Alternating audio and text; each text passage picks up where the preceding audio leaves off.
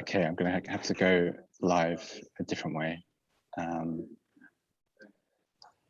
Right. Okay, ready.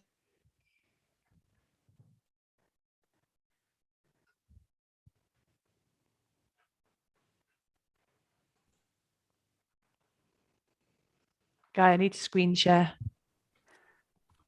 It's disabled.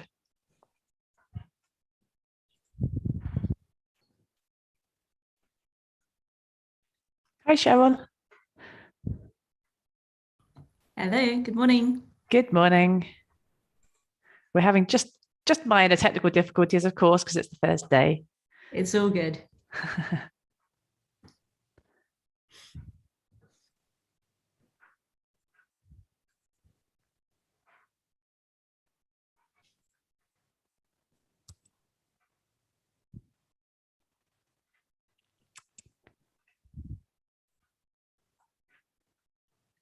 Cheryl, you're due to start at 10:15. So you can just hang out and listen to us do the introductions. And then Matt will do a quick introduction for you, and then you'll start. Okay, guys, we're live. So if you'd like to start your introductions, please. Good morning. Hopefully we are live. Is this thing on? Somebody tell us, please, because we can't see it.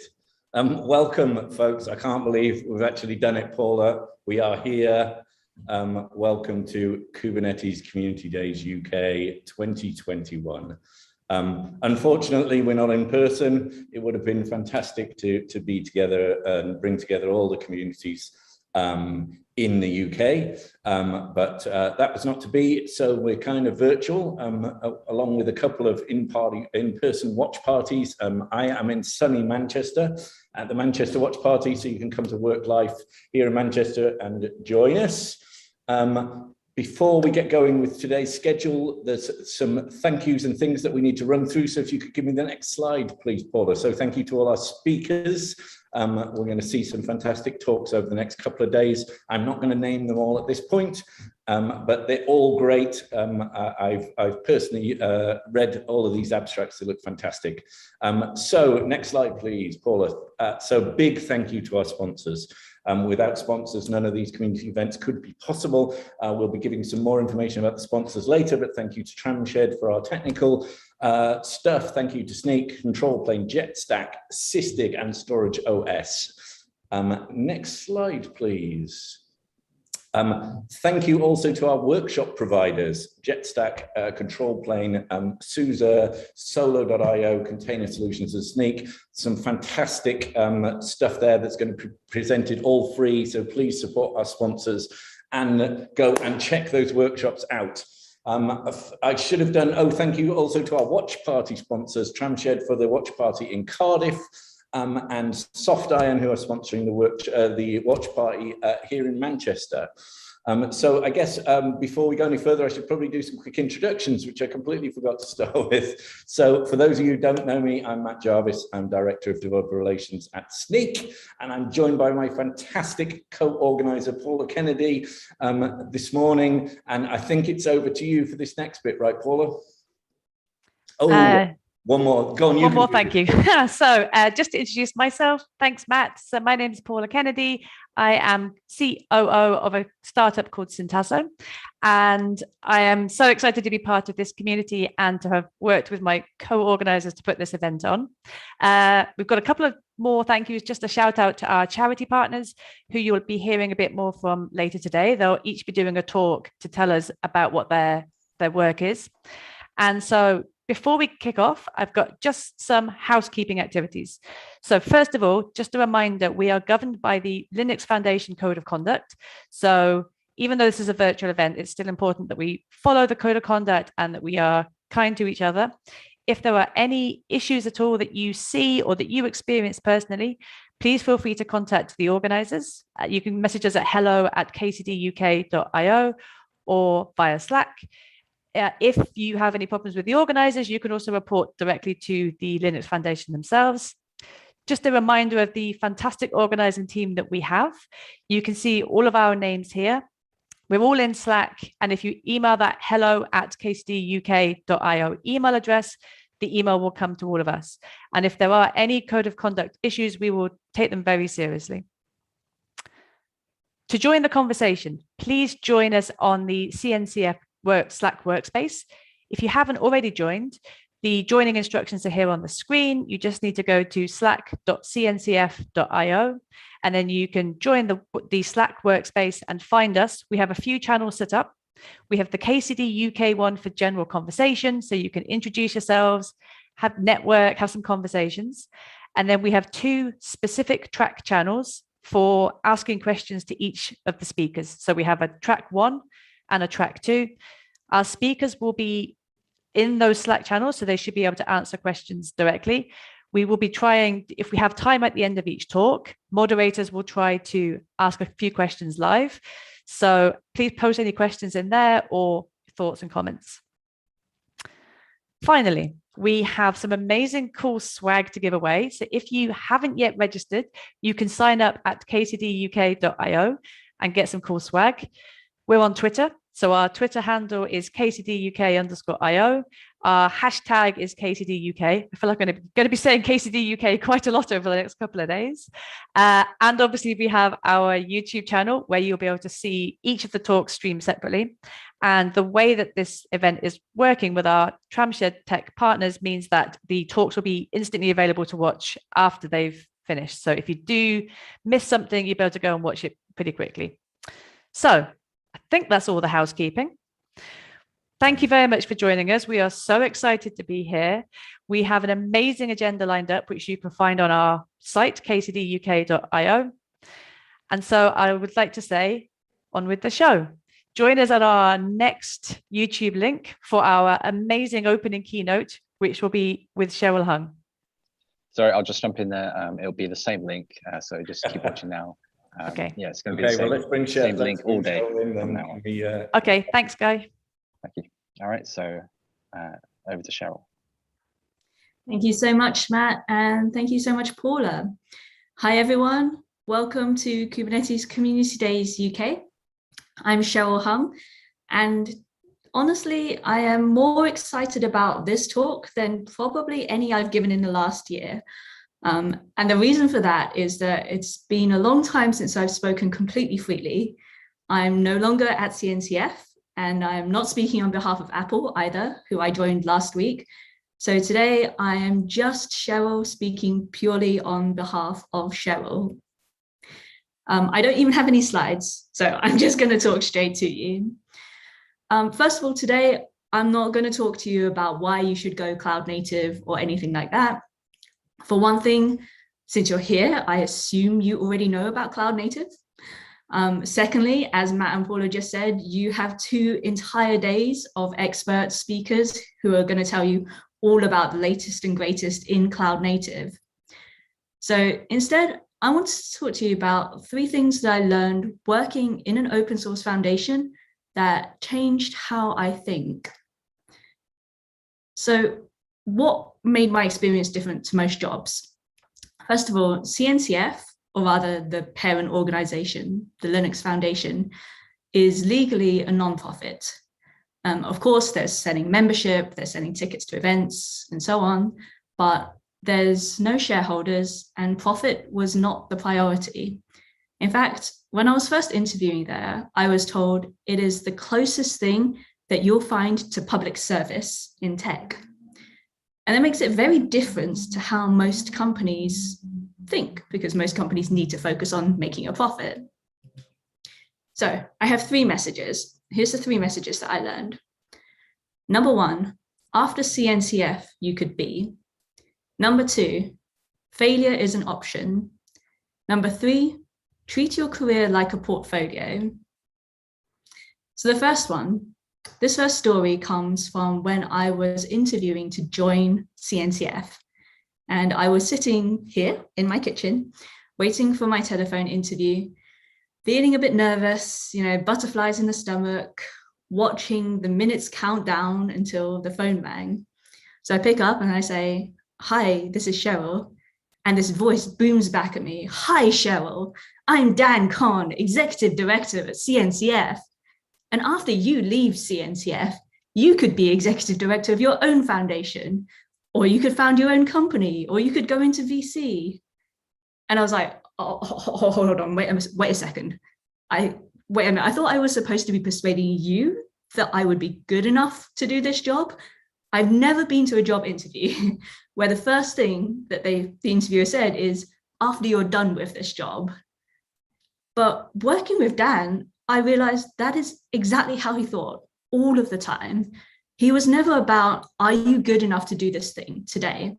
He always thought, how could I set you up in the future so that in the future you'll have even more opportunities to do those things that you want and to do the things that you can't do now. And I try and take that and apply that to all of my interactions. When you have some success, think about how you can share and how you can pass on those opportunities, and especially to underrepresented groups. As a minority in tech, I'm suspicious towards organizations who proclaim how diverse and inclusive they are. And what's made the biggest difference to my career is individuals who say, I'm going to take a chance on you because I believe you're capable of doing something, even if you've never done it before. And I feel very privileged to be able to do that for others. The opposite mindset, and probably the worst managerial advice I ever received, is as a manager, just push work onto other people. You know, in other words, managing people is just about pushing work, getting rid of work you don't want to do yourself, forcing other people to do it. It creates a lot of resentment, and it particularly doesn't work in open source, where people don't report to you. So instead, think about, how do I set you up? How can I set you up for the future? So that's after CNCF you could be. The second lesson, failure is an option.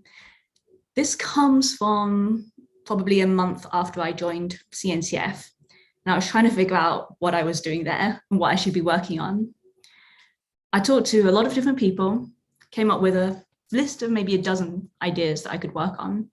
And then I pitched them back to Dan during a one-to-one.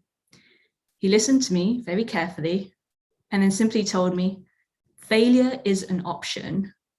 In other words, there's no point agonizing over the list and figuring out what things are perfect, because the only way to find out is to try a lot of different things and get comfortable with some number of those failing. I certainly had my failures within CNCF, but some of the things that I launched became hugely successful. And the truth is, no one remembers the failures. Even I don't remember them anymore. And I think this relates to scarcity versus abundance mindset. If you think resources are scarce and finite and failure is not an option, then you'll never do anything unless it directly ties back to your own goals. And then you'll only do those things as cheaply as you possibly can. Instead, a mindset of abundance says you can always find something to share. Share your advice, share your experience, invite someone to a community that you're part of, to an opportunity that you found, or just share a bit of fun. Failure is an option, because only when you're comfortable with failure can you be a leader, not a perpetual follower. This brings me to my third story. The third story is treat your career like a portfolio. This is a few years down the line. I was becoming more established within the open source community. I was receiving more outside invitations for paid speaking engagements and to advise startups. And I asked Chris Anchik, who's the CTO of CNCF, is it okay for me to do work outside of CNCF? And he told me, treat your career like a portfolio. In other words, diversify, diversify, diversify. None of us would sell everything we own to buy Tesla or Bitcoin. And yet in a company, we're usually forced to devote 100% of our work time to that one company. So how do you square those two things? And my answer to that has been community, because the more people you know, the more opportunities that you'll find over time. Treat your career like a portfolio, diversify your network, meet new people constantly, and you'll find those opportunities that you would never have known about yourself. So here are those 3 lessons that I learned from CNCF. After CNCF, you could be set people up for future success. Number 2, failure is an option. Get comfortable with failure so you can try new things without fear. Number 3, treat your career like a portfolio. Diversify, meet lots of people outside your current team or your organization so you can discover those hidden opportunities. And since you're already at Kubernetes Community Days UK, this is the perfect time to try those 3 things out. Think about what advice or opportunities you can share. Reach out on Slack to the people that you don't know, or reach out to me. I'm on Twitter or Cheryl, and get over that fear of embarrassment, because failure is an option. Thank you so much. I hope you found this interesting. Enjoy the rest of Kubernetes Community Days UK, and I'm going to hand back over to Matt and to Paula. Thank you, Cheryl. That was fantastic. I think that's a brilliant choice, and really thought-provoking. Have you actually started your new job yet? I have. This is my 2nd week. Awesome, brilliant. Well, I mean, it's a big loss to the CNCF community, but good luck to you in all of your future endeavors. It's been an absolute pleasure working on events and things with you over the last few years. Likewise, and one of the things that I really value about community is people are people, just because I'm going to a different company doesn't mean that I'm disappearing forever. So I've loved working with this community, and I fully intend to keep working with it as long as I possibly can. Great stuff. Well, hopefully you're not too busy today to hang around and catch some of the fantastic speakers we've got coming up. And thank you again for joining us and for opening the show. I guess without further ado, we'll hopefully move on. Paula, do we know what's happening with our technical issues at the minute, or are we going to come back to that and explain a bit later? Yeah, apologies, folks. We had some slight technical difficulties, but we are frantically in the background trying to update the Twitter page and the KCD UK.io website so that you've got the up-to-date YouTube link. Although I guess if you're hearing me, you must already have the link, so that's kind of confusing. It's a very good point. Yeah, if you're seeing us, then you're clearly in the right place. Yeah, absolutely. So, hopefully, our next speaker is maybe ready. I know we've come to him slightly early, so perhaps he's not. We're going to have to fill, I think. Well, let's see what we can. We could talk about one of our sponsors. Yes, I was just thinking that. Do you want to do one of our? Why not? Just whilst we're waiting for our next speaker, why don't I do a quick readout for Snyk, who's one of our diamond sponsors. So just a quick bit information about Snyk. They are a cloud-native application security leader. They enable 2.2 million developers to build securely with a vision to empower every modern developer in the world to develop fast and stay secure. Only Snyk provides a platform to secure all of the critical components of today's cloud-native application development, including the code, open source libraries, container infrastructure, and infrastructure as code. Snyk's developer-first approach enables technology-driven companies to scale security in today's fast-paced, digitally transforming world.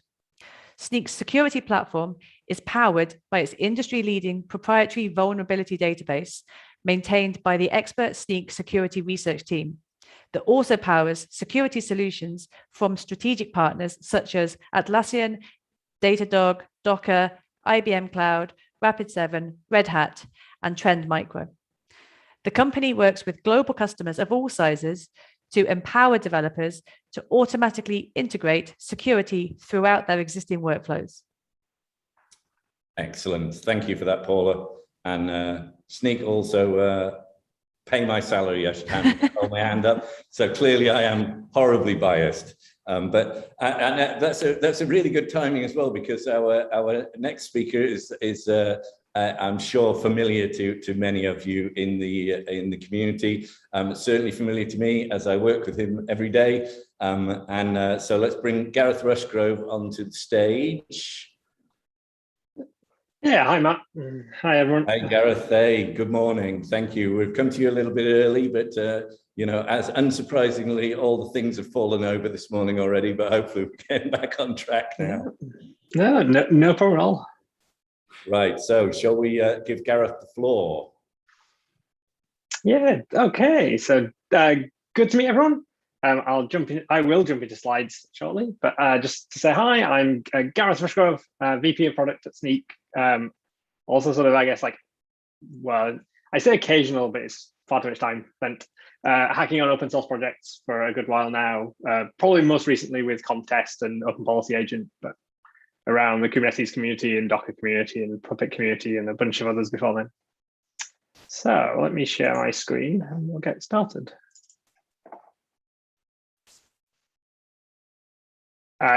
Matt, can we see my slides? Yes, we can. Fantastic. So, welcome everyone. I'm going to talk about software bill of materials for cloud native applications. But don't worry if you don't know what software bill of materials is. I'll do a bit of an introduction there. This isn't a super deep dive talk. We're not going to see loads of demos and examples and get into the weeds of this. I really want to just put this in people's heads. Get people started thinking about this space, tell you about a bunch of the interesting things that are happening, and maybe give you some homework if this is of interest to you. As mentioned, I'm Gareth Rushgrove, VP of Product Sneak, and a whole bunch of other things when I'm not doing that, including curating the DevOps Weekly email newsletter. Ask me anytime about sending an email every Sunday for 10 years straight. It's a very strange thing to do. So, okay, so what is a software bill of materials? This might be something that you've come across before. It might be something that you've never come across at all. But I don't think it's something that will be fundamentally unfamiliar when you sort of work out what it is. But here's a description that I think sort of it sums it up really. It's a complete formally structured list of components, libraries, and modules that are required to build a given piece of software and the supply chain relationships between them.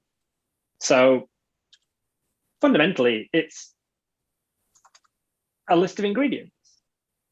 It's the list of ingredients for a bit of software. And it's not just the how we build it instructions. It's the what's in there in like sort of details. It's all the messy bits of how are they connected. But why is this interesting? Why is this something that maybe isn't just part of how we work already? And why is it interesting now in particular? There are a number of different use cases for like having a list of all the software in all your software. And I think these three sort of sum it up to a degree. Like you've got sort of intellectual property management problems. That might be compliance oriented, that might be export rules, that might be open source license issues. There's all this sort of stuff around like an audit department needing to know how everything is in order to decide what regulation and rules need to be enforced. I think if you're in a larger organization, you've probably come across some of this already. You're probably doing this already. So software bill of materials, which is really an implementation detail under the hood of that. You also might not work in a large company and you might not have come across that. But in any case, it sort of feels like a important, but hopefully someone else's problem to a degree. Probably the one that's bubbling up more and more recently is software supply chain security. That we're much more conscious today than maybe when a lot of the technology we use was built and designed, that there are risks inherent in how we build software. Open source is undeniably good at many different things, but it absolutely means that the number of contributors to the piece of software that you're producing is a lot greater than you can probably reasonably fathom. You're getting software from lots of places. It's coming through various different tools, build systems, source control systems. A compromise at any one of those points potentially opens you up to an issue yourself. And we're seeing more of those attacks. We're seeing attacks on the sort of like package management infrastructure. We're seeing attacks on source code management systems. And so understanding what goes into your software is the first step, arguably, to being able to maybe reduce the risk, maybe manage some of those vulnerabilities and understand them. End of life, like when is something in your chain actually no longer maintained? And there are also just requirements around high assurance systems. Like, not everyone is going to be working in a sort of high security, high threat environment. But at some point, those environments were very niche. They were very much in the sort of government, military, industrial sort of complex. Today, that's less true. And what is critical infrastructure is a good academic debate, but it's becoming broader than taking down like the internet, taking down mobile phone signals. Like those things are life impacting at this point in a way that maybe they weren't 20 years ago. So software supply chain security, I think there are multiple aspects to it, but fundamentally understanding what is in the software we're shipping, I think, is part of it. And last but not least, I think there are a number of interesting use cases just around asset management. That title, I'm not sure about because it sounds boring. I don't think it is. I think there's all sorts of interesting use cases that if we knew what software we were running, we could actually like come up with and solve. And just research around usability and usage is interesting. Process improvements. Like, why is this organization using 103 different versions of OpenSSL is probably a good question, but not one we're even capable of knowing the answer to the number of things we're using today in lots of cases. So search and visibility built on top of good software build materials infrastructure, I think, is in the future, but I think powerful for a number of different problems.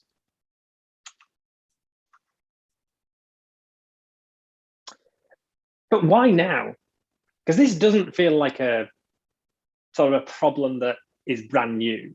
And yes, maybe the security stuff is more in the news today. It's more powerful today. There are more threats today. But this doesn't feel like something that someone has just invented, and it's not.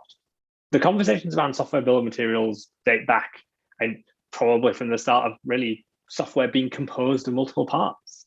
But I would say those conversations have mainly been within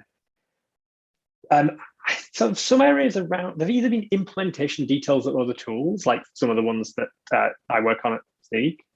There have been conversations in like sort of strange corners of FOSDEM about license compliance that I hang around with. There've been standards bodies or people very close to governments that scale problems. The good news is a lot of that work has laid the groundwork for us to actually be a lot further forward now than we might otherwise be. And what's really lighting a fire, I think, under a lot of those conversations and taking them from being maybe a more academic, slightly standards geeky type place that I'm happy in, to something that I think is going to become a lot more mainstream over the next 12 to 18 months. And that was an executive order by the Biden administration back in May. This mandates not just a load of sort of work on actually finishing a bunch of this standards work and publishing guidance and recommendations from the US government, but it mandates adoption of those by US government entities. Now that you might think is well, we're not in the US, you're not selling to the US, who cares? The supply chain impact of that, given the number of companies that are and who are selling into the US or selling into the US's supply chain, is actually huge. So I think the impact of this will take time, but will be felt everywhere.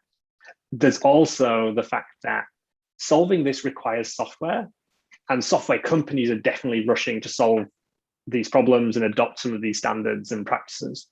So I think you will see a lot more noise about this, both good and bad. I think you will see adoption of this, in some cases probably too quickly, and other cases not fast enough. But there's a lot of history and background that, if you are interested in the sort of anthropology and the sort of history here, definitely worth digging into. Shout out to the NTIA in the US, National Telecommunications and Information Administration, probably not a government agency you're super well familiar with. They don't have exciting TV programs following their agents around, as far as I know. But they've been doing some really good work, which was very much focused on a multi-stakeholder process. They weren't trying to make decisions. They weren't trying to mandate. They were trying to bring often quite opinionated people who disagreed violently together over several years, really to sort of work out some of the consistent items of what everyone cared about rather than what some people cared about. There's also a lot of work going on, and I think some of this has been going on at the same time, but a lot of it was, I think, probably accelerated. The dates sort of add up. In around sort of frameworks that we can adopt to apply some of the sort of standards that are emerging. Like these are good starting points if you really want to understand like the problem.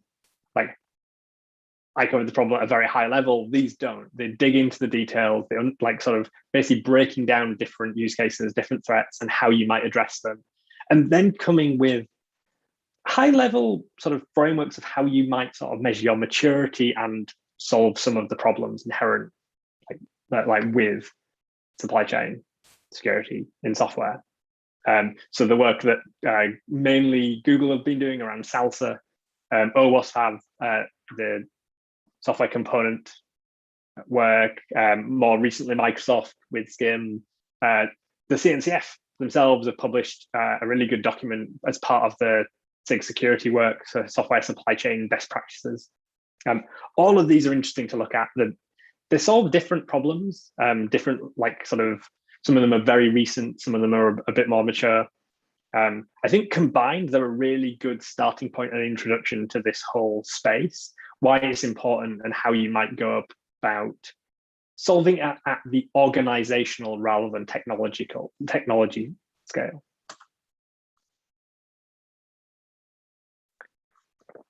I touched on something there as well, which was a bit more details, a bit more on the technology side, that there are emerging standards here to help us reason about, like technically, okay, what is a software bill of material?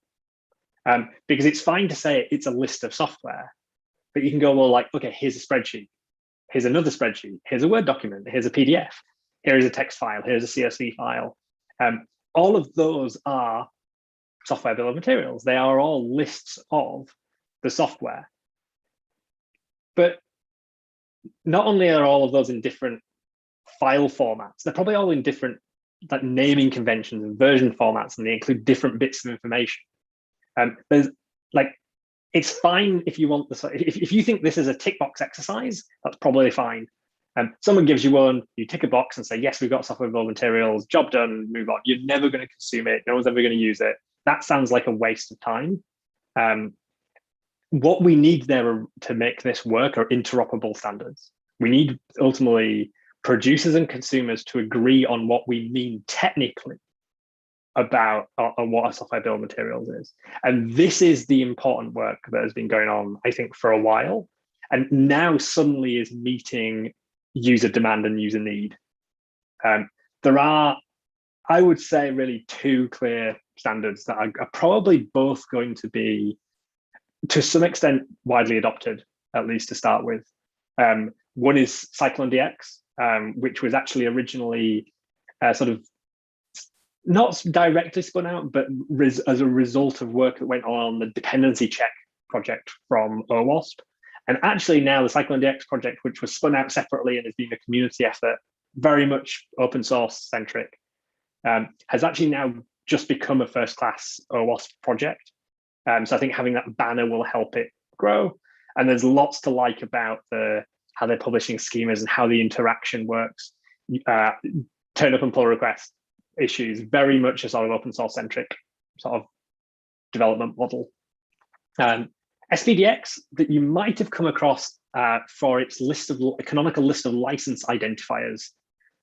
Actually, the SPDX project is broader than that. It's about software package data exchange. It's been standardizing in software bill of materials bits for a long time. There is a stable spec that's actually just been going through basically ISO certification. So there's an ISO standard around this now. The new SPDX 3 bit as well solves some of the more, I think, supply chain oriented problems, and is looking quite promising, but it's still early. So there's a bunch of history, and so some of the people involved might say these are not emerging, these are in common usage. I think they are in specific places, but not broadly. These are not embedded everywhere. And I think that's what we probably need to see to really get the benefits and see software build materials become a thing that actually everyone talks about, or at least doesn't talk about them, maybe uses and benefits even without knowing about it. There are commonalities between these two, which is good. And there are already tools that allow some interop. You could get into arguments about why are there two rather than one. There's an XKCD joke about that somewhere. But there are common elements, and other standards could emerge here that address the same set of common elements. And again, I think there's an interop sort of conversation already. But these are the sorts of things that we're talking about. Okay, where is this? Who gave me this? Where is this from? What is this? Okay, well, yeah, but what version is this? And how do I identify this amongst other bits of software? What software does this relate to? You'll know from whatever package management sort of tool chain you're using, there are the dependencies you include, and there are the transitive dependencies that come along for the ride. And maybe transitives of transitives, and transitives of transitives of transitives. Like there's a long chain there that the relationship is just as important as the individual bits of software themselves. And who created it and when? And these are the sort of core tenets, I think, core elements of the software bill of materials. Like you can go beyond this. What other information is there about this software that might be useful to the consumer?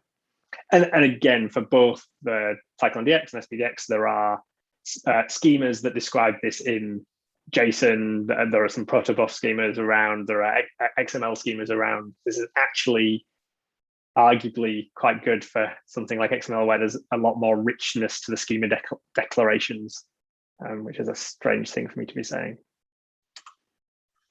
So I think there are three things about software bill of materials that are worth sort of thinking about when you sort of start considering like how they might play in a software stack. The first one that everyone goes to, and I think too many people stop at, is I need to generate them and then success. And the first bit is you probably do need to generate them. The second one is not true. It's not the end. This is very much the start.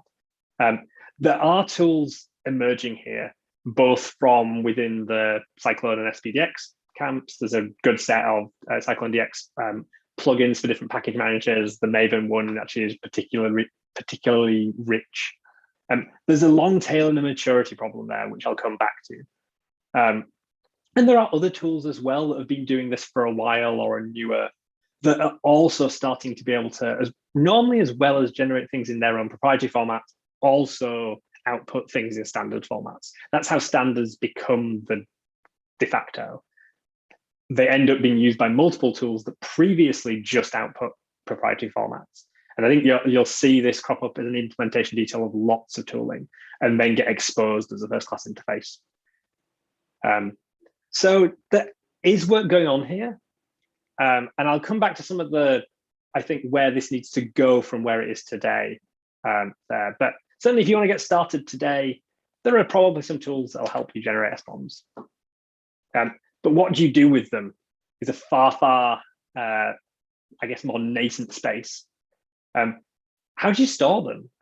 Like if you think of all the software that you're producing and all the versions of software you're producing and all their dependencies, not just in terms of like the package management sort of libraries you're bundling in, but maybe container dependencies, maybe service dependencies, like, and the whole chain of that, it's huge. Like, where do you store them and how do you keep them up to date? And how do you know what the latest versions are? All of those problems become the next problem to solve once you move past, okay, I can generate them, great, what do I do? This is much earlier, though there are a bunch of things going on here that I think are interesting. And this is actually an area of a lot of innovation happening, I would say, around the sort of cloud native communities. Like the BOM repo server is a good example from the CycloneDX folks. I don't think it's specific to Cyclone, but actually it might be. I've played around with this a little bit. It's really a web server that gives you an API for accessing this. That's accessing the SBOMs.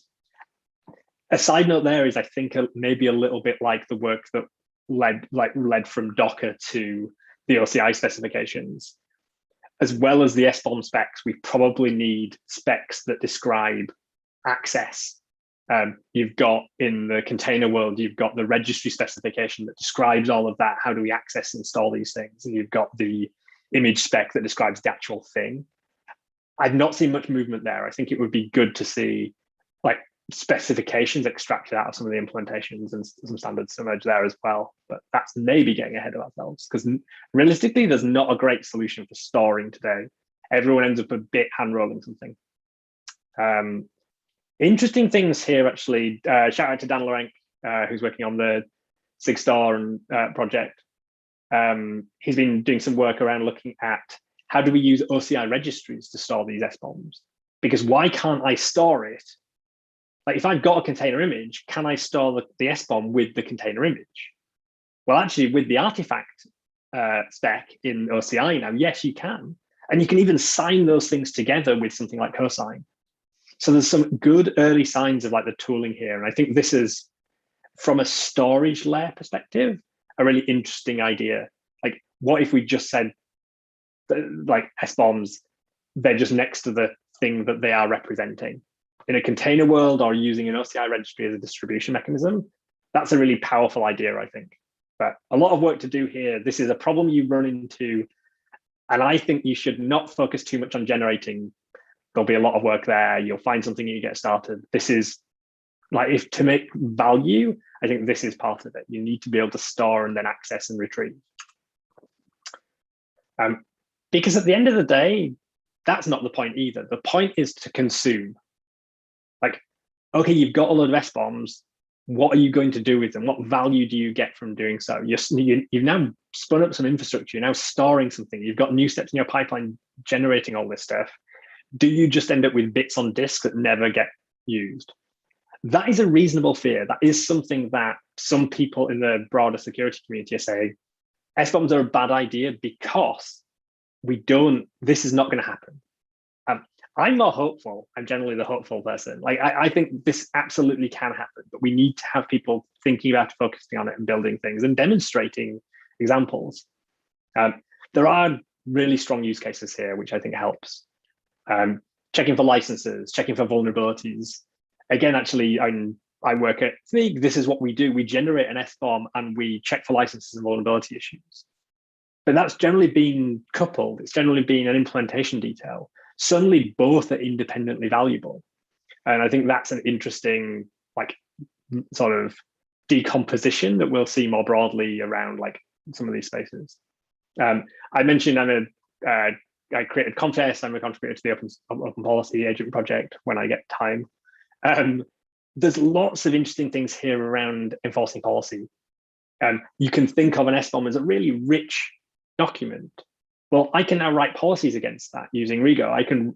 What if I want to, I don't know, prohibit packages from GitHub, or I want to say no to specific licensed NPM packages. That's just a policy decision. I can encode that in Rego. I can put all of my SBOMs through it, and I can surface the violations. So I think there's lots of, like, we have the low-level components there. Actually, fairly straightforward to build singular demos on top of that. What does that look like at scale? I think is interesting. So you can this is a chicken and egg problem. No one really has a large storage of SBOMs in a standardized sort of accessible format to build these things on top of, but it's coming. We need to do all these things. And I sort of feel we'll probably need to do them all in parallel to see the value. If we focus just on generation and then on storage, we'll be so far along that we won't have value and it collapse. I mentioned some other things. I think search here is a really interesting case. Imagine just the ability to really sort of quickly, seamlessly ask questions of your organization's software supply chain, like how many versions of this library are we using?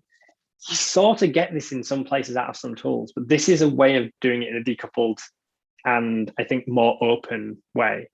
I think there's a lot of interesting potential to build on top of those types of interfaces.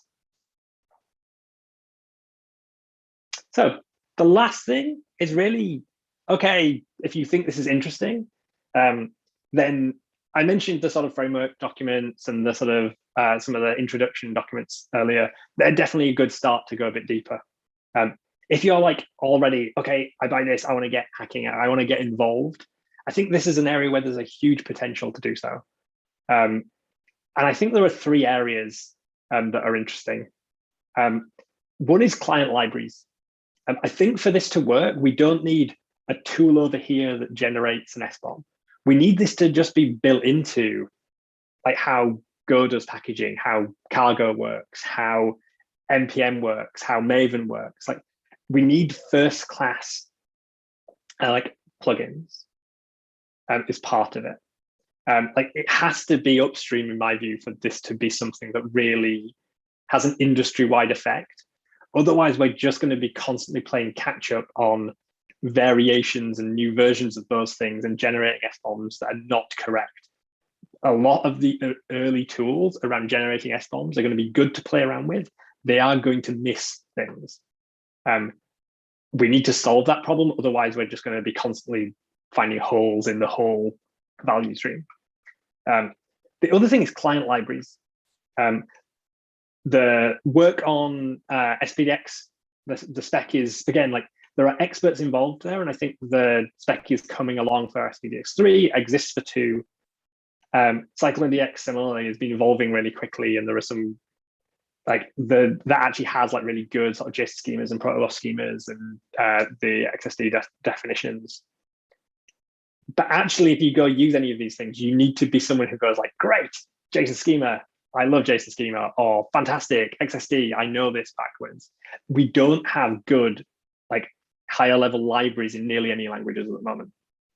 We don't have type definitions, we don't have classes, we don't have things that really lower the barrier to entry to using these tools. It's schemas. I have a strange history of doing weird things with schemas. Even I don't really I want the client libraries, I want the higher level tools to add things. So if you're a low level sort of client library person, I think there's a bunch of things you can get involved in. And last but not least, I mentioned that this sort of, we need tools to consume SBOMs. Yes, there aren't many out there yet, but building some to see what might be valuable. What's an interesting use case? What do people hook onto? I think these are great opportunities for small focused projects or combining project X with SBOMs to see if something valuable comes out the other side. I think actually we'll see an explosion of talks and little projects over the next year or so that do just this.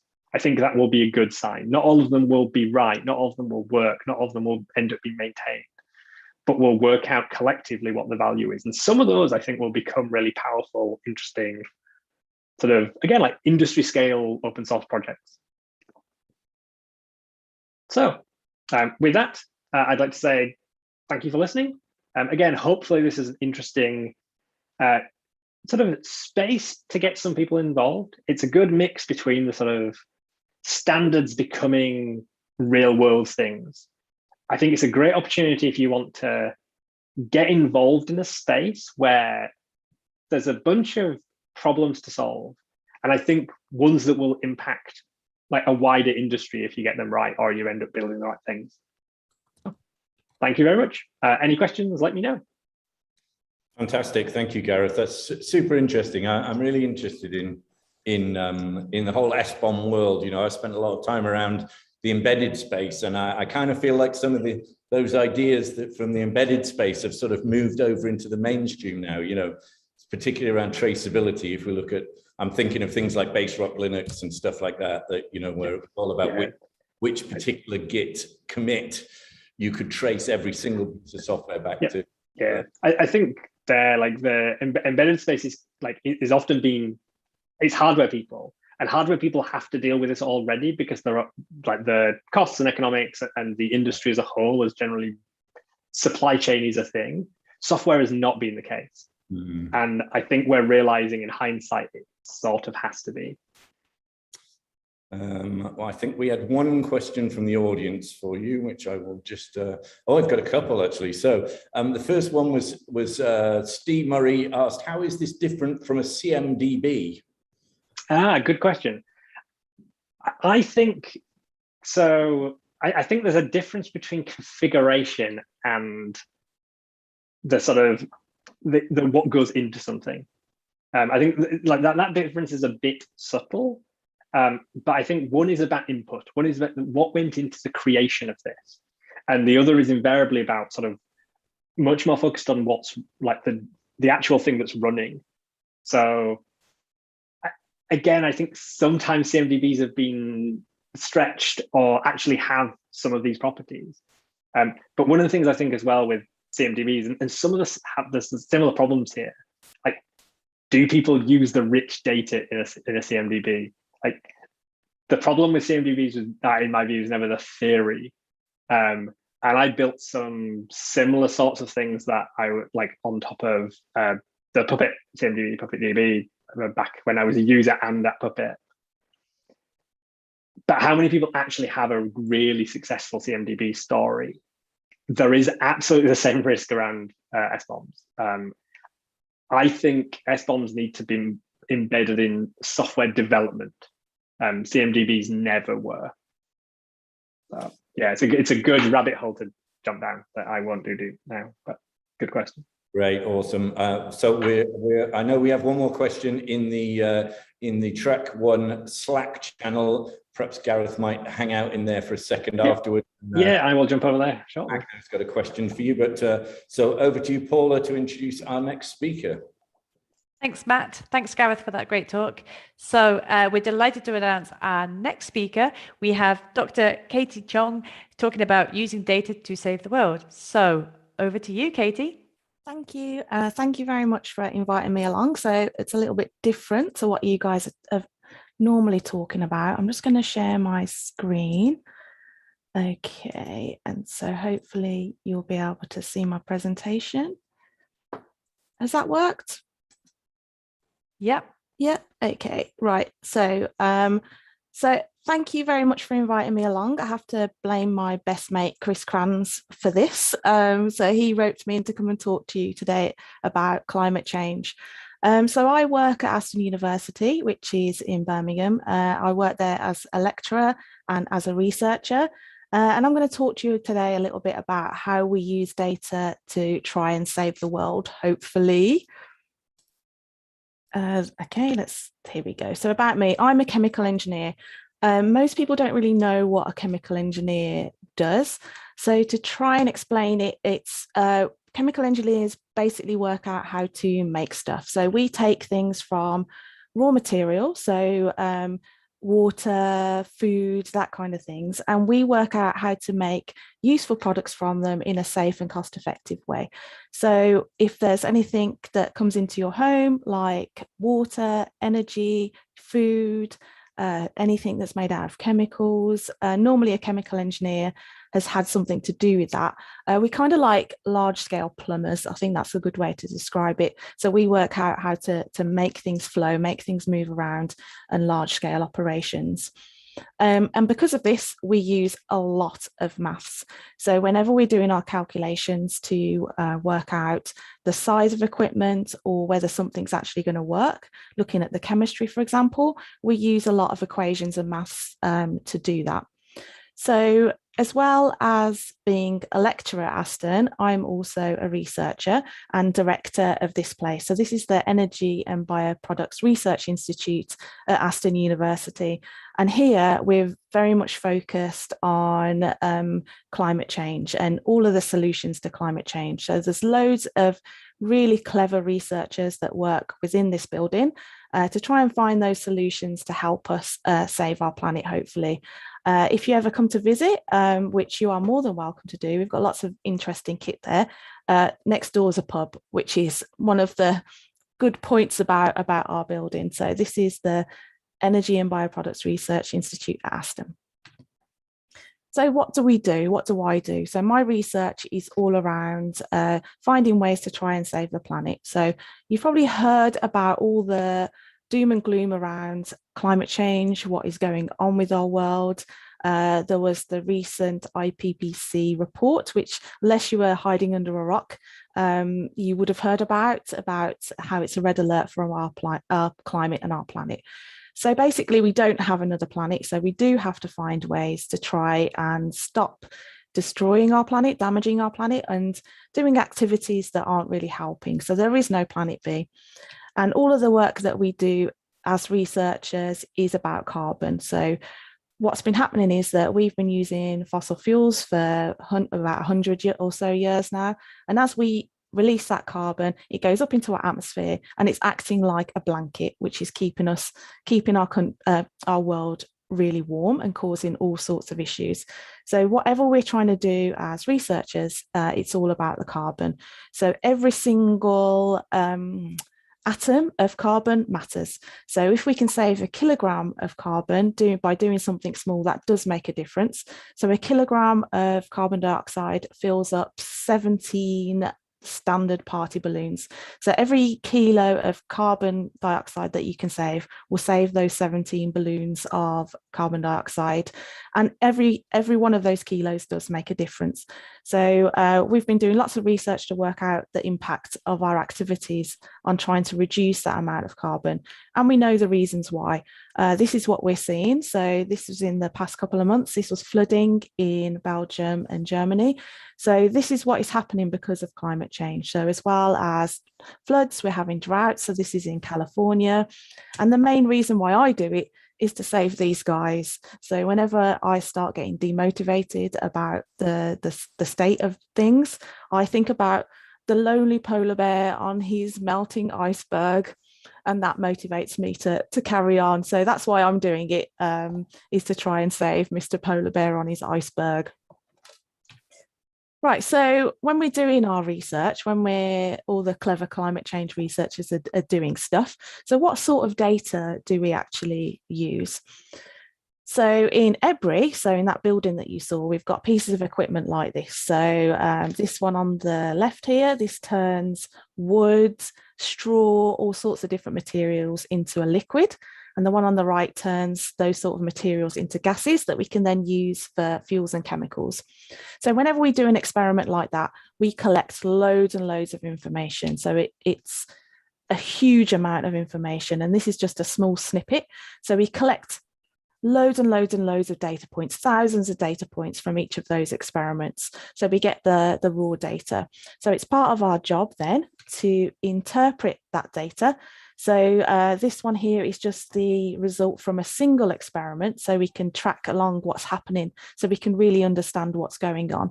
So then we take that data, we interpret those results, and then we come up with some useful results. So then we have to decide, okay, so how are we going to use that? We've got the result of our data. How are we actually going to use it? What are we going to use it for? So as chemical engineers, as climate change researchers, we use that data for a lot of different things. So first of all, we use it for engineering design. So we need to work out whether the things that we've done in the lab are actually going to work in the real life at large scale. So we use all of those numbers to look at whether we can make that bigger, whether it's going to make people money, because no company is ever going to invest in a process if it's not going to make them money. So we use it to calculate costs, and that's something that I do in particular. So I do something called techno-economic analysis, which means I do the engineering design, then I work out how much it's going to cost to try and help companies, businesses, policymakers understand whether this solution to climate change is still going to make them money as well as saving the planet. Another thing that we do, of course, is the environmental performance. So as part of this work, we can use all of that data then to say, okay, is this better or worse than what we were doing before? So we're using it as evidence to support our research so we can decide which direction to go. And the most important reason, the most important use of all of this data is for us to share our knowledge. So as a lecturer, I share all these results to all of my students. As a researcher, we share it between each other, and we write journals, we do talks like this, we go to conferences, we talk to policymakers. So it's about sharing that knowledge. There's no point in us collecting all of this information if we're not going to share it. And open research is a huge thing in academia. So all of our work is funded, publicly funded. So we get all of the money to do our research from the government, from the European Commission, and that's your money, that's the taxpayers' money. So we have to make sure that all of this information is available for you guys if you ever want to look at it. So we do have to make all of our data available. So there are various repositories for that and various ways that we do that. So if you are ever interested in a research project, then you should be able to get your hands on that data to make sure we're spending your money wisely and to see what the final results look like. So open research is really key to good research. So then how do we use that then to save the world? Hopefully, we're trying our best here. The results that we get from all of these experiments, all of that research that is funded by taxpayers, by you guys, the results of that then help inform, they help inform other researchers so that we can tell each other any avenues that look good, any that don't look so good. So it's to try and direct our research. So we spend all of our attention looking at the stuff that is worth investigating. Really importantly, we use it to talk to the government and policymakers, because without them buying into what we're doing, nothing's going to change. So until the government and policymakers actually force people to do stuff, nothing really changes. So we use it as evidence to those guys as well. And sometimes they listen, sometimes they don't, unfortunately. We use it to talk to industry so that industry can understand how best to make their processes more sustainable, which are the ones that they can do while still making money. So we give them lots of information about how their equipment is going to behave, how much energy it's going to need, that kind of thing. And most of all now, people are interested in, okay, so how much carbon is that going to emit? No one wants to be releasing carbon anymore, which is great. And then the public, this is something that I'm particularly passionate about, is informing people about all of these things that is going on to try and help save the planet. And the more we speak about it, the better it is. So keep talking about it. We can see the power of talking about climate change just by looking at people like Greta, who just by talking about it has had all of the schools protests. If you look at David Attenborough, it's just one man talking about it and the power of that person. So using these results help inform all of those people as well. So hopefully all of that data that we're collecting, all of that research that we're doing is helping us to find solutions to climate change. So all of those numbers are helping us to help find those solutions. So that's a little quick introduction, but if anyone wants to ask me any more questions about climate change, what we do on bioenergy, biomass, any of that stuff, then please drop me a line, and you can also find me on Twitter as well. So thank you very much for listening to me waffling on this morning.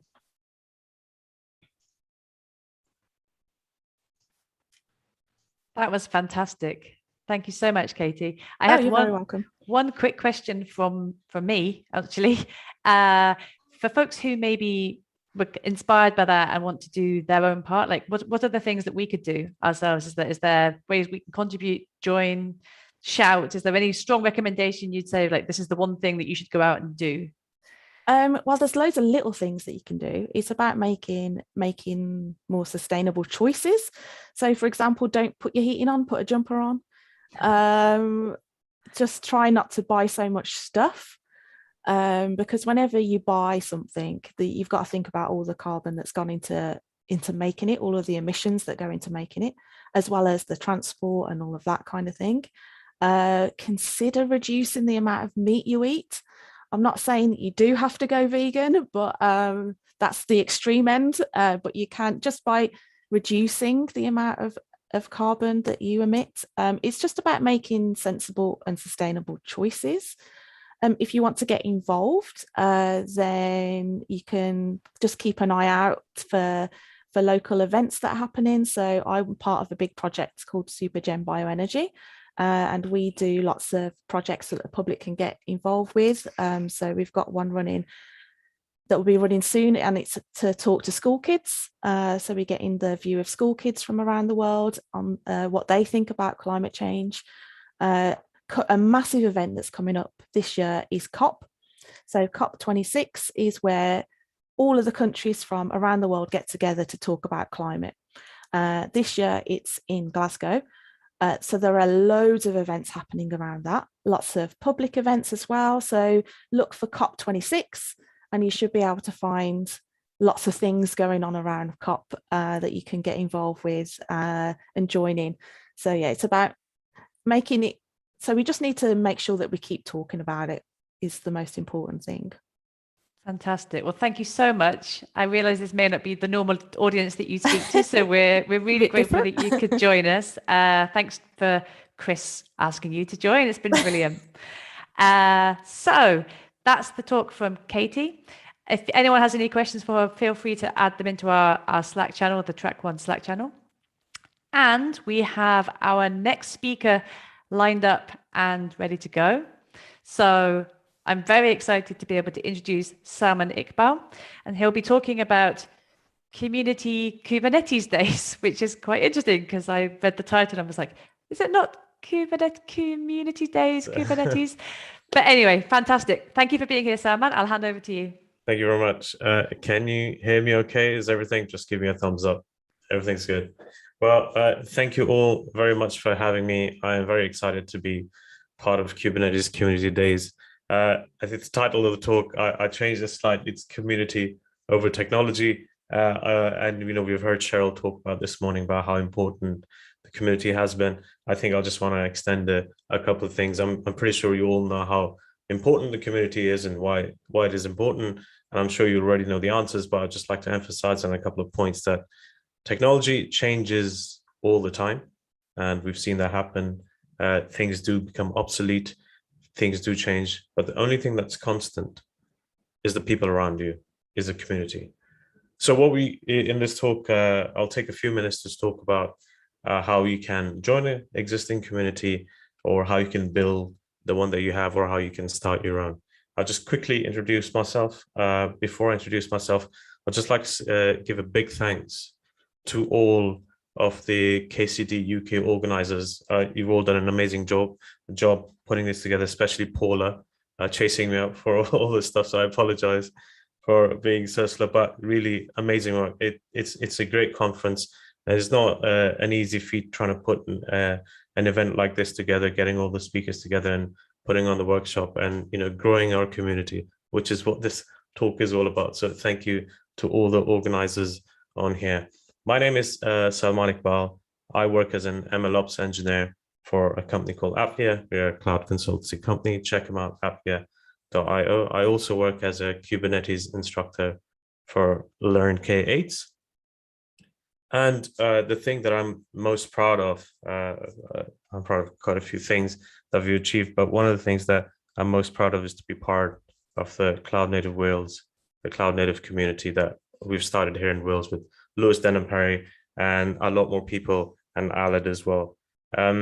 You can find me on Twitter at Salman Iqbal if you have any questions about anything about MLOps or Kubernetes, or if you would like to help with if you like help with your community, please drop me a message on at Twitter on Salman Iqbal. So I can start with this comment saying tech can be confusing, and I'm sure you've all seen this a landscape for cloud native technologies. If you haven't, you can head over to l.cncf.io to have a look. It shows a number of projects and cloud native solutions for all sorts of areas like databases, orchestration tools, container runtimes, registries, and so on and so forth. This is intended to show a well-traveled path of technologies that can be used when implementing your solution. However, it is quite confusing. If you look at it, how do you know which solution to pick for the thing that you're solving problem for? For example, if you have to pick a storage solution to implement for your project, which one would you choose?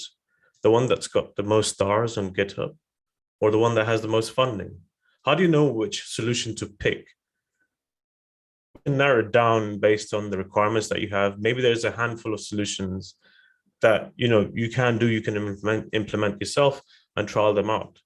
What if the solution that you pick today becomes obsolete in a few months or years? What do you do then? Do you start again on your own to try and figure out what's the best thing to do? Solution to pick again? Technology keeps changing, as we all know, keeps changing all the time. We get new projects, we get new frameworks, we have to look at new products that keep getting announced at a rapid pace. This can all be very daunting. Wouldn't it be good if we can talk to the people around us? And I'm sure a lot of people already do that. See how they're trying to solve a challenge.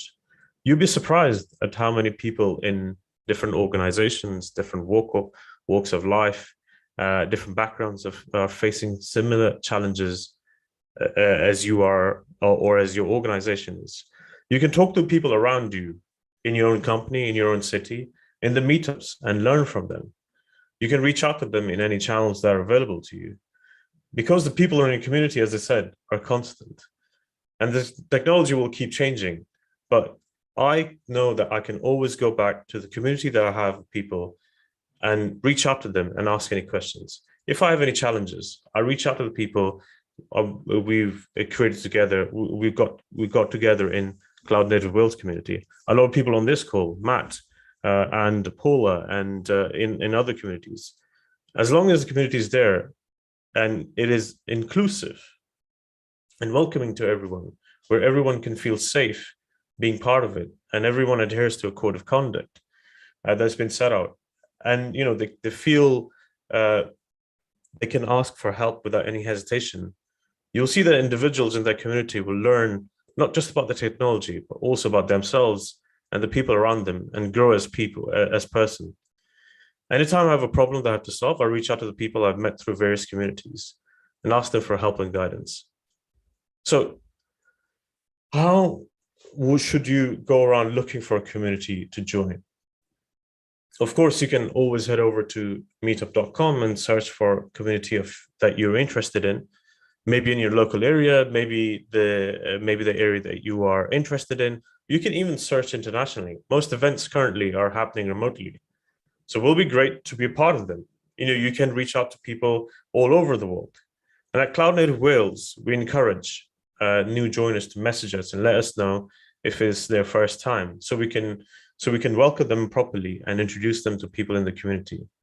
If you like any specific open source projects, they most likely have some Slack or Discord channels.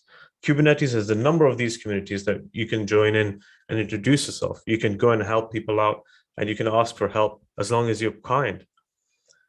And you can also follow people on Twitter. I follow a lot of people I look up to on Twitter, and they're always mentioning some of the events that are happening that I can join in. For example, KCD UK, that's happening. That's how I found out from the people I already know. So there's many ways that you can find a community that you can join and be a part of.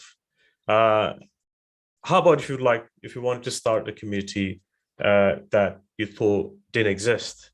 How would you go around doing that? It can be in person or it can be virtual. I'll speak from experience. Lewis Denham Parry and myself, we started Cloud Native Wales in January 2018. We've done over 25 meetups in person and virtually.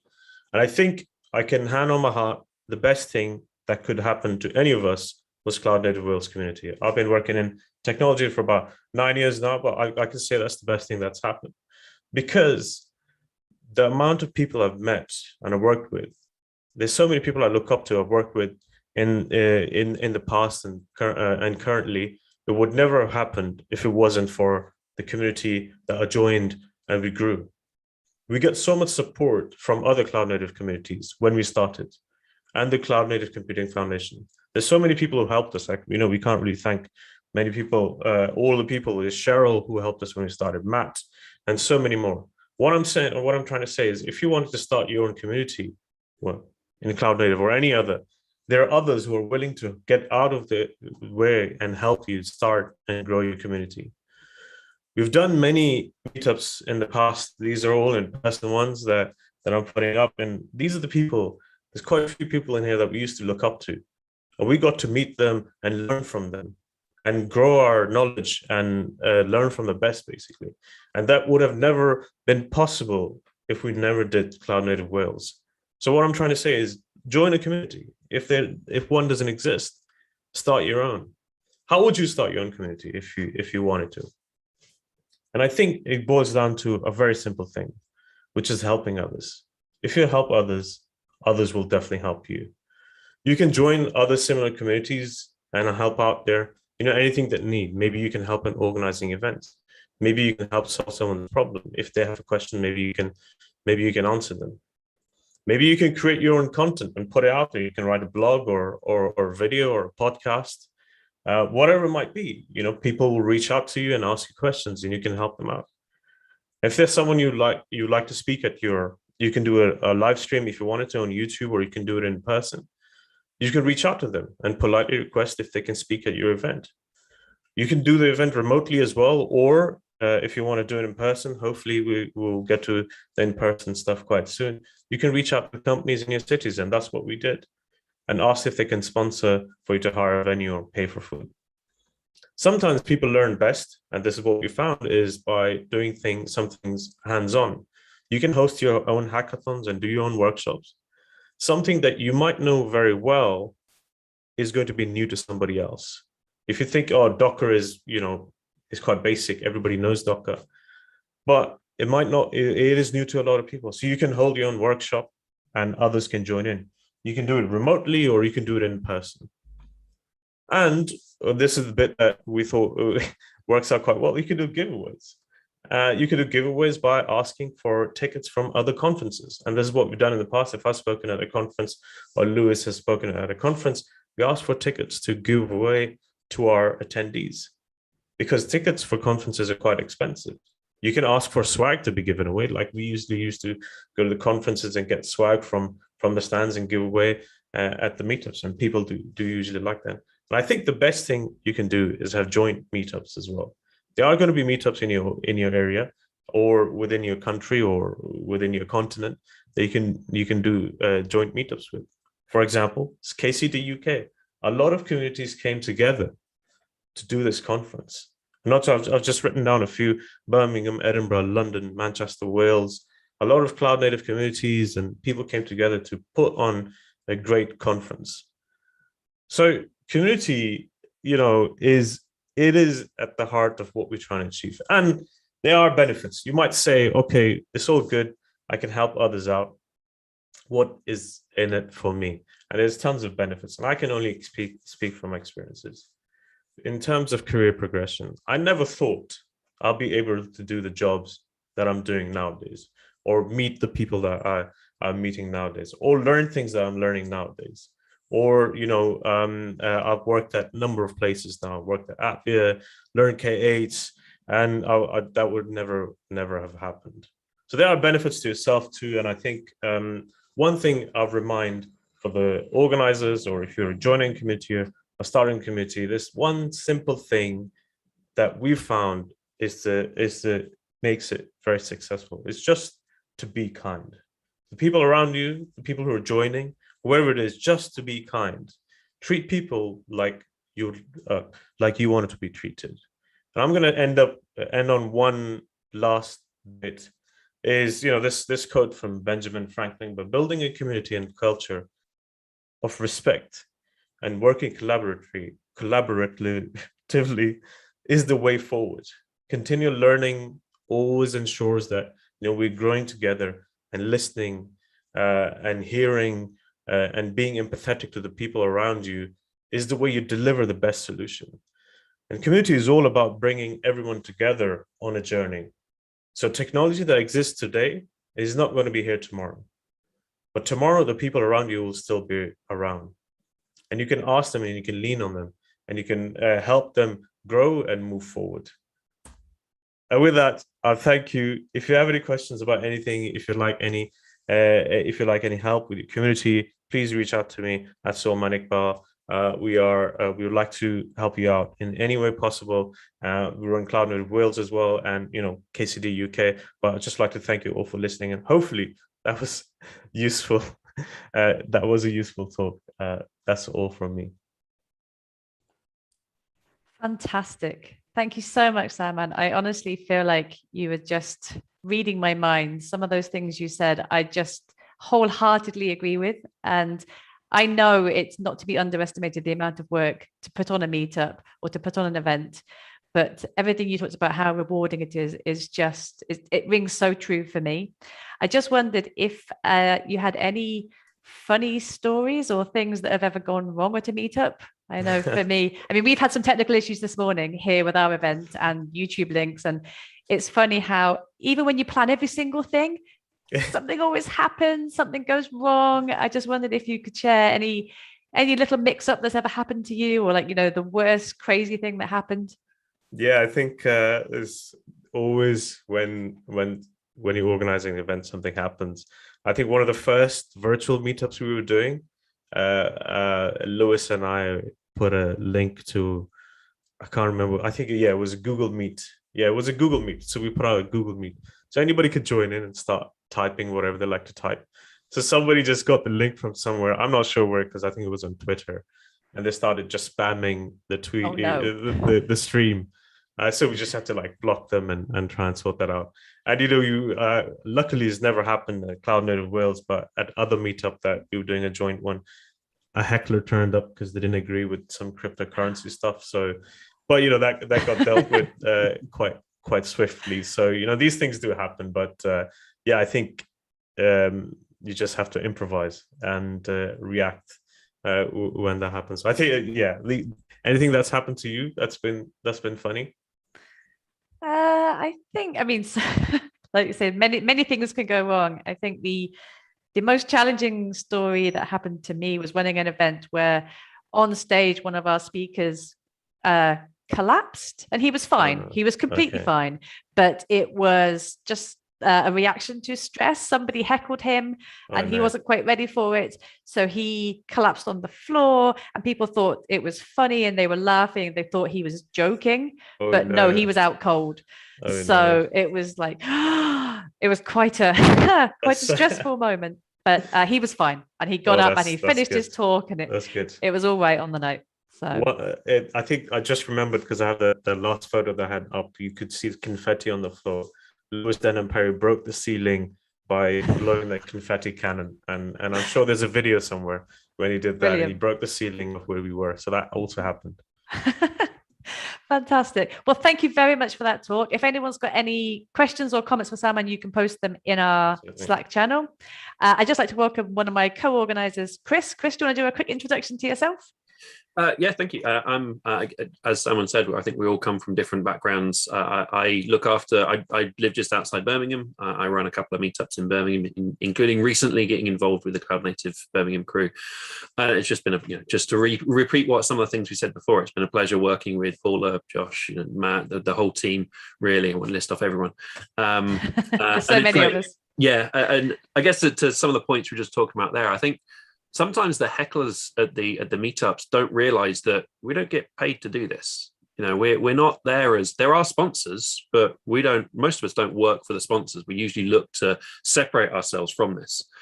And I think the hecklers think we're there for some sort of commercial or financial benefit, but actually we love meeting people. We love helping other people out. Some of the best things for me running the meetups is seeing that dawn of kind of understanding when you explain something and people are like, oh yeah, now I get that. And it's just brilliant. And seeing people get jobs and networking through these events. It's fantastic seeing people kind of grow in part because of the communities. Absolutely. So folks, we are at coffee break time. Thank goodness. I don't know about you, but I am definitely ready for coffee. So we will take a quick break, and then we'll be starting back again at 11:40. This is where we split into two tracks. So we have posted the links onto Twitter, but there was a track 1 and a track 2 YouTube streams. So please join us back again at 11:40, and we will see you soon. See you in a bit.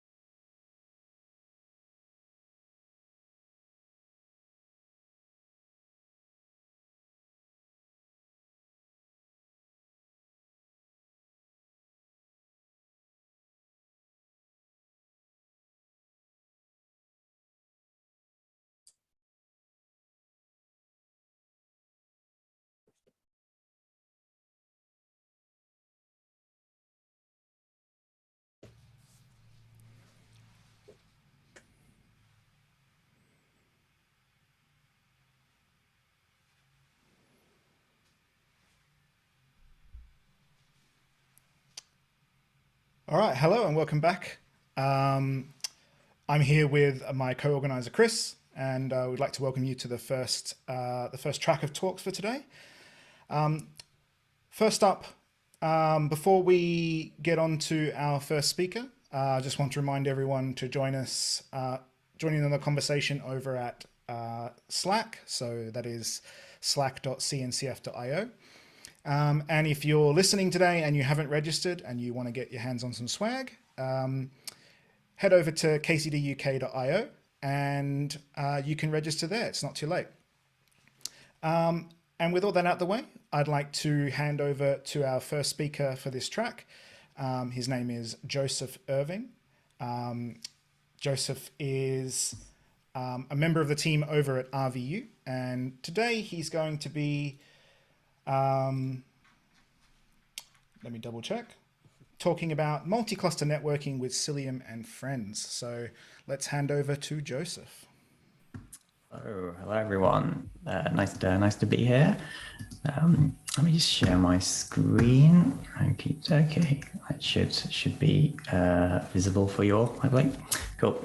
Hi, I'm Joseph. I work over at RVU. If you're not familiar with RVU, it's kind of a collection of leading comparison services across Europe. So we've got like uswitch.com, Confused in the UK, and then we've got brands like Rastreator in Spain and Lelanx in France. All of which, compare energy, broadband, those kind of things. And today I'm going to be talking about our journey through the realms of multi-cluster networking, an area which has a lot of options in it and still I wouldn't say a clearly defined path of what most people should do necessarily. So I thought I would at least share with you what we've done and what's worked for us or what hasn't worked for us in some cases. So to give a bit of context, I work in a team known as Airship. We provide a platform for the developers that work at RVU. We build out common infrastructure, common tooling, that kind of thing to take away the management from teams so they can focus on actually, developing websites and stuff, not worrying about machines or patching or how am I going to get metrics, how am I going to get logs, etc. That's kind of our job to do that. However, things weren't always this way.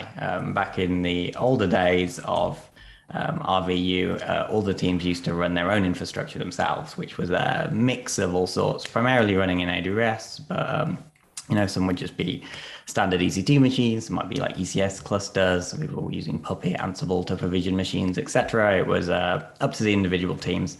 And we decided as an organization, it would be more valuable if we consolidated on one platform instead of having all these teams managing themselves, which is where my team was formed. So slowly over time, we moved everyone over to a set of Kubernetes clusters as the kind of base infrastructure. But when this happened, this created a slightly new dynamic that was new to the company of we're now all running on this shared infrastructure and we don't necessarily have control over it. And what happens when inevitably, that infrastructure breaks, right? That was a big worry of what happens if a Kubernetes cluster goes down. Yeah, we have multiple Kubernetes clusters, but how do we cope with one of them or two of them going down? So we needed a way to route traffic between the clusters in an event of a failure, especially for our most important apps that make the most money on our websites. So we needed something to sit in front of Kubernetes to do this for us. And one of the first things we found while looking around was a project called Envoy. This is a project by Lyft. It's a CNCF graduated project, and it does all the kind of things you'd expect from a modern proxy. It's lightweight, it can do health checks, retries, load balancing, etc. One of the things we were particularly interested in was its ability to do dynamic configuration. So it has an API, which you typically communicate with via gRPC, and you can use this to load config into it in a very dynamic fashion. So these all seem like good attributes for a proxy to solve this problem for us. So our first pass of what this looked like looks roughly like this. So we had an Envoy cluster. It's like a cluster of nodes, but we had a Envoy sat in front of our Kubernetes clusters. and it had some configuration in it which told it which service was running in which cluster effectively. So it knew that our main energy comparison service was running in one cluster or maybe two clusters, whereas our credit card service was running in the other two clusters. And it would have this configuration, so it knew where to route the traffic when it came in. It would also, handle health failures. So if one of the clusters was down, it could route the traffic to a cluster that is still healthy. So this gave some benefit straight away. However, the main downside we had of this setup was that the Envoy configuration was static. It was completely static. It was a giant YAML file that we had full of Envoy configuration, which I don't know if you've looked at is not the most attractive to write yourself. But if a developer wanted to add a new service, or if they wanted to change what cluster their service was running in, or say it's now running in 3 clusters or whatever, they had to raise a PR, we had to redeploy the infrastructure and whatnot. So it wasn't the most easy thing to do. So we thought there must be a better solution to this. We alluded to earlier, there's dynamic configuration, but how do we get this configuration? And we looked at the ingress object that already exists in the cluster as a source of inspiration. So on the left, we have an ingress resource, just a kind of standard generic one. It's an ingress, it has a host and a port, and the status, which is normally added by your cloud provider or whatever's doing the ingress behind the scenes, which includes the kind of address of what things should hit the ingress on. And if you look on the right, we have a small snippet of a much larger Envoy configuration. And you'll find there's a lot of there's a crossover, right? There's some things that you need are clearly the same in both. Like, for example, all Envoy really needs to know about is what host names do I need to look for and where should I be forwarding this traffic to? Which is, like in our case, as running an AWS, is going to be some AWS load balancers, which are sitting in front of our clusters.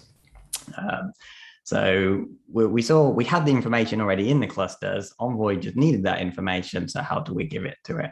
And that's where we built our own thing, as there didn't seem to be anything that did this for us. So we built a tool. It's called Yggdrasil, after the Norse tree of life that connects the many realms. We have a Norse naming convention. Please look up Norse mythology if you want to work here.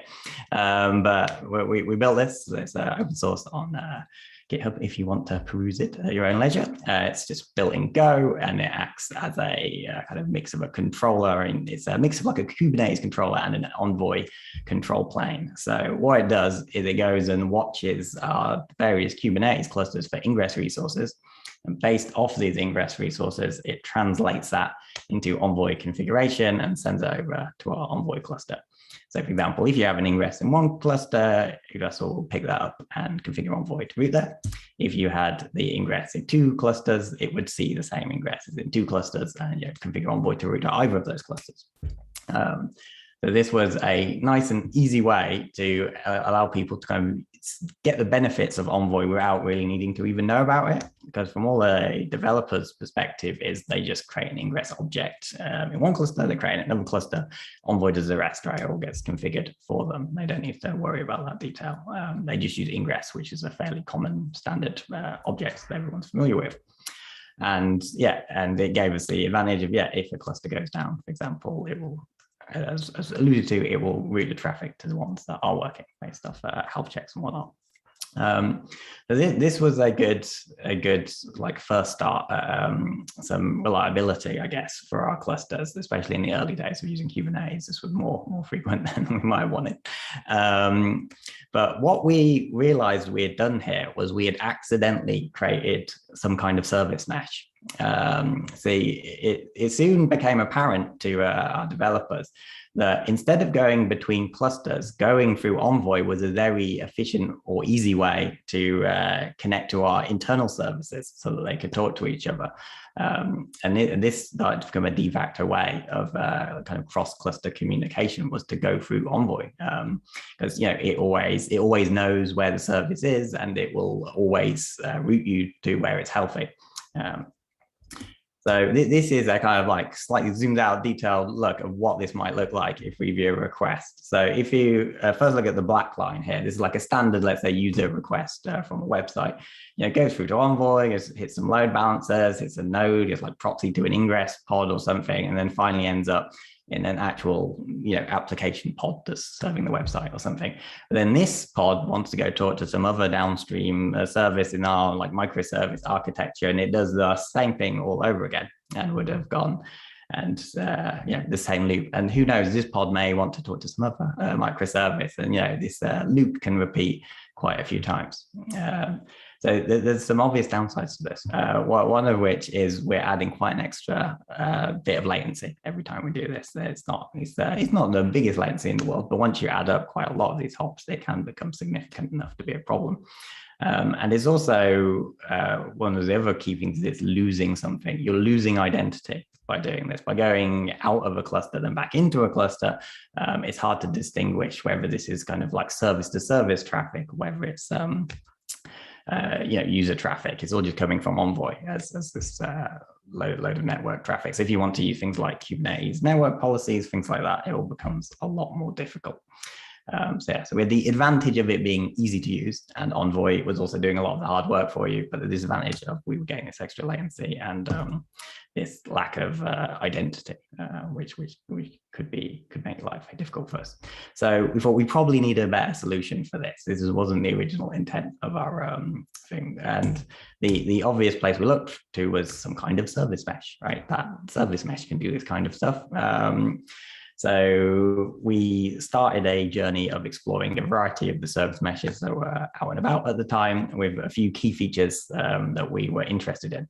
The primary one, as is the topic of this talk, was multi-cluster services. It had to be able to do cross-cluster. That's pretty important.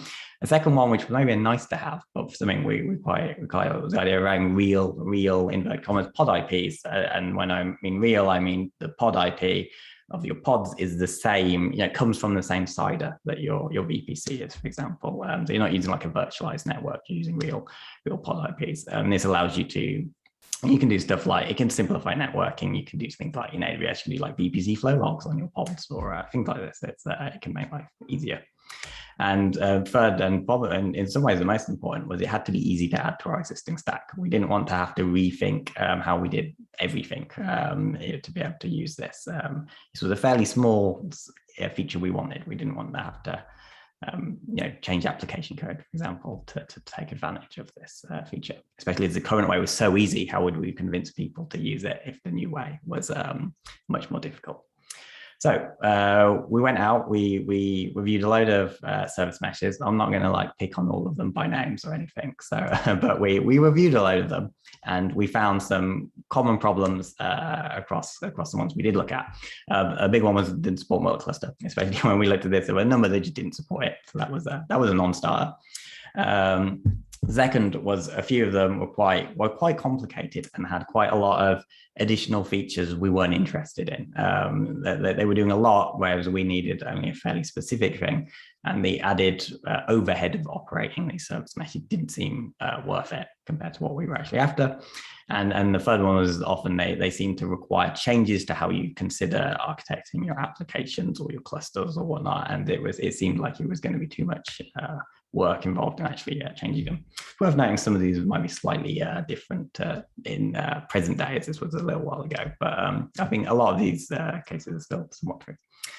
And another big one, which I don't mention on the next slide, was the problem we had with sidecars. So sidecars are a common pattern for service meshes, which is you have your standard pod, you have your application containers in said pod, and we have a sidecar container that runs alongside this that does all the networking stuff. So it often might terminate TLS, it does the service discovery, etc. But there were a few key problems with this that stopped us from progressing much further. One of which is they didn't work in the init phase. If you have init containers, they wouldn't be able to use a sidecar container. There's often complications around startup shutdown of your pod. Let's say your application containers start up before your sidecar containers. You might have some strange network shenanigans going on. We lose quite a lot of cron jobs cluster in our clusters, and we found that they would forever hang because their sidecars wouldn't know to terminate when the job was finished.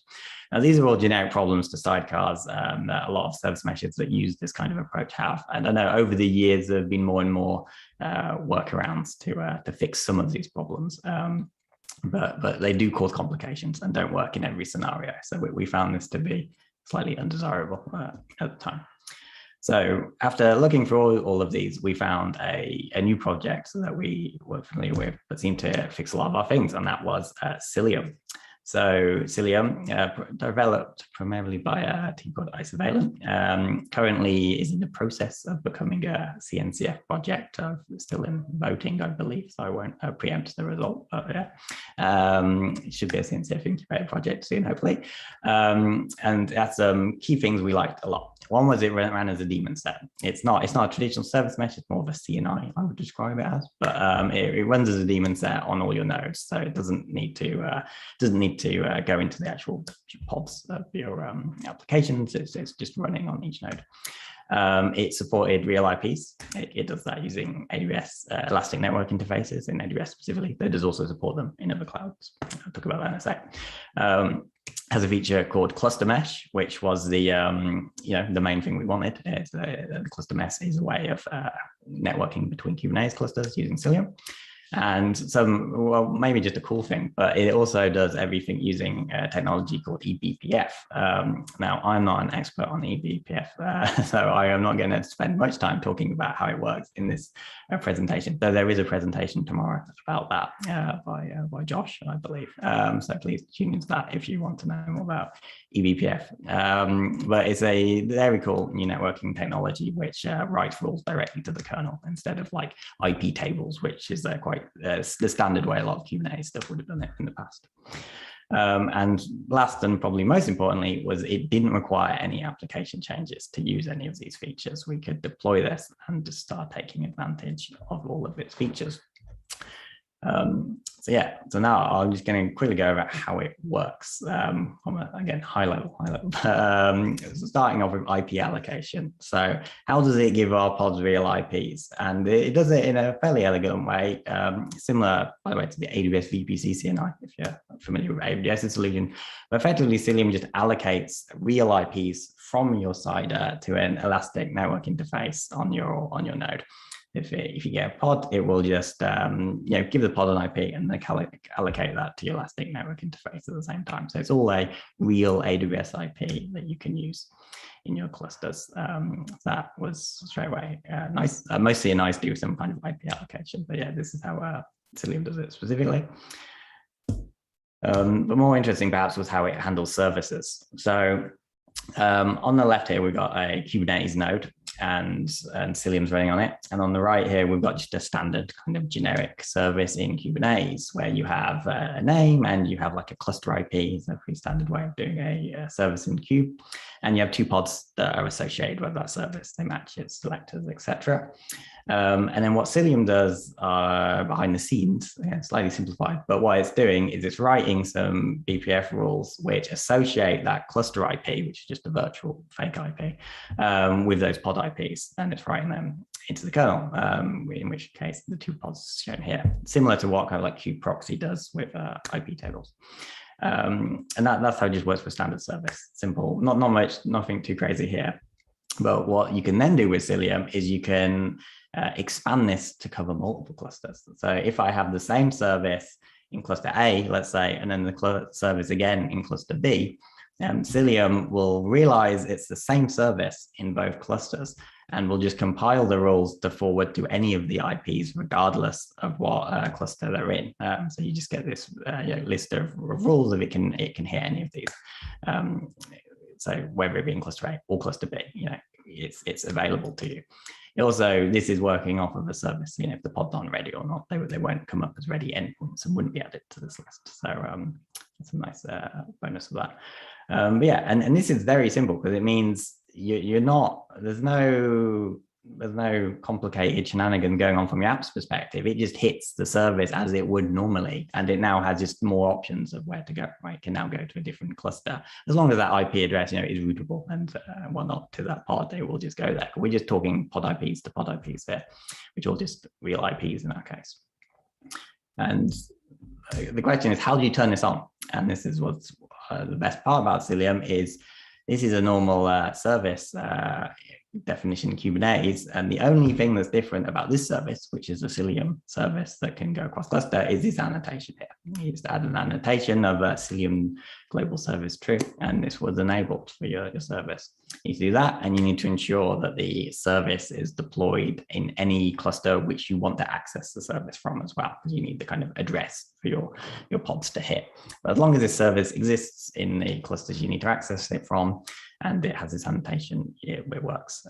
Well, no, you don't have to have any pods behind the service. So you can deploy the service in a cluster with no pods that match it. And that would just allow other pods in that cluster to hit that service and get routed to some cluster where those pods did exist. That's effectively how it works. So that gave us a easy way of doing some cross-cluster communication. And so this is a simplified diagram of what we had earlier, which is the new journey of we just go from one pod and it just directly talks to another pod. There's no going around in and out, etc. It is literally just talking from one IP address to another IP address. And it does it all kind of without even needing to know what's going on. So that was how we solve that problem. And as well, not only are we avoiding this latency add, for example, by going in and out, we're now doing it from pod to pod, and Cilium is aware of what pods are talking to what pods. We are still maintaining all the pod identity in this scenario. So if we want to apply security rules and like network policy and stuff, it all works. We can use our pods, labels, services, etc. For this to work, which is nice if you need to do that kind of thing. Now, we found once we'd done this, it started to become very easy to link an arbitrary number of Kubernetes clusters together as well. We're primarily in AWS, so something we took advantage of, which we hadn't used before, was AWS's transit gateway feature. For those not familiar, transit gateway effectively allows you to simplify peering connections between VPCs significantly. Whereas in a traditional AWS setup, you might have had to peer all your clusters together in this kind of complicated web of peering connections. With a transit gateway, you just add that to each VPC, and then it works like a hub and spoke in the network traffic can just flow from one cluster to another cluster and vice versa, as long as the route tables, security group rules, etc. are set up correctly. This should just work. So if we wanted to create a new cluster and add it to the mesh, we just spin it up, attach it to the transit gateway, and tell Cilium about it, and then networking just works. So this was nice and easy, much preferable to doing peering connections if you have done a lot of those in the past. And we found this works quite easily as well between different clouds. So we also have some stuff running in Google Cloud, primarily if some of our data stuff runs in GCP and GKE. We do a lot of stuff with BigQuery and whatnot. So we do have some clusters over there. And just by connecting the two clouds together, which in our case, we just connected them via a VPN to our transit gateway, and using a transit VPN on the GCP side, we could easily share network connectivity between them in a secure fashion.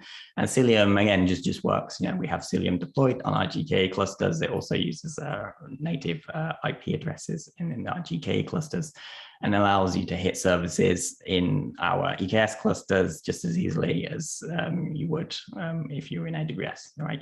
You're hitting a service. It does not make any difference what cloud you're in as far as this is concerned. So so you can do this to, I guess, an arbitrary number of clouds. So it works very nicely and easily.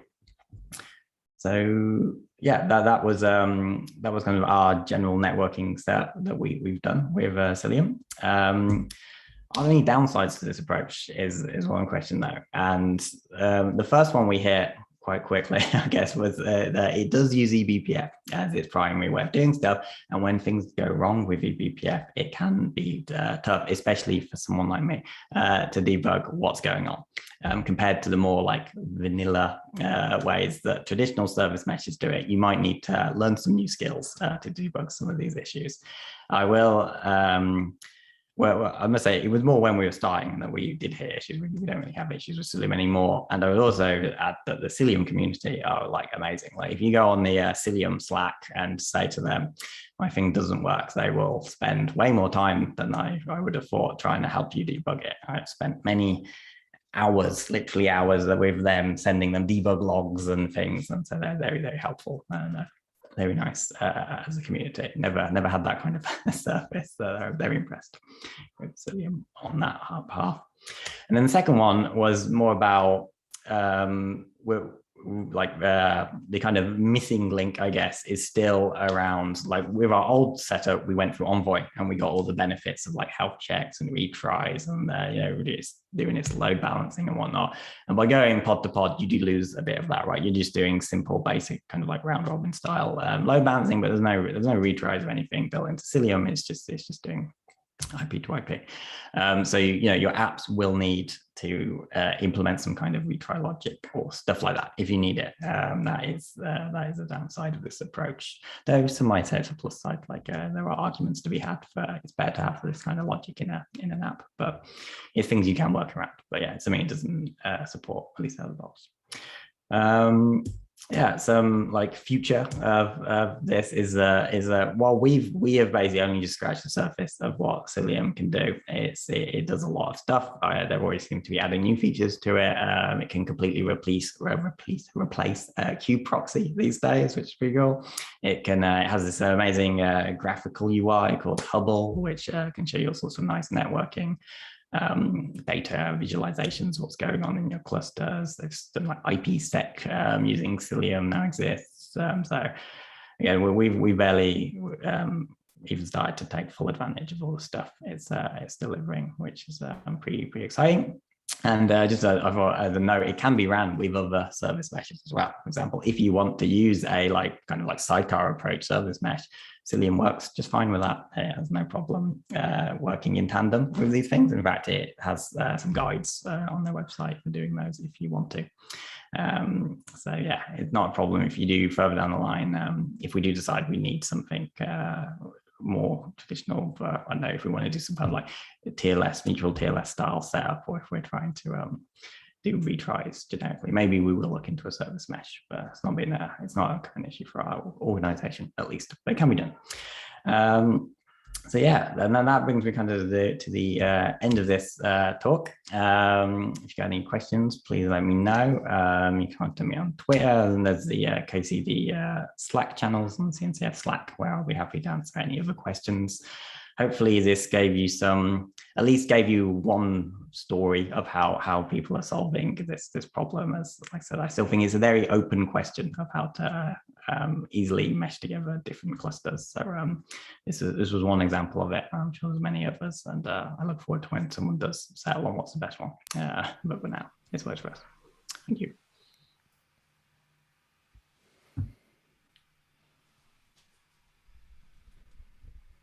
Thank you so much, Joseph. That was brilliant.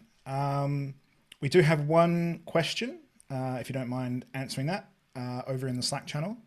If you like to answer it now, I can say it out loud, or you can pop over there. Sure, you got to ask it now. Are you using Cilium with the Amazon VPC CNI or as a replacement? Both.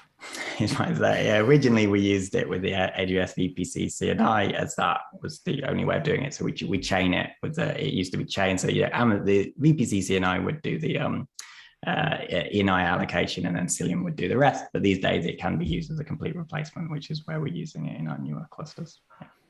Brilliant. All right. Well, that's all we had. Thank you again for your time, and I'm sure that if there are any other questions that pop up, they'll be in that Slack channel. So thanks again for that. Yeah, feel free to jump into the Slack and interact with Joseph. I know he'll be around and be keen to answer questions. Amazing. And on that note, I'm going to hand over to Chris to introduce our next speaker. Thanks, Josh. And it's great to introduce Ewan. Although his talk I think has been designed to give me a tongue twister, so I'm going to try and call this out. So it's PPP8S, PinePhone, Pocket, and most importantly, pub-ready Kate's lab environment for the part-time Kubernetes CKX student. It sounds like a fascinating talk, so I'm very much looking forward to it. So over to you, Ewan. I know we're a couple of minutes early, but hopefully there'll be some questions along the way as well. So handing over to you. Great. I'll try and get my screen shared, and we'll see how we go.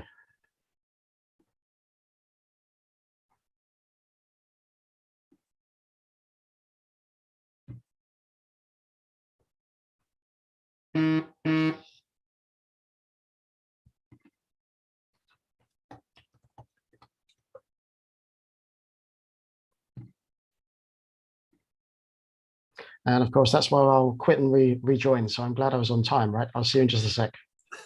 No worries. Whenever there's technology involved, there's always going to be challenges. So just waiting for Ewan to come back. Don't forget to join us over on Slack. Again, a shout out to some of our workshop sponsors to have a look on kcduk.io. There are a number of workshops running through this week from some of our workshop sponsors. There are some, just trying to see if I can find a link to them all, which I'm not going to be able to do, of course. There we go. Workshops.kcdio.uk. Cool. We've got some workshops run by... Workshops run by JetStack, by Control Plane, by SUSE, Solo.io, Container Solutions, and SNCC.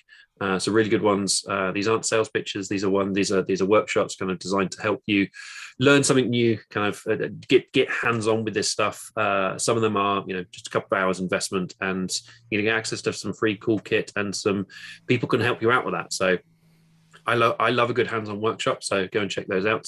Or reach out to any of us on Twitter or wherever if you've got any questions about stuff. Just while we're also still waiting for Ewan to come back, there are some watch parties going on. I know that they're going on at the moment. So hi, folks in Manchester. Also, there's a couple of social events attached to these. We've got the pub quiz later on, being hosted out of Cardiff, which promises to be lots and lots of fun. So please do stick around for the pub quiz later on today. And I think there's a couple of social events happening around some of the different meetup locations. So if you're already connected to the meetups on meetup.com, they'll be talking about what they're doing, where they're doing it, and how to get joined. I'll be heading into centre of Birmingham, which is a novelty for me because I don't think I've travelled for a while. So I'll be heading into centre of Birmingham to have a look into that. Someone's asking to post the workshop links. Well, we'll get Ewan set up, and I'll post the workshop links into YouTube in a second. Thank you for the request. And I guess, again, we'd like to shout out our sponsors real quick. Again, while we wait for Ewan to come back. Our tech sponsor today that is helping us with the live stream is Tramshed Tech. And we've also got SNCC, Control Plane, JetStack, Sysdig, and Storage OS, who have all been instrumental in making this day possible. So thank you again. Yeah, absolutely. We wouldn't be able to do this sort of things without those supporters. So please do give them a bit of love and attention, especially the Tramshed folks, because without this, we wouldn't be live. So, how are you getting on, Ewan? Great to see you back. You managed to sort your problems. I think we're getting there, and cool. Hopefully that brings us into the presentation. I hope. Absolutely, I can see some of this stuff. Over Very cool. All right, so apologies for the tongue twister. That wasn't quite the intent of the title, though it's good to get some added bonuses along the way, right? So what I'm going to talk about today is some experiences I had basically going through CKAD exams, and also trying to be a bit more mobile, a bit more portable with how I do that, not being chained to the desk or to a laptop somewhere. And a topic or a question that often comes up fairly promptly after suggesting this is this question or a variation of it, right? So I thought about it. I went back and looked at sort of how I got here, and it's probably worth taking us through a bit of a history of what's going on. So like many things, this all started as a rather stupid discussion over beers as a works drink somewhere or other. Back in 2020 Q1. Not that long afterwards, we have this this small pandemic that a few of us are familiar with breaks out, and that eventually leads into me having my first staycation. So I got all the buzzwords. So my first COVID staycation, and I ended up using that week for really my own sanity. I'd pretty much had enough of COVID and lockdowns around Q3 last year. And so spent a week having a look at how to get Kubernetes running on top of Android on a stock phone. I'm not going to go into much of that today. If people are interested to search for it, there's a presentation somewhere else on YouTube. I think it's London Infrastructure as Code channel. If you search for the K8s on Android and or my name, there's probably going to bring that up. And so I got to present that. And one of the questions that came out of that session was, what would it take to run Kubernetes natively on a phone? And that was an interesting one. I sort of took that away, churned it over in the back of my head. Didn't really think too much about it for a while, and then became aware of this thing called the Pine phone, or I guess Pine 64, and particularly the Pine phone, which is a mobile phone running Linux. So I got one of those delivered.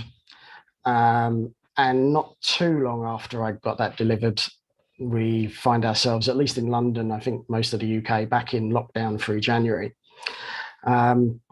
And so after various sort of lab explorations, some of those with the Pine phone and some of them not, I managed to get through the CKA and CKAD exams.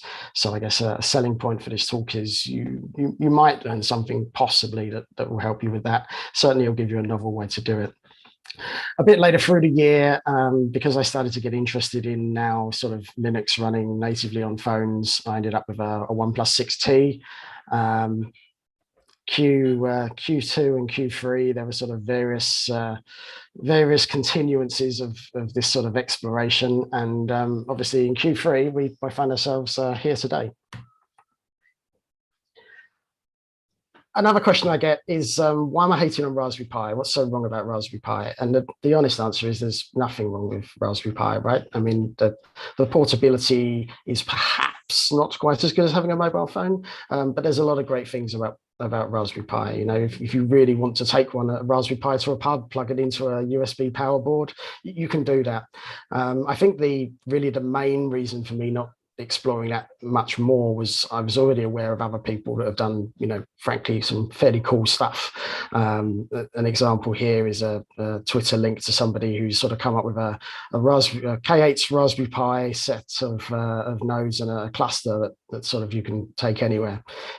Maybe not something I want to put on the bar with my pints, but there's already prior art here, and so I just decided, look, let's not go competing with people that are doing really cool stuff. Let's go and try and look at something a little bit interesting and a little bit different. So that's really the only reason not to use Raspberry Pi here. Another question is, why not K3s? This comes up quite a bit. Obviously, K3s being a lighter version of Kubernetes. But again, the way, at least in my mind, that I've justified some of the time I've spent on this is being exam prep. And so really, again, that's why my focus has been around K8s and Linux. So moving on to these devices, Pine what? So it's probably fairly well known, sort of out there now, but back when I first sort of caught onto it, I was having to explain this a lot more. It's basically a give or take $200 USD mobile phone that runs Linux natively, fairly small sort of, I guess, RAM footprint or capability, and depending on which version you get, fairly small sort of built-in storage as well. SD cards mean that you can expand that, and whichever version of the Pine phone you get today, you can expand sort of your storage with that. for what I've been working with, I guess if somebody is inspired after seeing this and thinks, gee, I want to go out and play with this, look at this stuff, the convergence package is the one I've been using, which is the 3 gig version. Both of these currently ship with Manjaro, but it's easy to acquire and fairly easy to install a different distro, and there's varying sort of coverage of distros now on PinePhone for most of the sort of major ones out there. Another piece of hardware that came along in the day or along the days was the OnePlus 6T. So having sort of explored a bit around PinePhone and started to look at what was possible. The Mobian project, which we'll come on to shortly, announced in collaboration with some of the OneMark OS. Basically, there was a working kernel that meant you could boot to Linux on the OnePlus 6T, and the nice thing about this device is the PinePhone is really great. It's a really nice sort of device and project to play with, but the OnePlus is newer hardware, so it's a newer system on a chip. It's got a bit more RAM, it's got a bit more storage built in. Downsides of no SD card, but there's enough to play around and experiment with.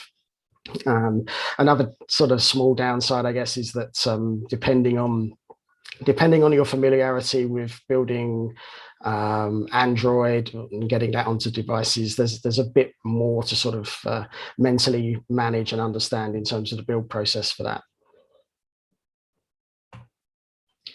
So the lab, what does this lab look like? To give you a bit of it's a nicer sort of presentation to do face to face and be able to have people sort of come and say, okay, well let's look at this, look at how this works. But just to give you a bit of a taster for it, really we're talking about 3 phones. That top phone there, as it says, there's nothing special about that Samsung device. It's a pure stock Android device. The only thing it's really doing is providing an internet gateway and a Wi-Fi network for the other phones to connect to. And I went that way mostly just for sort of interchangeability and portability. It's trying to make this modular, trying to make it something that's easy to not be carrying lots of stuff around. And then the other 2 devices on here are just the OnePlus that we spoke about, and also the PinePhone. As I think we spoke about before, so at the moment, Pine have decided that they're shipping all PinePhones with Manjaro, and Manjaro's Arch-based. Now K8s has been packaged. I went back and checked. It looks like sort of mid-December K8's got packaged for Manjaro.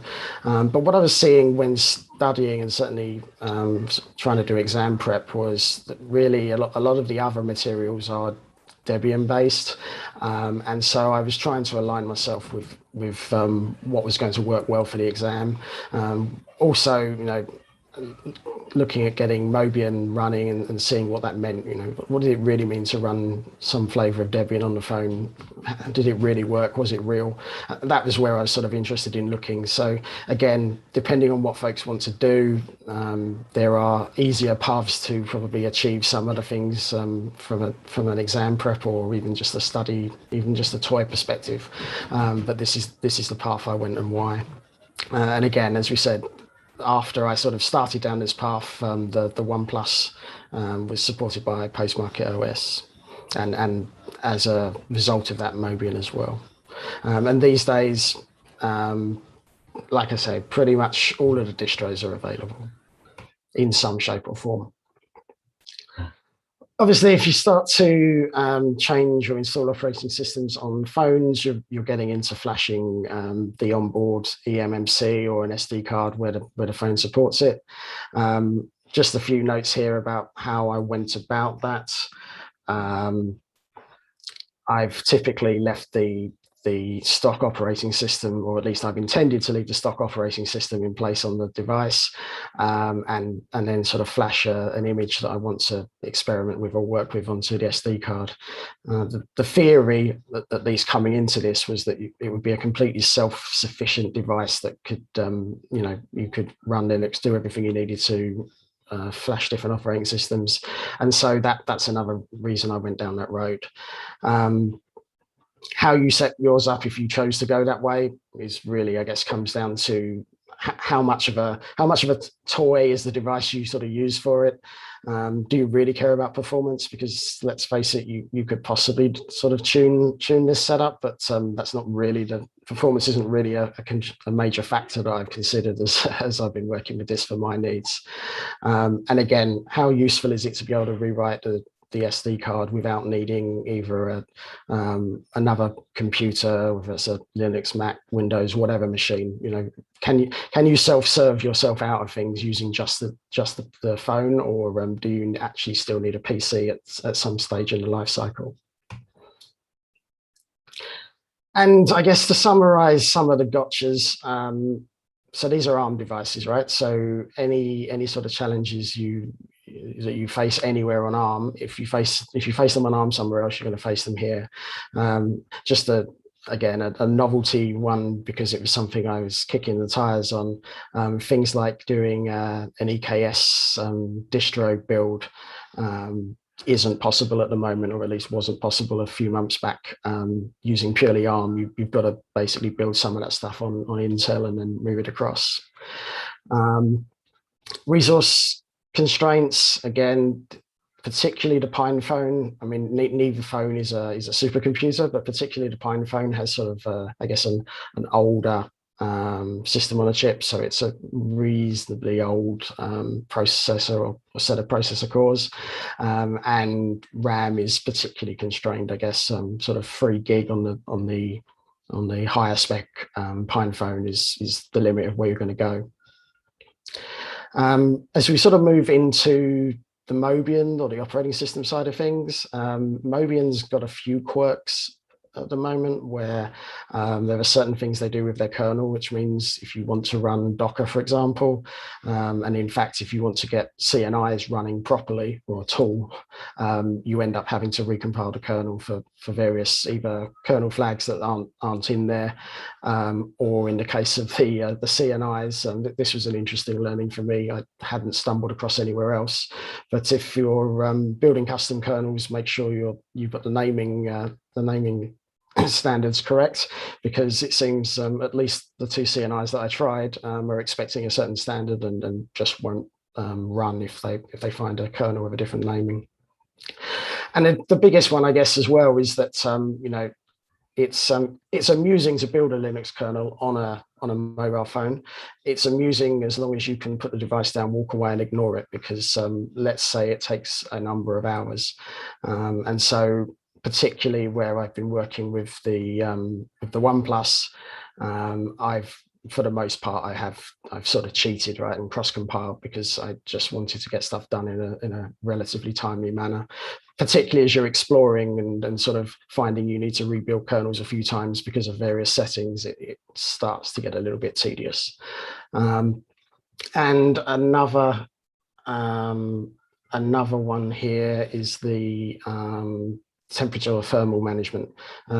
This device can run quite hot if you leave it compiling for a while. I have actually picked it up and thought, do I really want to walk away and leave that somewhere, and with the temperature it's getting to? Have I got the right insurance for my house at this point, or do I want to do something else? So it's definitely something, if only from a safety point of view, to just keep in mind. So just coming back into PinePhone, and some of the things, in case folks are thinking on looking at this. One of the things I went into this thinking was, you know, can I make this a daily driver? It'd be really nice to have a native Linux device, no sort of third-party things on there, no sort of Google Play or things like that. Can I run just a pure Linux device? And personally, I've reached a conclusion that not yet. It's a really, really great project. I think there's a lot of really cool work been going on, and still is going on, and there's a lot of things going on to help get Linux into this and other mobile devices. But personally, there's just a few, and they're quite small sort of things that that I think, you know, can be ignored depending on what you're doing with it. But from a daily driver point of view, just sort of silly little things like the USB connector isn't the greatest solution. The port tends to, for most of the either cables or docks that I've got, doesn't connect very well. Charging the battery doesn't work very well when you're docked. So for the purposes of, I guess, sitting in the pub, that's not too big a deal, right? If you take the device out, you use it, and then you charge it when you're back home. But if you try to do anything sort of with the convergence mode, then that's you start to run into sort of annoyances. And lastly, just as a simple thing, you know, one of the ways I have used these devices is to go and sit somewhere. I've got a spare, I don't know, anywhere between 5 and 35 minutes where I'm somewhere away from my computer or away from my desk. I want to just go and explore something, read up about something, experiment with it. Some of my experiences with the web browsers on PinePhone has just been a little bit less than I've managed to sort of work around. Actually, if there are any folks that do know better and think they've got a nice setup, particularly on Mobian, I'd definitely be interested to hear from folks on that. So if you wanted to go this way, which device would you choose? And of course, right, it's an it depends answer. Nobody ever gives you a straight answer these days, and I'm certainly not going to break the mold with that today.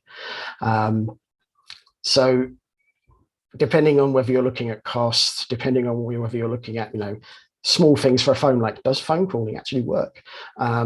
It really depends which way you would go. My sort of overarching theory is that if you're familiar with Linux, you'd like a Linux device, particularly with Kubernetes to experiment with. I'd probably go down the path of the PinePhone, just because there's a few less moving parts when getting things set up, getting things built. If you're fully familiar with sort of, I guess, Android development, and by Android development, I guess I'm talking about Android operating system development and evolution, and you know you're happily flashing phones as and when, then probably these things don't matter. For me, coming to this as a, you know, the real purpose is I want to study. I want to learn Kubernetes internals, or better learn Kubernetes internals and things like that.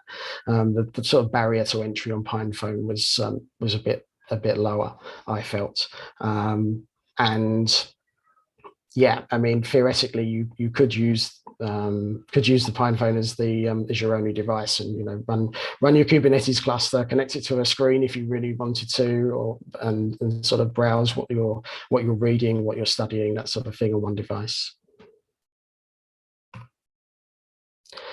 So, are we pub ready? I'm not going to do a demo today. I was intending to, but we're here where we are. So what I've got is just, I guess, a bit of a teaser for you around around getting this working. As we see on the left, getting Docker working with the necessary prerequisites, so that we can then get interesting that the previous presenter was talking about Cilium as well. So if you want an environment to practice your Cilium configs on, then definitely this is something that you could at least experiment with.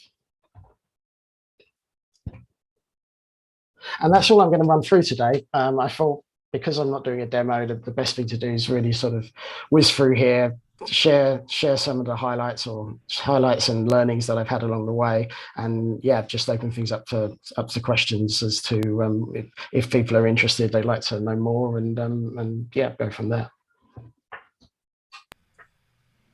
If anyone, thanks for that, Ewan. That's awesome. That's a really interesting project. If there's anyone's got any questions, feel free to either ask in YouTube. I'm pointing at my screen, which I know you can't see.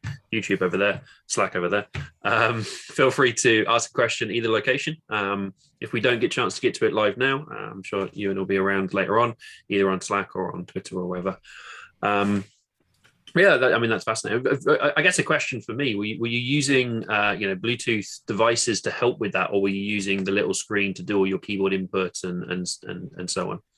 So generally speaking, I've not used any Bluetooth devices at all. However, I guess one of the key points about the convergence model of the PinePhone is that it comes with a dock, which means you can connect as it happens, a Raspberry Pi keyboard and a Raspberry Pi mouse. And you've then got the choice of, is your eyesight good enough and you want to use that tiny little screen, or are you actually just going to connect it up to a real screen where you can see what's going on and get things done? I think for me, a lot of the usage has been, I typically find myself with a little bit of downtime and I suddenly think, what about X? And it's really nice to just go, oh, I've got this thing in my pocket and I can not go and look at the manual. I can go and execute the command, and within certain boundaries, it will run or it won't, and it will tell me what the output was and why I got it wrong. And that's when I've put up with the little keyboard, because that's fun, right? It's a nice novelty. It's quite amusing, but the second or third minute of that gets a little bit frustrating as you go along. Sure, I can imagine. And I guess that probably answers my question. I was going to ask about battery life as well, but I guess if you're getting frustrated after 15, 20 minutes, then battery life probably isn't too much of a concern. Yeah, so interestingly, the convergence mode, and if folks want to go and look at it, there's various sort of articles about why it is the way it is, but the convergence mode prevents fast charging. So it's actually, if you're using the dock, that's when the battery drain starts to happen. And it, depending on what you're doing, you can mostly keep sort of a steady state of battery. But I think the challenge for most people, at least for me, is when you're docked somewhere, you expect it's charging because you expect it to then walk away and work. And when you get a different experience, it's just a bit, you've got to factor that in if you were doing a lot with it as a sort of a novelty device, and something you use remotely and don't necessarily sit and use docks. It charges perfectly fine and works really well. Cool, awesome. Right, thank you very much for that, Ewan. I know we're about 10 minutes early, but on the flip side to that, we get to go to lunch. So we're breaking for lunch now for just over an hour. So we'll be back at 1:50 when we're going to hear from STEMETS, from Florian from STEMETS. Please do come join that, because STEMETS is a fantastic charity doing a lot of work for underrepresented individuals in our community and wider. So it's not just technology, it's also science and so on, maths and others. That's what STEM stands for. So please do come back for track one. We'll be doing the talk from STEMETS will be track one, and then we'll split again at 2:00 for track one and track two. We'll hear from Andrew Martin talking about who's afraid of the big bad supply chain. And on track two, we talking a guide to evaluating dependency updates to Kubernetes from Ash Sharma. So enjoy your lunch. Any questions at all for anyone, please come interact with us on the CNCF Slack. We're looking forward to. So the Slack address, just as a reminder for everyone, is slack.cncf.io. And again, if you are interested in attending any of the workshops coming up the rest of the week, head over to workshops.kcduk.io/workshops. And on that note, we will break for lunch, and we'll see you in a bit over an hour. enjoy your lunch.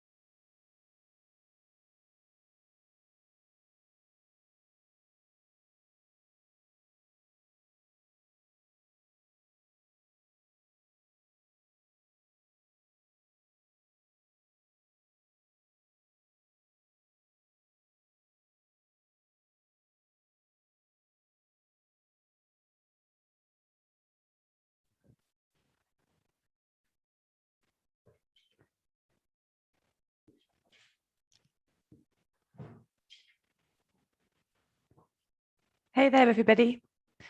Welcome back to Kubernetes Community Days UK. Hopefully you've had a nice lunch break. You've had some time to think about the talks from this morning, and you're all set for some excellent talks this afternoon. So one of the things we mentioned this morning was part of the event is we are supporting 2 UK-based charities. The event, Kubernetes Community Days, is run by volunteers and is not for profit. So any money we raise from sponsorship, we want to give back to charities that are in our community. And what we've tried to do is this time is actually offer a chance for those charities to give us some information about what they do. So I'm really, really excited to be able to introduce Floriane. She's going to talk about STEMETS and the work that she does with that charity. So I cannot wait to hear. Thank you so much for joining us. Thanks for having me. Hi, everyone. Hope you're having a really great day. And again, thank you to the Kubernetes team for letting me talk and for partnering with us this week. So my name is Floriane Fidignon. I'm a manufacturing engineer by background and have been a STEMETS alumna for about 8 years now. They've been struggling to get rid of me since 2013. But yeah, I've participated in a number of their programs over the years, Outbox Incubator, a couple of others, and have also been very privileged to speak to their wide network of young women that they engage. So the first question is, who are STEMETS? We're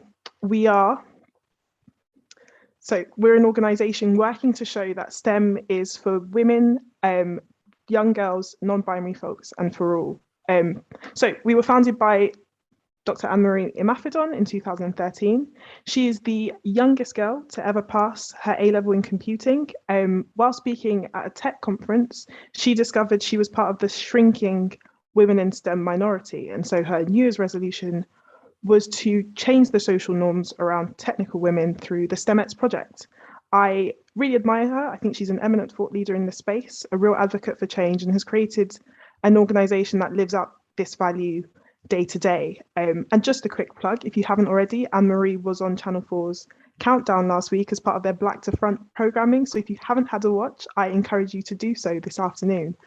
So we work to inspire, support and motivate young women between 5 and 25 into STEM fields. And one of the key parts of our work is that our programs are free to attend, fun-filled and always food-filled. And we operate across UK and Ireland.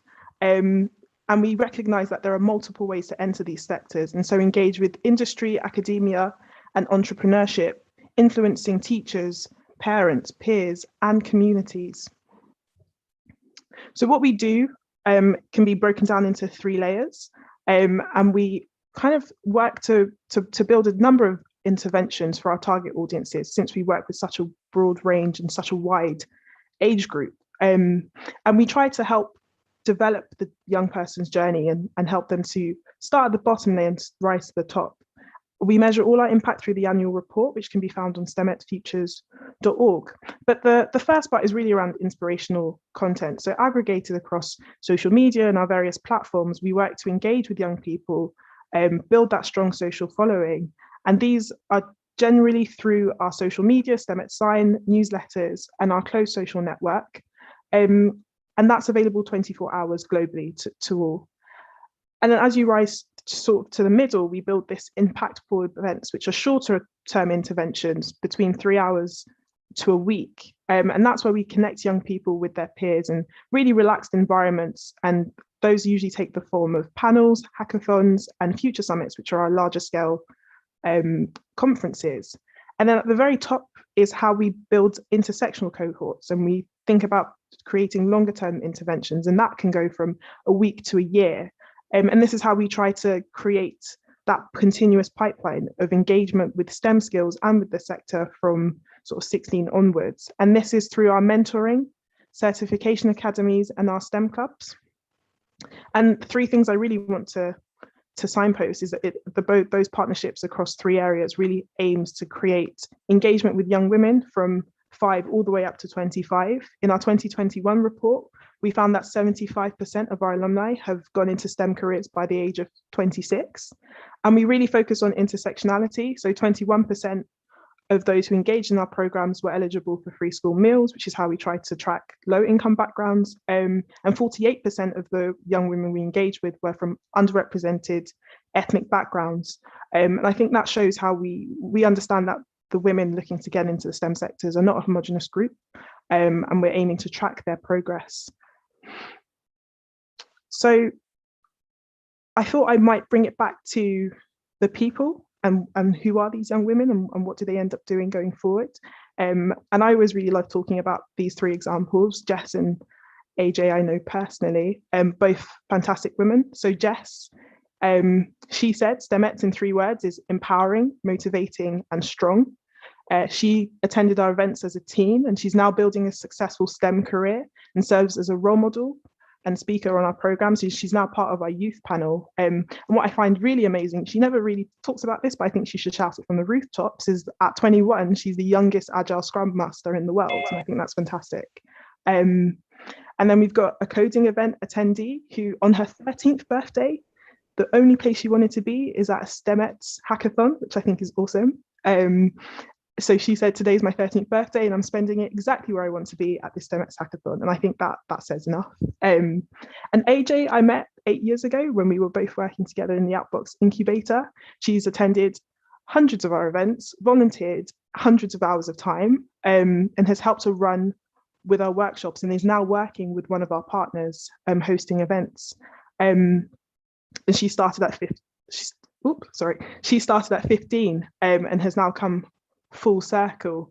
And these are just a small sample of the multitude of women that you come across throughout the STEMettes network, who develop relationships with each other throughout the forums that we create, but also advocate for themselves and are looking to engage with each other and to create that sort of community of women who are hoping to change the sector going forward. And I think this is really key because we know historically that women are less likely to pursue STEM careers if they have a lack of role models and peer groups, and I think creating that is extreme key factor.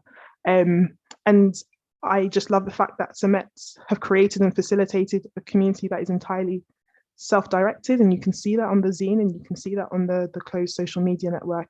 And so having reached 50,000 young people, we're looking to grow that future generation of innovators, and we're continuing in our work and we'll continue to do so.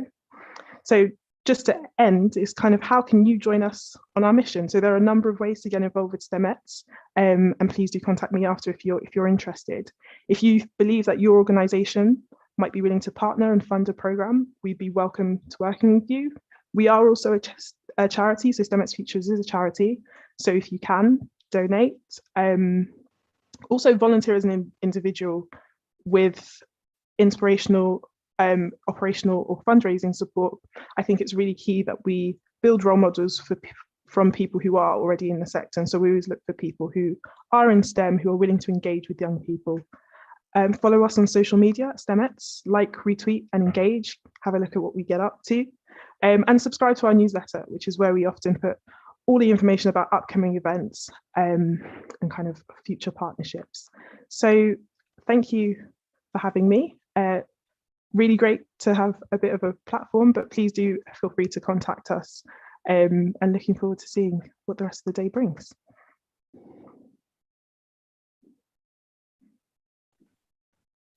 That was fantastic. Thank you so much. It's a topic that I am very passionate about, and there's so many, I have so many questions that I would like to ask. Like, I would personally like to join in. So thank you for that information at the end. I will definitely try and figure out how I can participate. I also have a 10-year-old daughter who is quite into Minecraft and Roblox, which I'm trying to encourage because she loves trying to play games and write her own games. And so she's quite into that. So thank you so much. Thank you for the work that you do. And thank you for coming to talk to us about it. Thanks for having me. Take care. So after that fantastic start to the afternoon, I'm really excited to announce our next speaker. So we have got Andrew Martin presenting next, and he will be speaking about who's afraid of the big bad supply chain. So Andy, I will hand over to you. Thank you very much indeed. Right. Hello, good afternoon, everybody, and welcome to Who's Afraid of the Big Bad Supply Chain. I challenge you not to sing it in your head. I am from Control Plane, and thanks to the team that have helped and supported with this talk. Various bits of flagrant self-promotion while I'm here. SANS Sec 584, attacking and defending containers and Kubernetes is our leading course for SANS. Lots of red and blue team exercises in there, some author and coursework for O'Reilly, lots of training. I'd be remiss not to mention my excellent co-author, Mr. Michael Hassenblas, who has assisted and co-authored this Hacking Kubernetes book with me as well. Amazon informed me it is now available on pre-order. If you would like to help artificially inflate the bestseller list, this is a view on threat-driven attack and defense for Kubernetes, beginning with the humble pod, expanding through the other entities, looking at hard multi-tenancy and networking and admission control and policy, and finishing with organizations, detailing historical CVEs, and looking at how to threat model and defend your Kubernetes. But today we are going to talk supply chain, the great, expansive, and ominous supply chain that I'm sure you've heard lots about. It will be a hot topic at this year's KubeCon. It has been a hot topic in this year's presidential edicts and US organizations. So what is a supply chain? We'll start with an explain it like I'm 5. Then we'll look at how to attack it like we are a pirate. We'll look at signing approaches, which are one of the mechanisms we can use to defend ourselves. I know that Mr. Gareth Rushgrove also spoke about SBOMs, which is software bills of materials, which is another thing we can do. All integrates with signing. There are lots of technologies in this space, so I'll attempt to give a brief teardown, and then finishing with the grandiose software factory, a pipeline for creating pipelines, again comprised of a number of moving parts, and hopefully this will give you sufficient oversight to enter the fray. Copious oceans and wells of thanks to the friends and peers and colleagues who have done all the excellent work in this space to get us to where we are today. We're very much not finished, but there is a huge and exciting community of enthused individuals, and we'll talk more about these people and their technologies today. So what is a supply chain? First of all, it is so hot right now. Anything we depend upon can be expressed as a supply chain. In a military context, this is aircraft carriers being made from nuts and bolts and bits of metal. All of those things come from somewhere and are planned. From a pharmaceutical perspective, we've seen the supply chains that have affected the COVID vaccines. They are multifarious and distributed, and they need combining and coalescing and all of these things. At each stage, we cannot allow contaminants into the process. We must be sure that we have the right concentrations and all these kind of things. The same thing applies to food. We've seen a different part of the supply chain impacted recently in the UK, where an inability to ship food items, and I say ship, specifically that's lorries in the UK at the moment. So although the supply chain is able to generate or sort of breed and farm the food, we can't actually get it from farm to table. So just one portion of the supply chain being compromised or in some way damaged has a knock-on effect, and as a downstream consumer, we can no longer eat chicken wings, perhaps. Manufacturing, as popularized by Ford and Toyota, just in time, we can just bring in the things that we need from the supply chain onto the factory floor. And then finally, the superset almost of all of those examples, software. Software is comprised of other pieces of software that come from other places, built on hardware, running other software, running microcode. Yes, it's turtles all the way down.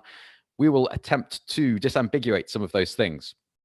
What's the point here? Well, as a consumer, we take and we trust whatever we're given as a producer. This is difficult because should we be trusting anything and everything? Absolutely not. We have seen this go badly wrong many times.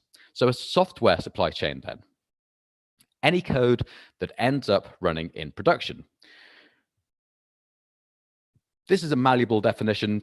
I'm going to stick with production because production is where the lifeblood of the company, the customer data, flows and is stored and manipulated and used. So it's probably the juiciest place. It's where an attacker would want to get to. And what could possibly go wrong? Well, we can't be sure that our supply chain is competent at all stages, and it may be subject to events such as these, which, as I'm sure you can imagine, would take a few days to clear up. So, software supply chains. Everything is software. We've transcended various different Renaissance periods, and with cloud native, we can now define everything as software, as YAML, as code. Ultimately, we can package all of these things up into OCI images, and we have a relatively universal transport container, if you like, because an OCI image is just, of course, a collection of tarballs. So our software applications, yeah, of course, the infrastructure that they run on, the infrastructure is code, security and policy is code. We can put all of those things into a container and put them through specific pipelines. All sorts of different pipelines. We don't really mind that there's so much of this, but the point is, from a software factory perspective, these are all behaviors that we would defer to automation for. Well, what does that mean? It means that a build server, CI/CD, build automation, these things are remote code execution as a service. They operate on behalf of developers in order to complete tasks that developers would otherwise have to do themselves, such as cloning source code, building the thing, pushing container images, deploying to production, ideally with a GitOps workflow rather than a direct push. We've also got our security testing. We are scanning our dependencies, we're scanning our container images, we're scanning our networks, we're checking for expired TLS certificates, we're making sure that our infrastructure's code configurations don't change. If somebody goes through and does manual change, we're alerted, we auto-remediate. And of course, we can do wider non-functional tests like our performance and load. The point is, these are all build server responsibilities. So the supply chain, everything is software. And we compose our software of other people's software, as I say, down to the microcode, which is a little terrifying. So we rely on the people who give us that code that we're depending upon for correct, non-violent, maybe kind and technically correct code. And as we see with the Alice, Bob, and Charlie example, anybody who is able to get in the middle of a supply chain can add an implant or malware or malicious code. And if that code sits quietly on its way to production and then suddenly is executed in a production context where it has access to customer data, or it can add itself to a command and control malware botnet type network, well, then we're looking at the beginning of a potential compromise that if it expands beyond the constraints of the initial impact point of entry, can be very expensive to clean up, might end up with a crypto locking infestation, that sort of thing. The point here is that any entry into a system is bad news for us. And because we're trusting such wide, long, expansive supply chains, they are difficult to secure. Arguably, full supply chain security can't ever really be reached. And we just need to raise our risk tolerance to a point that we're comfortable we're unlikely to become victims. There's multiple different types of supply chain attacks, and the compiler-based supply chain attack has been the new software security frontier for a number of years. With this gentleman, actually, Reflections on Trusting Trust. I'll talk a little bit more about that. But just looking at this question of trust again, we trust everything in a supply chain. The source code and dependencies that either we build or our developers build, or the GitHub autopilot accidentally backdoors for us, we must trust those. Our build systems, we're taking those component parts and placing them together into something that probably can't be introspected into particularly easily. This is where software bill of materials and a shopping list for the contents of built artifacts is useful, because you distribute a closed source artifact or a compiled artifact or an open source artifact equally, along with this bill of materials. And that allows us to know every single place in an organization that a potentially compromised package version is installed. But if we don't trust our build system and somebody ships us a fake SBOM, or they change a version, or they put, again, malware within the final deliverable, which is maybe a compiled artifact or a container image, well, then everything else is compromised downstream. The network that transports that thing to the application repository's contents at rest, finally deployed systems, any of these points are an avenue for compromise. And the nature of reflections on trusting trust is such that a compromised compiler can spit out compromised and backdoored binaries. This is, as I say, a philosophical musing that was backed up with code, getting on for 35 plus years ago, 37 plus years ago. Okay, let's look at how to attack a supply chain. Well, first of all, this is the 8-bit monstrosity Dread Pirate Captain Hashjack. He is hacking Kubernetes' archetypal adversary and is typecast as a state-sponsored organized criminal. What does he want to do to your supply chain, I hear you ask? He wants to trick it into running his code in production.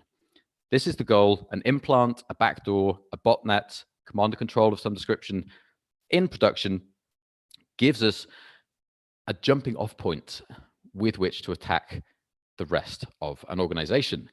What have we seen recently? We've seen Revil attack the Colonial Pipeline and shut down oil pipelines in the on the east coast of the US.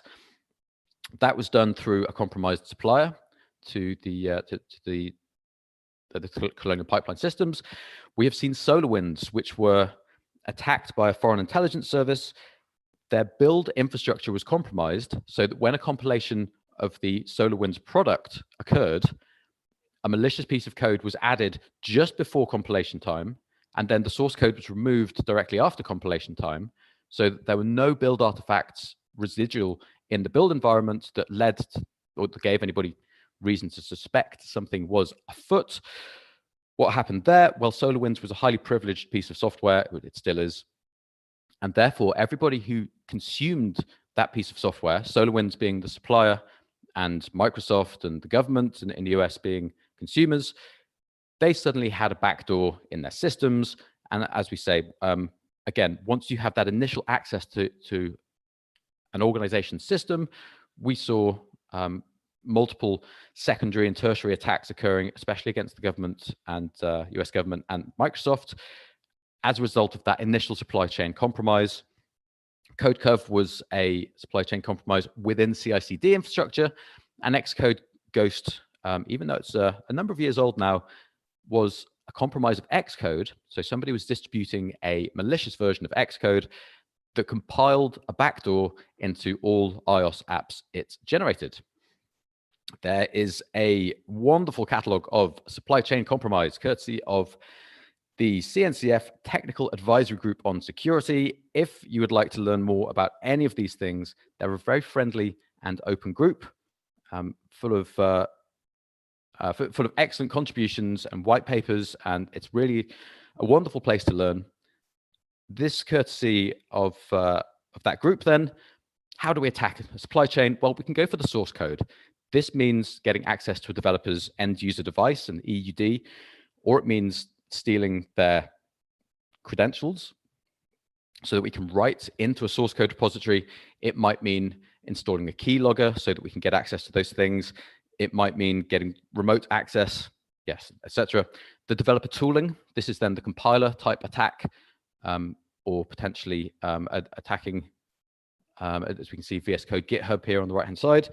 The publishing infrastructure, once we have secured the source code and the tooling, if we're then building and distributing things from compromised hardware, well, once again, all bets are off.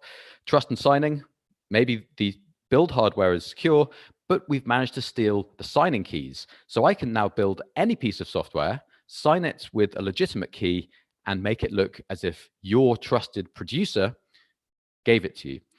Attack chaining is, of course, a superset of some of the above, and negligence is things such as committing one's one's keys to GitHub, and should hopefully be avoided by things like source code scanning.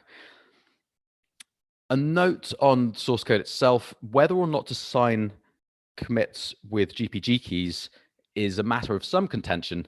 In my mind, it is better because this means that we provide a secondary or another factor of authentication to say very specifically, at this point in time, the person in control of this key liked this sufficiently to generate a signature.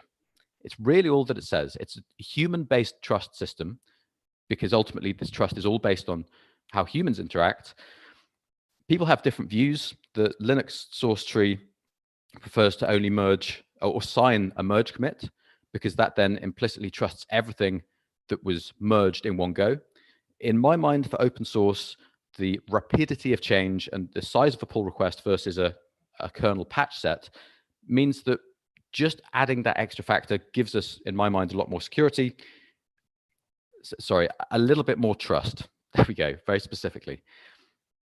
Of course, the source repository, this is preventing people getting access to hosted version control systems. If we're hosting our own, it is imperative that access to those is constrained and that the operations team managing them are restricted as well. Same for the build infrastructure. It's normally a soft underbelly of any organization's collective software delivery pipelines or lifecycle, I suppose, because again, we're ceding control to the machines, rightly so, but that requires some level of access for debugging complex and advanced Heisenbergs and non-determinism. We can infect a trusted supplier. This is very much the SolarWinds style of attack. And yep, we can also go upstream to attack things like NPM or Maven or Ruby gems. And then finally, we can say, well, let's ignore the whole supply chain, except for the runtime environment. If we ship a compromised container, then when all the good code comes and runs in that container, we can still get access to it because of a backdoored operating system component, and then we can steal the keys that have been added, or spoof the identity, masquerade, and legitimately access things and data stores that are around the place. So SALSA is a supply chain security framework from Google. It broadly predicates itself on hardened infrastructure in the first place, which may or may not be the case. But if we look at all the places that we can attack a very simple pipeline, code review from the developer, the source control system itself, the code as it's in transit from the source control system to the build server, the build platform, so the build steps that are building the thing, or a Jenkins or a Tecton, a bad dependency. So this is an upstream attack against NPM, for example, and we'll demonstrate one of those in a moment. Bypassing CI/CD entirely, so having direct access to the packaging repository and just tampering, adding some malicious code, and publishing a new version. We have a compromised package repository itself, so maybe an internal actor has manipulated that, maybe credentials have been stolen, maybe someone has got access through a vulnerability. And finally, just using a bad package in the first place, as in the package was there, but yeah, we've then pulled it and become compromised in some way. Here is an example of, I've got a few examples, a few demos, but in the interest of time, I'm only going to do the first one, and the longer version of this talk will include a couple more. What will we do here? We will firstly not do that. Try this. There we go. So we have got, okay, so this is an NPM package JSON. So I'm going to try and install this as if it was from the public registry. It's not on the public registry because it will, excuse me, I will be flying soon. It's not on the public registry because it's malicious, and I wouldn't like to do such a thing. What is notable here is that there is a pre-install step. Why is that a bad thing? Because when we go to install this package, before the package is even installed, it runs my shell script. You may be able to infer from the name exfil what it does, It's backdooring applications, installing a keylogger. It's just enumerated the contents of my GPG and SSH keys. This is a good reason to run second factor authentication because it's very easy to steal these things, and there's not very much that we can do about it. We need to make sure that what we pull from these third-party systems is trusted. The best way of doing that, unfortunately, is to denormalize them into a local proxy or cache of some description and make sure that they're of a decent quality before they're pulled. This involves a lot of manual code review. It is not a great look. So we should be cognizant about exactly what we're using in these contexts. And yeah, air gap is probably not practical for everybody. What else can we do? We can backdoor a container. So if we are running Kubernetes and I trick you into running a container image or building a container from a compromised base image, when it runs in production, it makes this reverse TCP connection to a port that I'm controlling and listening on somewhere on the public internet. It's an outbound connection, so it's going backwards through the firewall in the opposite direction to how an internet-facing firewall is traditionally considered to operate. And that gives me access to your Kubernetes. There's numerous ways to not get around, but to protect ourselves here. Of course, we know about scanning images, minimum viable cloud native security, intrusion detection. We shouldn't be opening shells. We shouldn't be spawning shells or opening network connections to the internet. We can do better than nothing there. We can do build time behavioral analysis to pick this kind of stuff up. So does the implant fire when it's put into a malware lab type environment? We can use eBPF tracing to detect some of the intricate details of what are being done there. This is on the bleeding edge. It's not so widely it's not really widely deployed at the moment, but we've been doing some interesting proof of concepts around that work. And of course, this is all just predicated on we must have a good security context and capability config. Shout out to KubeSec and the OCI seccomp BPF hook for deriving seccomp profiles using eBPF. Okay, what other forms of build compromise might we have, or supply chain compromise here? Let's just think about exactly how we build software for a moment. So, courtesy of Dan Lorenc, who has numerous images in the next few sections and pieces of software as well. We start with the software configuration management repository. The build system grabs our source code. It builds an artifact, which is probably a container image for us. It may be a compilation of a binary, and it generates provenance. That is a way of saying, I have done a thing, and here is a cryptographic signature to prove that I did it. When we go to deploy into production, we use a policy engine to prevent things that do not have provenance records being deployed. And we will come back to this concept. This is now the target of how the software factory and the secure build system is intended to work. Get thee to KubeCon if you possibly can. This is why I'm traveling now, in order to try and get in time. Mike Lieberman and Timothy Miller will be demoing some really interesting attacks on compilers. And this is some of the work that we've been doing over the past year or so. And there's an end-to-end example in here where signed images are tested at a mission control time, in this case by Kyverno, to make sure that everything that is deployed to production is signed. So these are container images right now. We have been a number of years getting up to this point, and I'm very excited to say that we are close to it. Another song-inspired interlude here, Sign Me to the Moon. All right, in the last few minutes then, what is signing? Signing is the combination of two entities, a key pair and a piece of data, to create a signature and use that signature later to reverse the process and verify that the data matches the signature using the public portion of the key pair.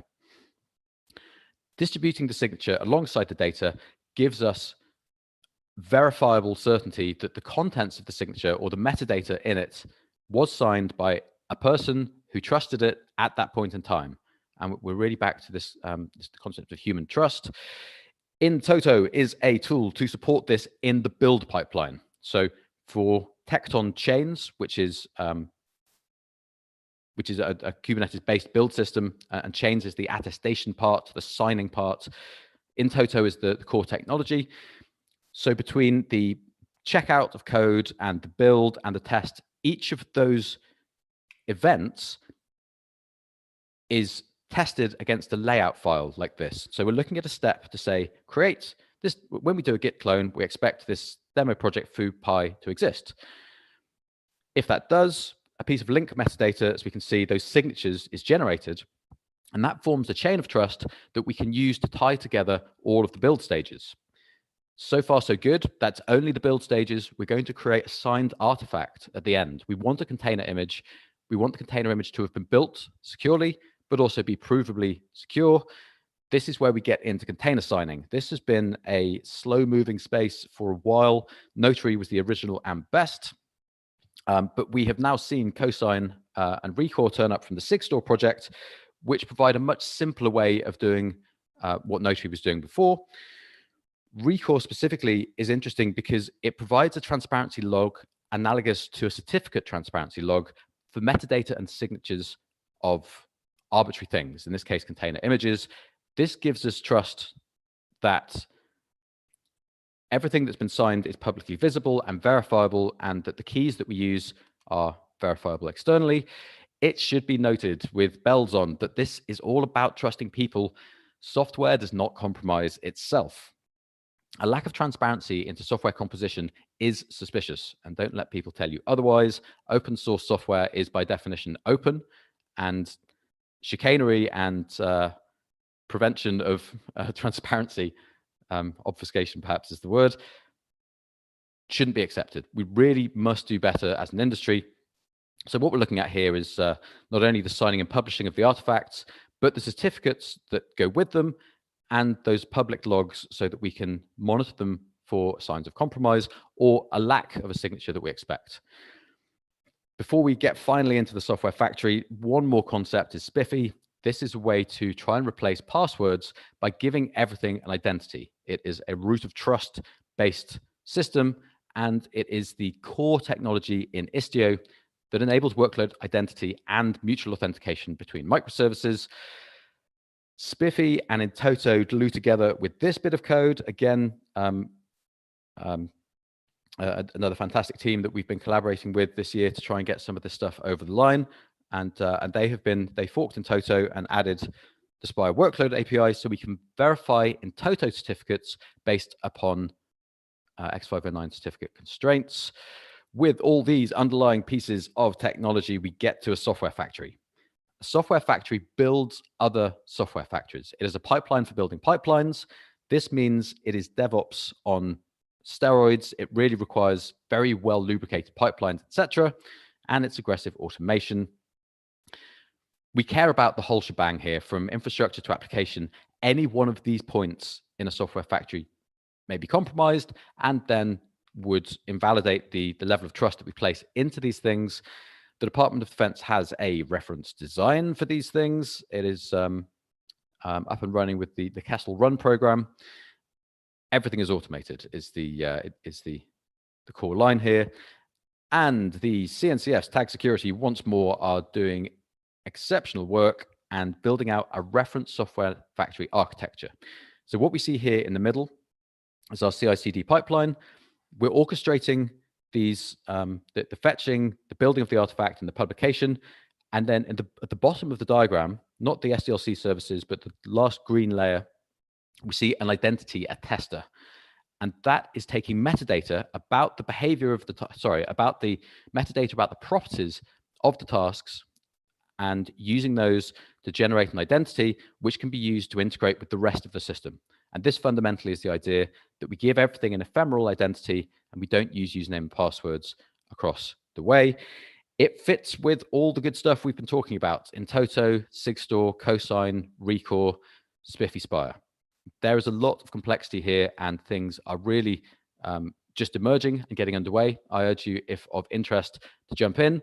And Dan Lorenc, who is one of the authors and founders of the Sigstore project, has a Zero Trust supply chain paper, which I recommend very highly.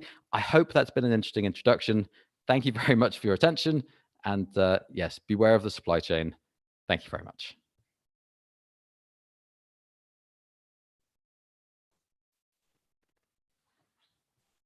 That was great. Thanks, Andy.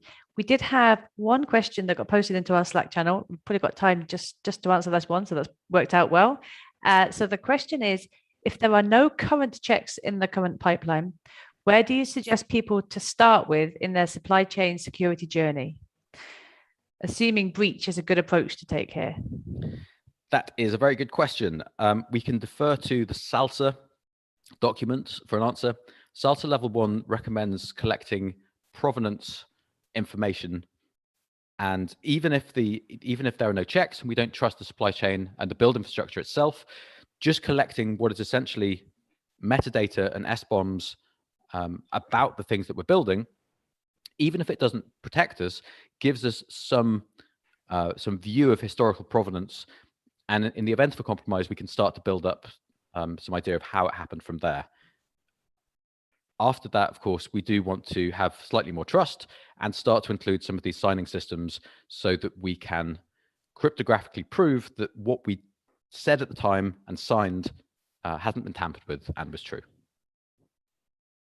Okay, interesting. Thank you. I don't think I've heard a talk where someone mentioned the word chicanery either, so I particularly enjoyed that. Thank you. Okay, so if anyone else had more questions for Andy, then please post them into the Slack channel or into the YouTube chat. And for our very last talk of today, it's got an interesting talk title, that Kubernetes is doomed. So I'm quite excited to find out how Kubernetes is doomed, and I'm really delighted to welcome Anne Curry to the stage.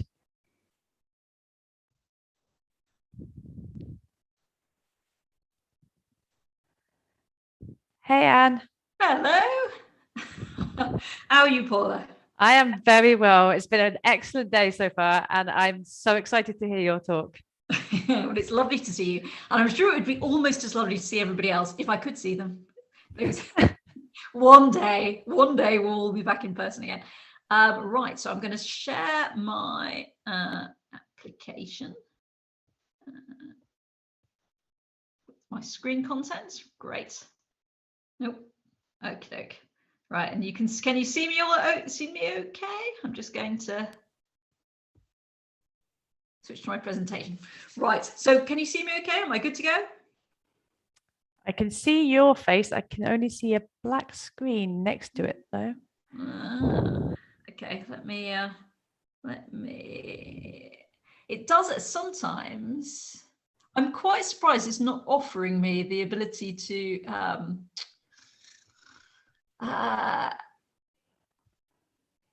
just, no, that's no use. I'll try and do a new share. Share my entire screen. I can see something. Share, can you see that? Yes, yes indeed. Excellent. All right. Sometimes Zoom doesn't work very well with Chromebooks. So yeah. You can see my screen now, full screen? Yes, indeed. Excellent. Good. Right. All right. So it's about time for me to kick off. Should I kick off yet, or should I give it another minute? Go ahead. We're live. We're live. No swearing. Right. Well, my name is Anne Curry, and I have been in the tech industry for, depressingly enough, nearly 30 years now. And I used to work on high performance C backend servers. These days I do something a little bit different, and we'll talk I'll mention that later in the talk. But my aim today is to talk to you about the direction of travel of operations and architecture. What I think will be affecting us in the next decade, in the next 10 years. Now, the cloud. Don't worry, don't panic. I'm not about to say it's the cloud, because that would be crazy talk. The cloud is what completely revolutionized architecture and operations in the past 10 years. But I don't think that in and of itself, not directly, is what's going to be pushing our direction of travel in the next decade. I think in the next decade, it's all going to be about the climate. And it's not, and also don't worry, I'm not about to tell you that your data center are all about to burn to the ground or be washed away into the sea or anything like that. Hopefully within the next 10 years, that won't happen. But what will happen, what we know will happen, in the next 10 years and will have a significant effect on us is how the cloud is architecturally responding to climate change and the effects of climate. Because for the past 5 years or so, I've been involved in campaigns to move the cloud over to sustainable hosting. And in 2020, we had an amazing step forward in that, which I'd love to say win, but let's face it, it's not. Jeff Bezos woke up one morning and decided he was going to do it, and it had absolutely nothing to do with anybody else. But in 2020, all of the major cloud providers committed to being carbon zero by 2030. So now in 9 years' time.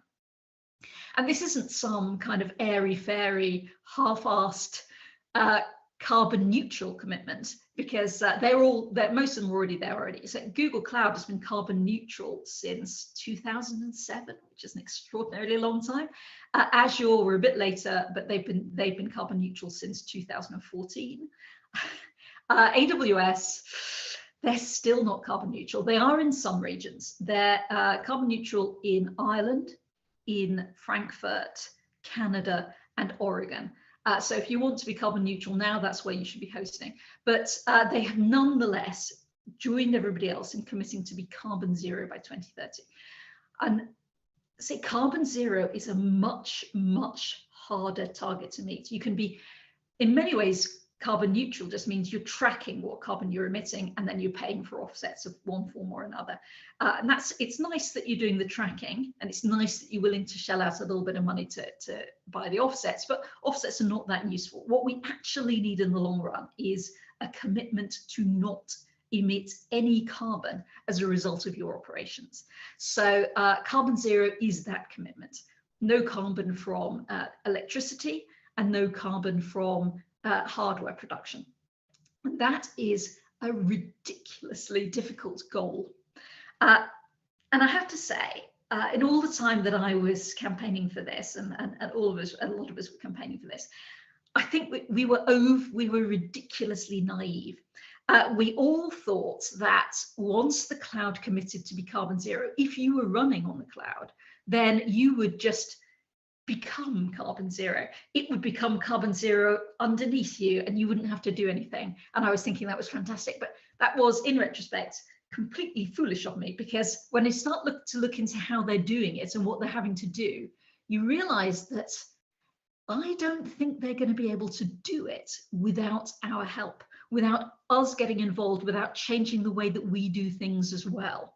And why I think that is the subject of the next part of my talk, which is what they're doing and why I don't think that in and of itself they can do it.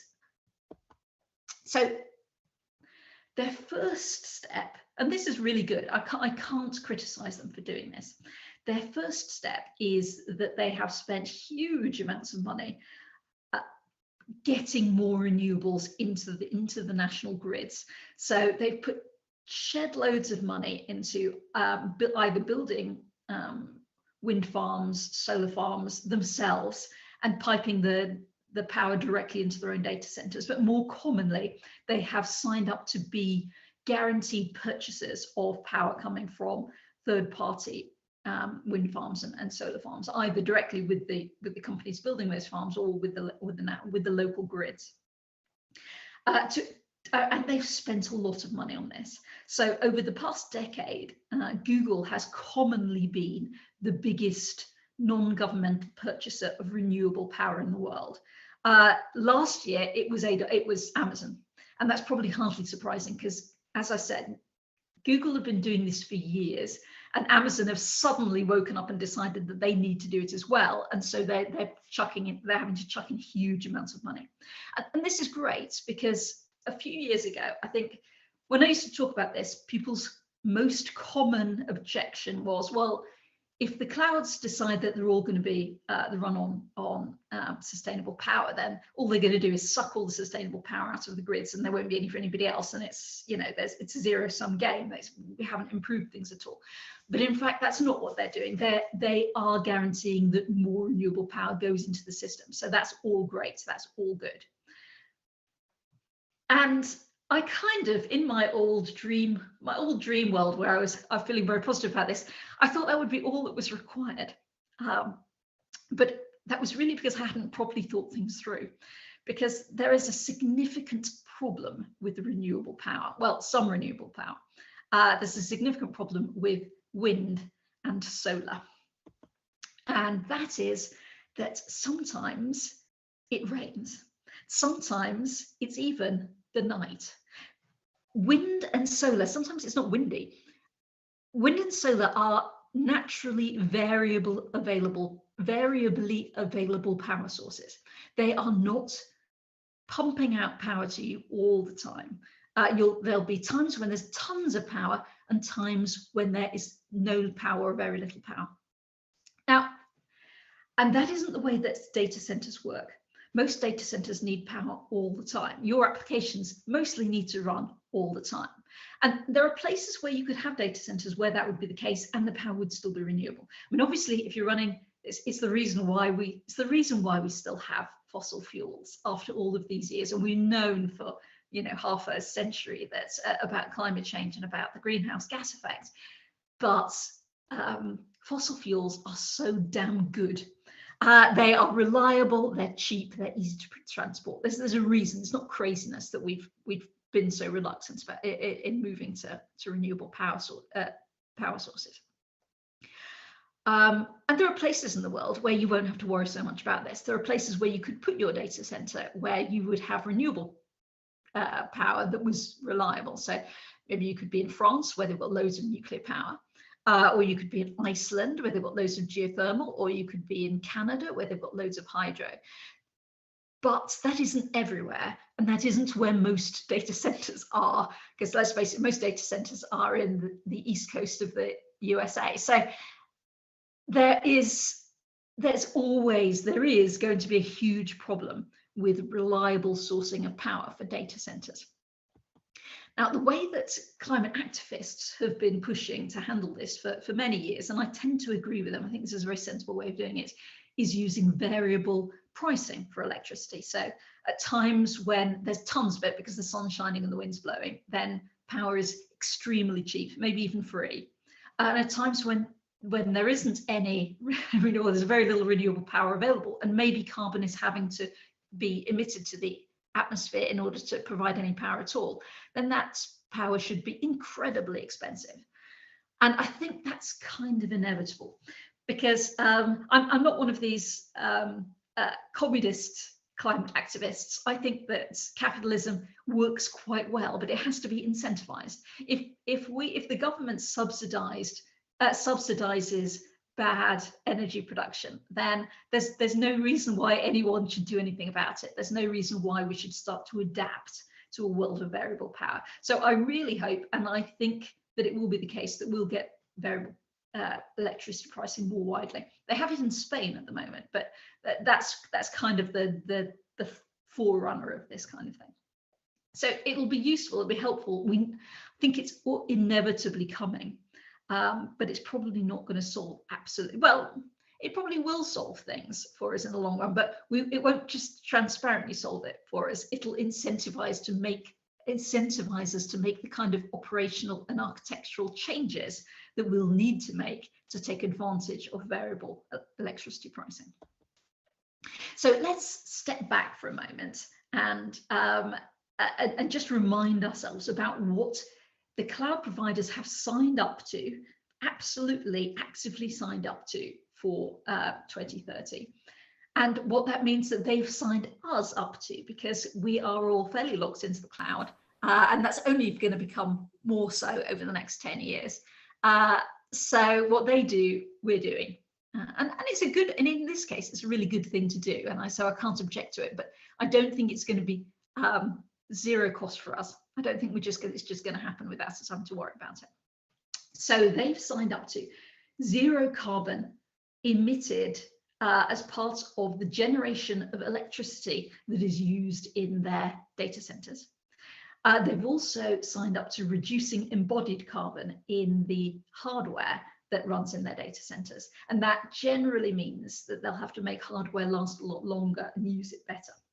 And all of these commitments are generally, for most of their data centers, on top of variable availability power. So from solar, from wind, because that really is the workhorse. I would love it if we'd all gone to nuclear and we just didn't have to worry about all this kind of stuff, but we didn't, and we're not likely to for quite some time. So I think we have to grok that the world that we're in is one in which the power will be variably available. I know that there's loads of storage, everybody's desperate for storage, but all of the storage solutions at the moment are suboptimal. They're expensive. They're not a like-for-like replacement for oil. Even hydrogen, which is kind of that Exxon and Shell would like to believe was the like-for-like replacement for oil, is not as good. It will cost more. So I think we have to accept that we're going to be handling some variable availability of power. So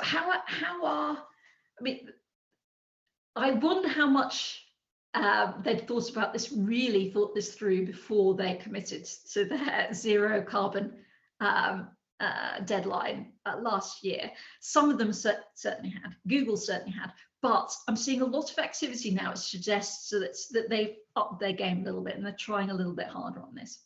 So let's look first at Google, who released an interesting paper on what their next, apart from buying a whole load of renewable power, what their next steps would be in actually using that renewable power and meeting their 2030 commitments. So they produced a very interesting paper, I think it came out in June or July, about the next generation of scheduling and programmatic orchestration. Now, this is a Kubernetes conference, so we all know that Google have been the kings and queens of programmatic orchestration, the forerunner to Kubernetes. And they've used it to physically shift encapsulated tasks around in their data centers to increase server density and use less energy to do the same work, which is all great for climate change. It's all great for reducing the amount of bad energy that you're putting into the atmosphere, bad energy that you're using, and as a result, carbon goes into the atmosphere. But it's not enough. We need to actually have a bit of another paradigm shift in how we do this. And their next stage, the thing they're trialing at the moment, is more is they're trying harder to shift tasks in time, and they call this temporal displacement. Because they are Googlers and they do like their sci-fi. And it's interesting because what they're doing is, in many ways, very similar and just an extension of what they've done in the past, what their schedulers and their old programmatic orchestration did. And in some ways, it's the complete opposite. So the similarity is it requires encapsulated tasks that are well labeled and they move them around. It just happens to be moving them in time rather than just in location. So, you know, we live in a 4D world, why not?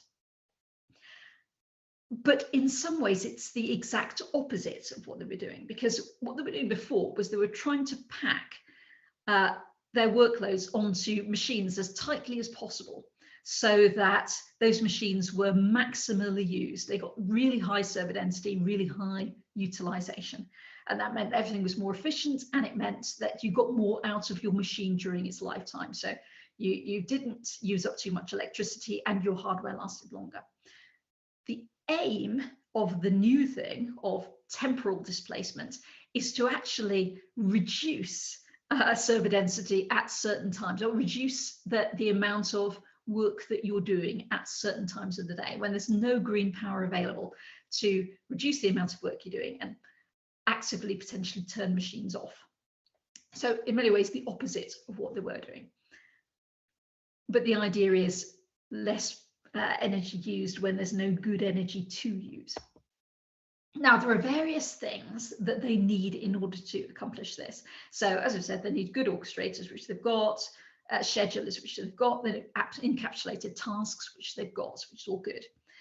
But you also need tasks that are lower priority and not as urgent, that don't have quite as high an SLA on as a abrupt an SLA on when they're run. They don't have to be run immediately. They can be delayed, deferred. They can be delayed until the sun comes up.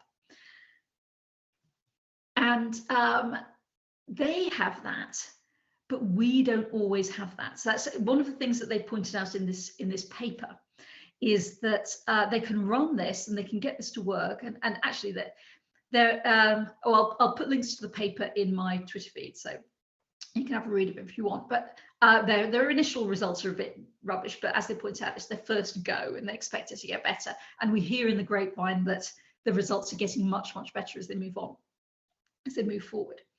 But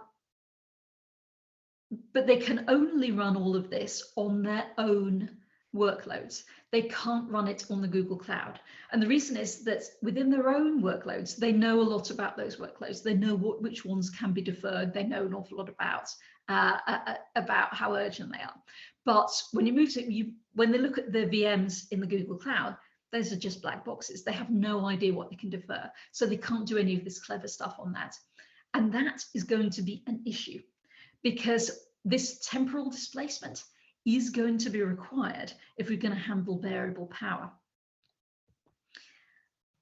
So is there anything that does do that for us, that allows us to encapsulate tasks and indicate that we don't really mind if they get deferred a bit? Well, if you look at the Amazon sustainability blog at the moment, and it's giving guidance on how people should write more sustainable code in the future, they're pushing spot instances quite heavily. And I would tend to think that that's a very good idea. So a spot instance, I mean, everybody knows what a spot instance is. You've wrapped your application effectively in an AWS spot instance, and you said run it when you got the chance. That gives AWS and AWS's orchestrators and schedulers the chance to balance that and run it when they can and take account of everything else that's going on in the system. So their schedulers have more information than your local Kubernetes scheduler would do. And you've told it that you've given a lot of information about that task. You've said, look, I don't mind when it runs, just make sure it runs at some point. And as a result of that, you're paying a lot less money. And that reflects the fact that actually these spot instances help AWS and the other providers who also provide them to make their systems more efficient, and it cuts the cost for them. It has a lower marginal cost. Everything I'm talking about, it's good to it's good up to a certain point, but it's not perfect. So it causes problems with hardware, but those are other problems that we'll hope that Google fix, and at some point hopefully I'll talk to you about what they did to fix them. I won't worry them too much about this now. So given that I've told you that Google and Amazon and Azure have an awful lot of work to do, but the way that they are attempting to do it is using programmatic infrastructure and scheduling, it seems a little perverse for me to say that Kubernetes is doomed, given that Kubernetes is a programmatic orchestrator with scheduling. But I think there are a couple of really quite terminal problems with Kubernetes at the moment when it comes to this new world of advanced temporal shifting scheduling. One of them, this is potentially not even the main one, is that there is not enough variety of tasks. So if you're running Kubernetes, the likelihood is you're using it to manage an enterprise's worth of workloads. And Google themselves point out in their paper that isn't really enough tasks to get really good utilization, to get the efficiency up to the level that they need in order to meet this zero carbon deadline. Is they need massive variety of tasks, of task sizes, task priorities, task urgencies, and you just don't have that. So that's a bit of a problem. Your workloads are probably not labeled enough. You probably don't have enough higher priority and low priority workloads anyway, but even if you do, they're not sufficiently labeled. And the first one will probably be very hard to fix. The second one is fixable, especially as you've got 10 years to do it. The third one is totally fixable, but you're going to need to start demanding it. Kubernetes has around it and associated with it a lot of tools that are high priority, that run all the time, like your service mesh, that just burn too much CPU. A lot of those tools, they are too inefficient. And if a tool is going to be running all the time, as these tools by necessity have to do, those tools are going to have to be super efficient. And at the moment, that has not been a requirement, but it will be over the next 10 years. It's going to become an absolute requirement. And you need to be pushing back to your suppliers and saying, okay, I want service meshes that are a lot more efficient than the ones that are being offered to me now. There is a reason why the cloud providers do not run the commercial service meshes. They are just not good enough. They're not efficient enough to meet these deadlines and to meet these goals. So going away from this talk and going back to work, what do I think you should be thinking about? And you've got time, you've got years on this, but it's a big change and we need to be preparing for it. You need to be architecturally thinking in terms of high and low priority tasks. And I'm using that literally, high and low priority tasks, not high and low importance tasks. It's a classic of management that you have important tasks and urgent tasks, and that they are not the same thing. Just because a task is low priority, it's not urgent, doesn't mean it's not important. It might be your most important task, but you need to split out what's urgent and what's not urgent. Because that's going to be utterly required in a world of variable availability power. Embrace spot instances, because with Kubernetes, you can be managing spot instances as well as your normal Kubernetes workloads. Have a go at that. Make sure that you can do that and encourage your developers to start thinking in terms of designing, architecting to use spot instances. Because with a spot instance, they can be incredibly efficient and they can be used by the cloud providers to help them move towards those zero carbon goals in a way that stuff that you're managing yourself, they can never do that as well. So as I said, distributed systems work well with if you're splitting tasks out. If you are carving microservices off your monolith, start thinking in terms of, can you carve off applications that have a consistent SLA associated with them? Right now, spots are the most obvious, but I think there will be more sophisticated spots in future that maybe that will allow you to say, well, I need this to run within the next hour, or I need this to run 3 times a day. A bit of a halfway house between spots at the moment and systems that you just have entirely under your own control. Think about what regions. Some regions are much more have much more sustainable energy in them than others. We talked a little bit about that earlier. Target your efficiency improvements at things that are urgent, that you're going to have to run like that. That's where you really need those efficiency improvements. And efficiency improvements are a pain in the neck and take ages. And so target them, or the stuff that you can't stick in a spot, because if you can stick it in a spot, it doesn't need the efficiency improvement as much. And make sure you're using the engine devices. And if you're going to be lacking power, those devices have power. If they don't have power, then they won't be logging into your systems. So almost by definition, the device has some power to work with. You can always fail over to using that if you need to, but you'll have to think carefully about how you achieve that for your particular applications. As a little thought experiment for you to be thinking about, or for you to be setting for your development team, could you run 90% of your global CPU usage on spots? Now, that might seem like a crazy thing for me to suggest, and actually CPU usage and energy usage are a very good, it's a good rule of thumb that your CPU usage and your energy usage are pretty much the same kind of thing. You might think that's crazy talk, I couldn't possibly do that, but have a think about it, because actually there are several ways that you could do that on almost any system.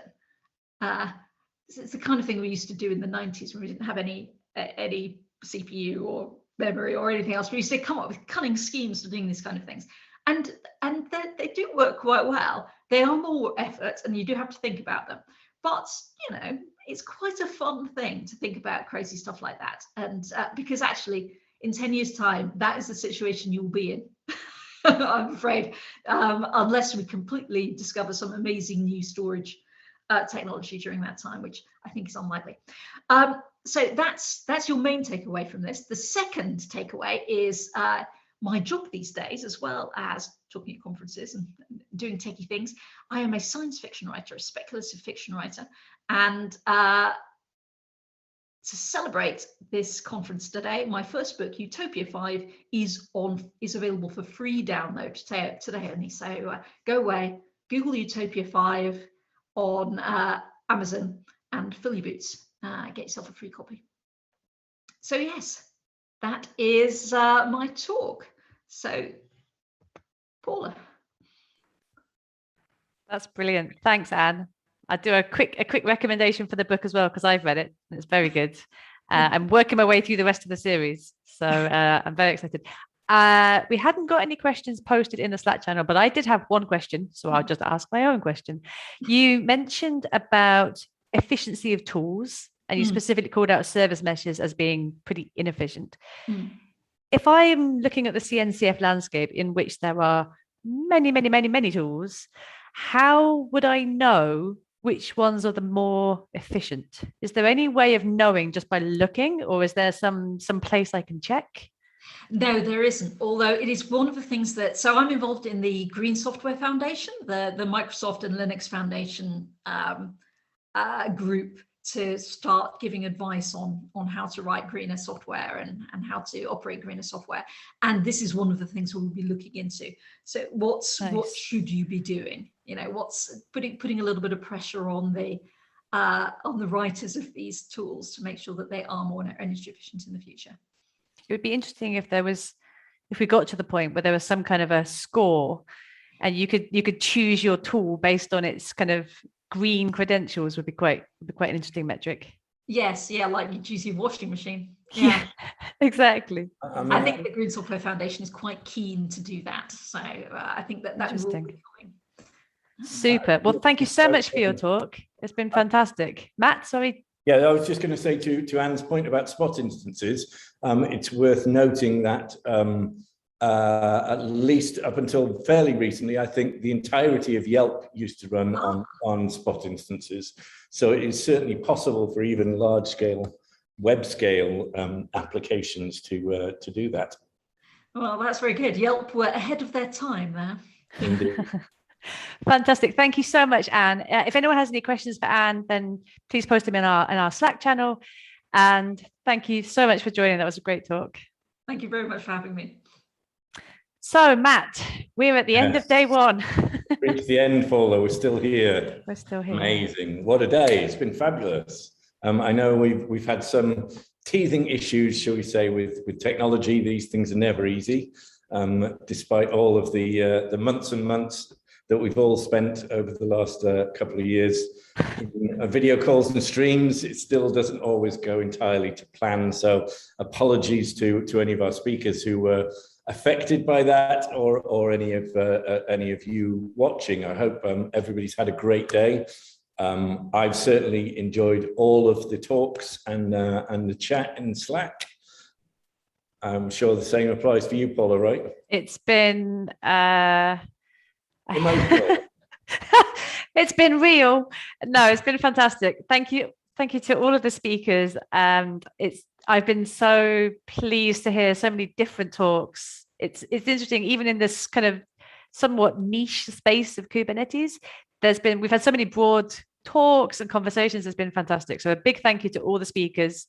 And I'm delighted that we've reached the end, but this is not the end of the conference. No, not at all. I mean, I guess before it's not even the end of the day yet, Paula. We've still got our absolutely awesome pub quiz, which Lewis Denham Parry is going to run for us. We're just waiting until he joins. So please do stick around for that. Before that, though, we've thanked all our speakers, today's speakers. We've got more fabulous speakers for you tomorrow. We should thank our sponsors again, right? So to Sneak, Control Plane, JetStack, Sysdig, and Storage OS, thank you so much for supporting these Kubernetes community days. I guess it's also worth giving a shout out to all of the CNCF communities in the UK. Kubernetes Community Days, as I'm sure everybody knows, are community grassroots community events supported by the CNCF, but ultimately put together by community folk in their spare time from the ground. And so we should have a big shout out to Cloud Native London, Cloud Native Wales, Cloud Native Bristol, Cloud Native Birmingham, Cloud Native Manchester, Cloud Native Edinburgh, Cloud Native Glasgow. I don't think I've forgotten anybody, but hopefully that's all of them who really keep the Cloud Native community going across the UK. So thank you to all those folks. And we should also thank our workshop providers. Hopefully some of you managed to spend some time at some of our sponsor workshops. So thank you to all the folks who've run those: JetStack, Control Plane, Solo.io, Container Solutions, Sneak, and SUSE. And thank you for our watch party sponsors. I know I've been at the watch party here in Manchester, and I know the folks are at the watch party in Cardiff. So thank you to Tramshed Tech and to Soft Iron for sponsoring those. And thank you to our charity partners. We haven't added up exactly how much money we've raised yet, have we, Paula? But I know it's quite a lot, so that's great. So STEMETS and Protect Earth, thank you for getting involved with Kubernetes Community Days.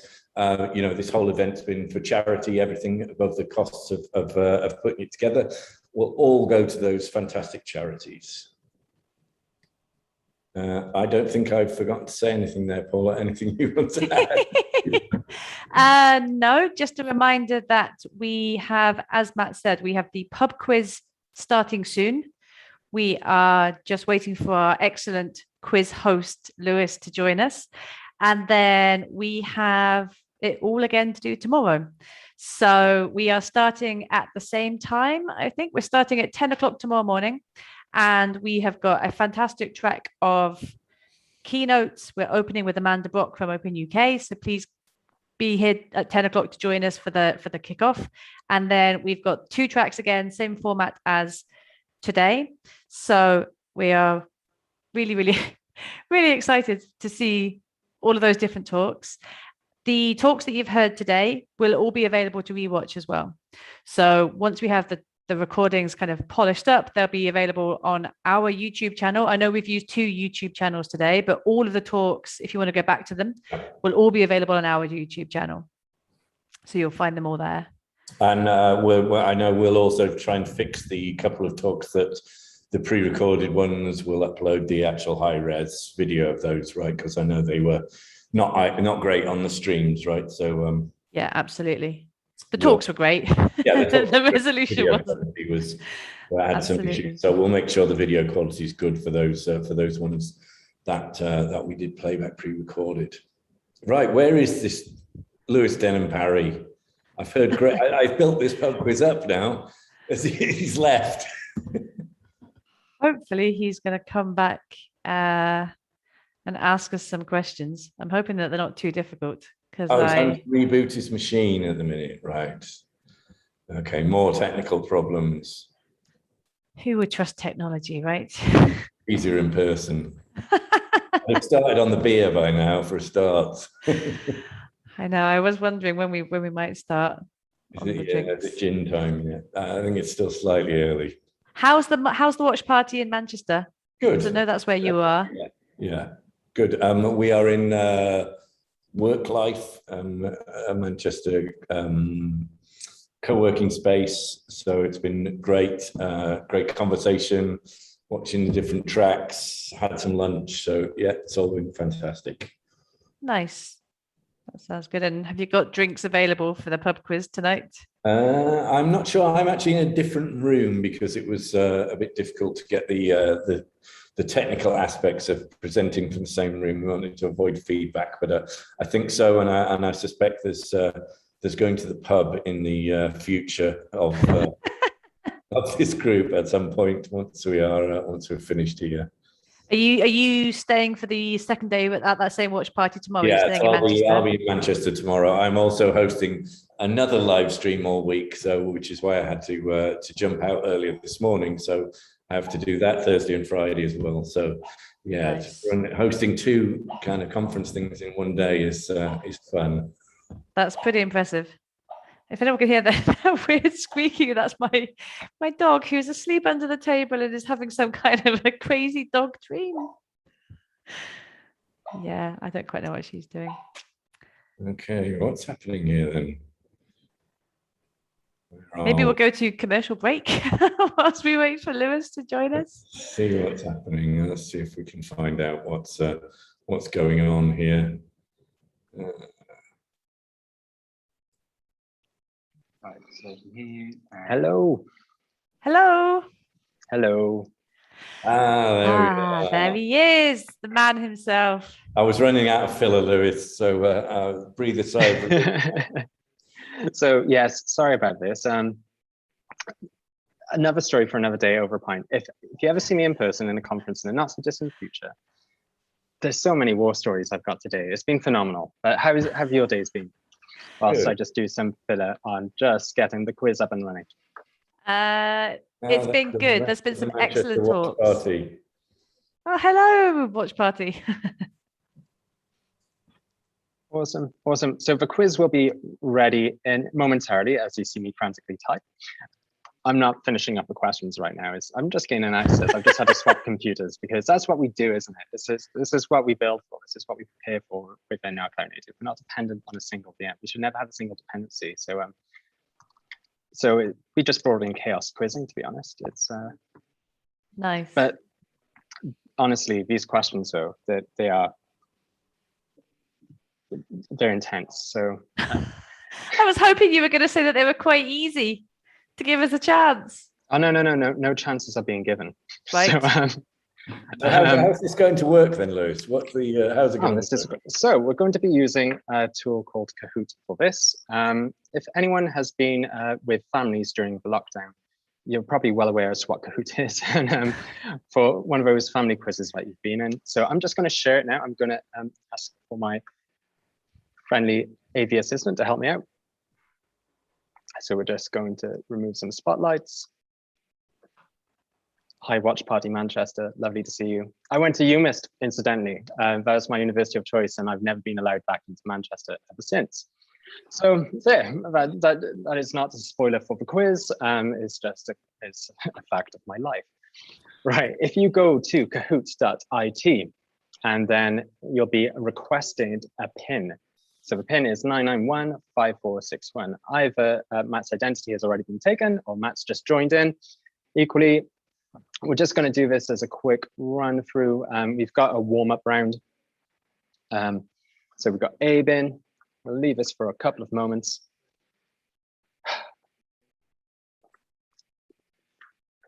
Danny has now joined the party. Yeah, no, I'm very much looking forward to catching up on today's events, and I'm looking forward to it tonight, and equally tomorrow I've got some more time before the conferences. Yeah, but it's been a pleasure working with everyone to do this, and I've got some references I think in some of the rounds. See, incidentally, like when I usually do this, I just take someone else's identity. I just take Andrew Martin from Control Plane, and yeah, then we'll see how it goes. Right. We'll get started with this one now. Let me get rid of my face. We don't want to see that. Cool. Right. I'm going to get started on this quiz. We've only got 3 questions on this one because I didn't want us to test in production. Yes, Danny, perfect. That's what I'm talking about. Some great names. Right. We're going to get started on this one, but don't worry. This isn't the main quiz. This is the Biscuit warm-up. So we're using this just to test out our user interfaces. So if you look on the screen share, you should see that this is the Biscuit introduction round, warm up with Biscuit policy. We're not talking about cookie policies. This is KCD UK. We're all about the biscuits. So this is an example of a quiz question. So can you just name me this biscuit? Now you've got 20 seconds in this instance, and you should see on your device that you've connected with, you should see a red, blue, yellow, green. If you're colorblind, you should see different shapes. Anyway, what type of biscuit is this? I don't even know if this is my coffee, but I'm going to go for it. It was a rich tea. See, it took me 2 hours to source a picture of a rich tea that looked like a digestive. And if you're frustrated now, take this pain and multiply it by an exponent, like a huge number. That's what's going to happen at the end of this quiz. But it was a rich tea, and who would start a biscuit quiz with a rich tea? This fall. But Matt, obviously Matt knew. Now there might be another question where it's true or false. So do you add milk before hot water when making tea? So in this, it's either true or false, and there is obviously only one right answer. So whilst you're doing this, incidentally, if you're searching Google for this answer right now, I don't know what's going on. Like yeah, I don't think any search engine is going to help you for this quiz this afternoon. So false, yes. No one in their right mind would add milk to a mug before putting, well, tea bag first, hot water. Just up your game, get a teapot. Just sort yourself out with a teapot, pour that teapot, put the milk in afterwards. That's all you have to do. Matt knows the way. As you can see by the scores, they're not set, so it is fastest fingers first. We really want to see those fingers. Shout out to UK references from the 90s there. Finally, we've got some answers where you have to try your best at being able to type. So you will see occasionally some GIFs. Here is Lord and Savior Paul Hollywood in the bake tent, baking some biscuits. But what biscuit should he have baked to be defining the best biscuit available to us? If you've been recently looking on Twitter, then there's a thread that I've had with Dan Pott and given a deep detail into it. And incidentally, I think my memoirs as to my life with biscuits will be released at the end of this year. So these, shout out to one of them, Limp Biscuit. Oh, gee whiz, no, it is for chocolate hobnob. And thankfully someone's got, I think we've got 2 people with that. As you can see, I've allocated for spelling as well, but should be 1 word, but anyway, there we go. So that is our quiz, not our full quiz. We've got lots more tech questions, but in our biscuit warm-up, in 3rd place, it's Dave Yu. Congratulations, Dave. You get a custard cream. Guy, you get the pink wafer, but with a chocolate hobnob of success. I think we all know who it is. It's Matt. Right, so there we go. Matt, I will take payment for giving you the answers to those questions after the end of the conference. It should be okay if all the rounds are about biscuits, right, Lewis? Well, I think that is it. I don't actually think there is another round on biscuits. So I'm just going to stop my share moment, and I don't know if you could see me during that, but I'm just going to get I'm going to get the real quiz up and running now. The real quiz, that's just warm up. But biscuits are important. So I think there might be an issue with the YouTube delay because of the question. I don't know how. Is there a way we can adjust the YouTube delay? Rolling in production. Okay, cool. I'm going to do this, but we're going to have to do a buffer. So if you don't already know who I am, hi, I'm Luciano Parry. I'm the head of training control plane. And what I usually do is that I fix things in production whilst on either Zoom, YouTube. Incidentally, you'll probably find me tomorrow on Clustered with some other pals and colleagues from control plane. So what I'm just going to quickly do, we got 30 seconds for the quiz questions. YouTube. You know what? Let's go for it. I think we should just go for it. Danny, we'll put this in our retro for next time. But let me just get the next quiz up and running. I think we've got over 60 questions as well. But right, let's go.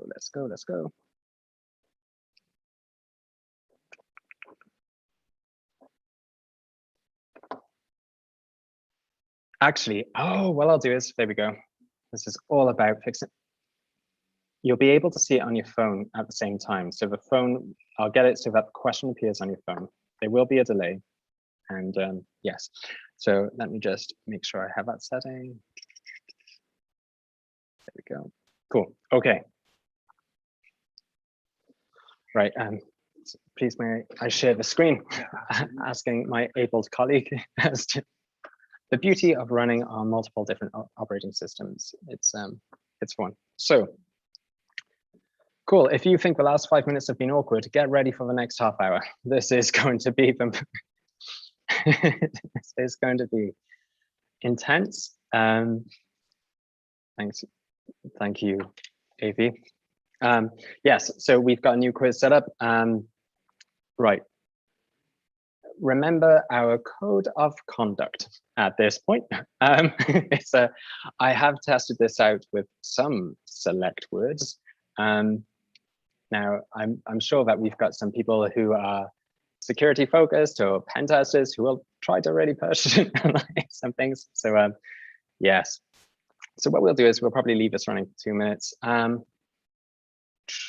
Whilst I do that, maybe I'll just take the opportunity to be serious for 2 minutes. Whenever I give a talk, which apparently is quite rarely nowadays, for whatever reason. One thing that I'd like to highlight is mental health, mental wellness. Personally, I've suffered in the past with not feeling great and whatever that may be, but most people would call it depression. And obviously for the last 18 months, it has been an absolute slog and everyone has their own battles depending on however deep they are. The one thing that is really helpful and has really helped me is just being told that don't ever try to compare yourself to someone else's pain. Whatever pain you're feeling is the pain that you're feeling. People can't necessarily see it in your head if you're feeling absolutely terrible. And I'm sure that there are so many people around you who would never feel that way about you. So if there is anything that, if there is ever a time or moment of weakness, there's a number of support networks around you. I would always say my DMs are open, but there are definitely other people are available. But there's always an option, there's always help. And yeah, so on that, that is going to be the most serious thing I'll possibly say this week. But to that point, yes, it is a serious matter. And I hope everyone's well. And I'm really looking forward to being able to see people in person. Virtually is kind of cool. And it has helped us. It's been a means, but I think we're all getting into that position when we just really want to be in a conference center together. And who would have said that in 2019? Who in their right mind would have said that? Okay, so cool. I think we got a couple of players in. So this will be on YouTube. This is definitely something that you could play again in the not so distant future, but why would you do that? I honestly do not know, but we'll see. Let's see how our pub quiz goes. So this is our KCD pub quiz. Right, so we started off today. You might be at one of the watch parties, you might be in the office, you might be at home, and so far you've probably brewed several mugs of tea. It started off with coffee. You probably have the same age as me now, where if you drink coffee after 2 p.m., you don't sleep until the other day.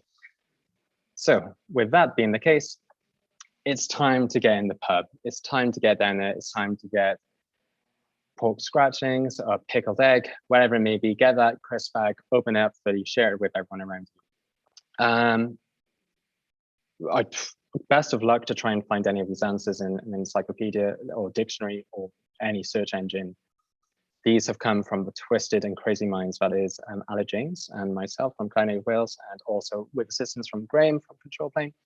So without further ado, let's get started. So,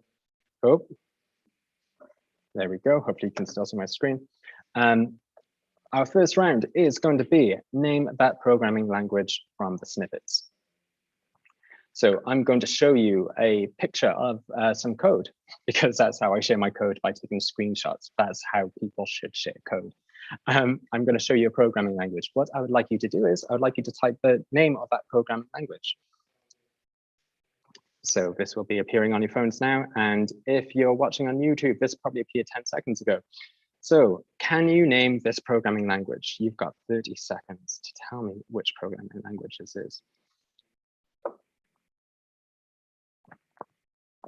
You've got 2 answers, we've got 4 answers.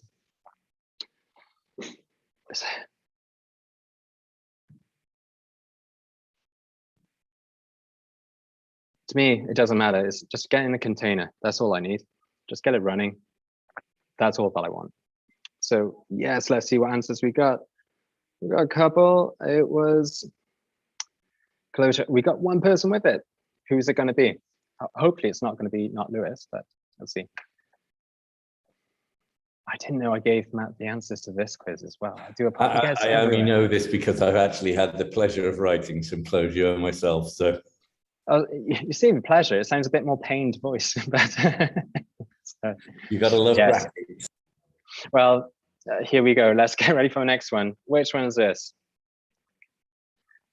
Hello world in which language? I guess if we were in person, we give bonus points for the output that you would have, I'm sure. And we're just treading the water here. We're just getting you warmed up. This is that warm-up round.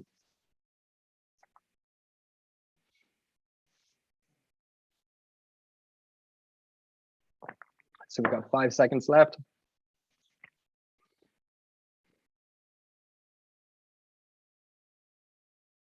There we go. We've got a couple up, and it was go. Yeah, again, we're being lenient with from someone who is dyslexic. I'm making sure that people have got some opportunities with these ones. And yes, we're finding that some people are starting to hit the spot. We're getting started now, but Matt is well in the lead. So what is this next programming language that's coming up? So we're starting to get a little bit deeper now.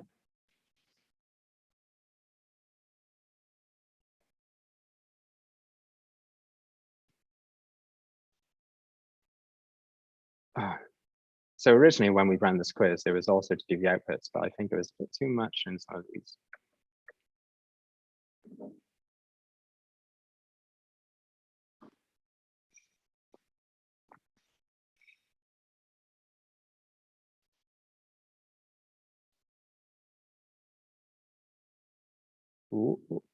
It was C++. And on our panic stations late at night yesterday, we made sure we added ++ as well. There we go. So remember, it is fastest finger first. It's whoever gets the answer first gets the more points. The more points? The most points for it. Okay, the next one. Oh, now this one. This one is an interesting one. Just have a read and try to figure out what it could possibly be.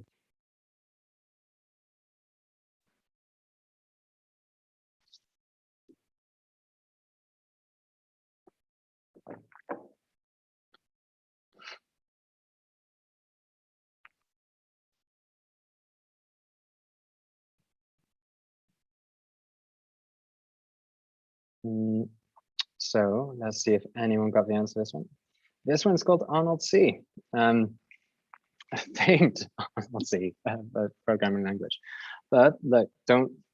Okay, I understand you're getting frustrated. Just save that energy. Just leave it for a big outburst in a bit of time. We won't be doing it. We won't be going through 63 languages, by the way. So this one, let's see what you can get to with this. You might remember this from back in the day. You might remember this from some spreadsheets without any spoilers necessarily. And yes, still being used today, I believe. The Hello World ones are nicer.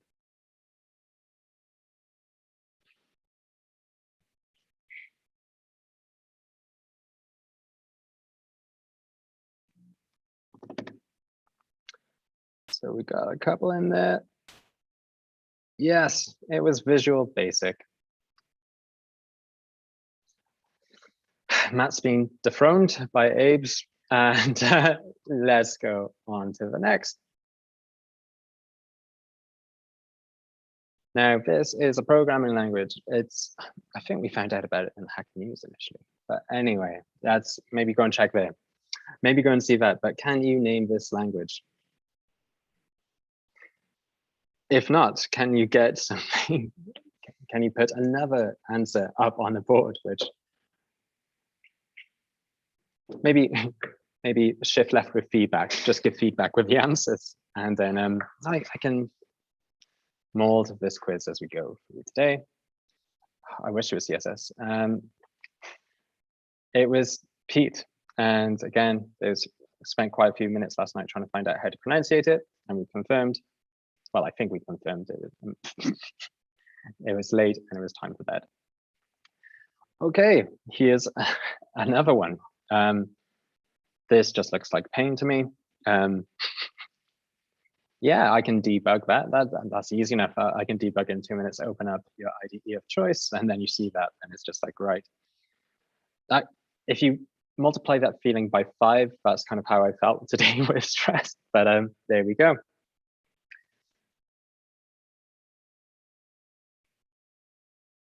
All right, let's have a look. Ooh.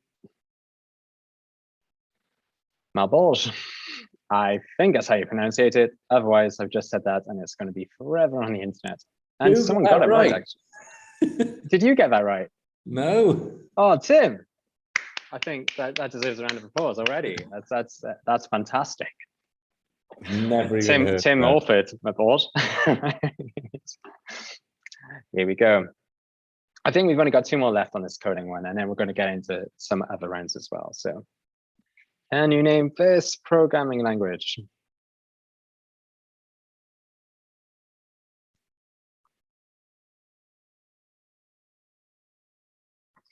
I think I might need to check our code of conduct as well when I'm trying to pronunciate some things. But yes, we'll add it to the retro.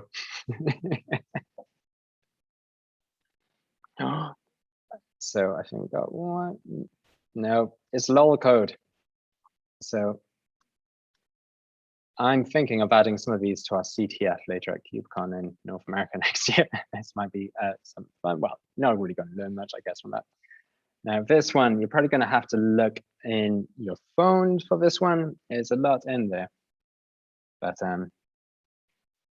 yes, this was, again, a recent one that was, I think it was the magazine Guitar Weekly or Guitar Monthly, whichever calendar event that magazine is on. It was once featured in that magazine, which probably gives it a little bit of a clue as what this language is.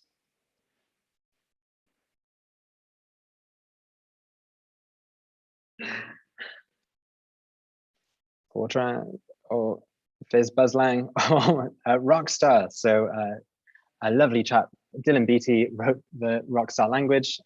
Also, if you check out his YouTube channel, he's got some great songs about APIs. He does have great songs about APIs. He's phenomenal. So right, here we go. We're going into our next one. And I don't necessarily know if you can see the banner because of Zoom, but name the technology thing from its emoji's form. What does that mean? Well, let's just get straight into it. So I'm going to show you a couple of emojis, and then I would like you to tell me what it is in technology. So we have 3 emojis there. What could they possibly reference?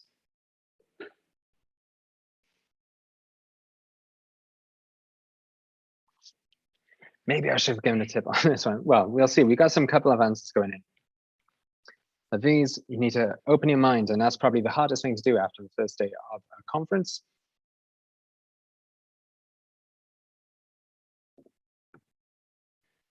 It was a keyboard shortcut. So we had a key, we had sleep for boredom, and then we had someone cutting their hair. Again, somewhere in the world right now, people are flipping their desks. Name the technology thing from its emoji form. So we've got 2 emojis there. What could they relate to?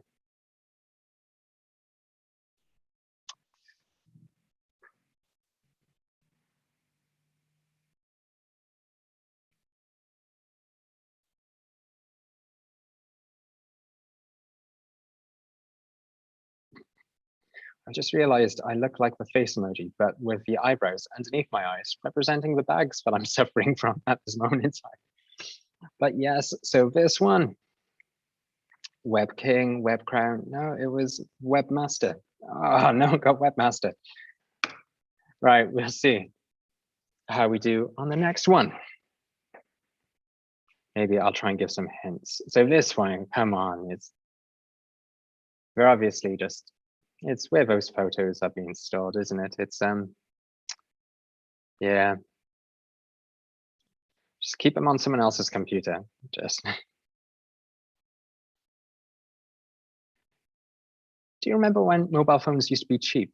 You'd lose a mobile phone once a week, it would seem, and then you could get another one for a couple of pounds. Nowadays, you need to remortgage your house and still just to get a new phone.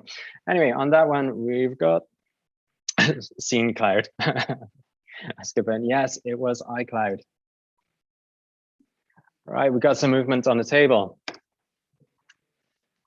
Let's go on to the next question. So we're getting some speed now. Right.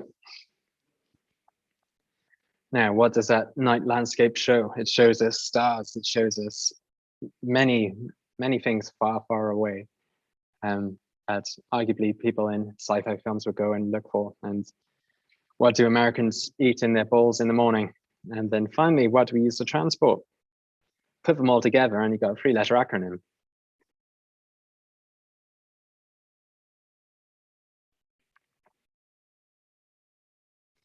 Oh, Night Rider, boom, good. Oh, well, it was USB, Universal Serial Bus. I know serial's not spelled correctly, but well done, Tim. We've got this, Tim. Keep with me, Tim. Name the technology thing from its emoji form. So we've got a light bulb and we've got a fishing rod. Light bulb and a fishing rod. Now, I can't remember. Last night was a dry night, and I can't remember what this was actually. Lightning, no, we would put lightning bolt if it's lightning. There is, if anyone else has got this, then bravo. Glassfish, Heising, online, oh gee whiz. Oh God. We wrote this and that felt painful. Oh, technology thing from this emoji form. So we've got a battery and a point.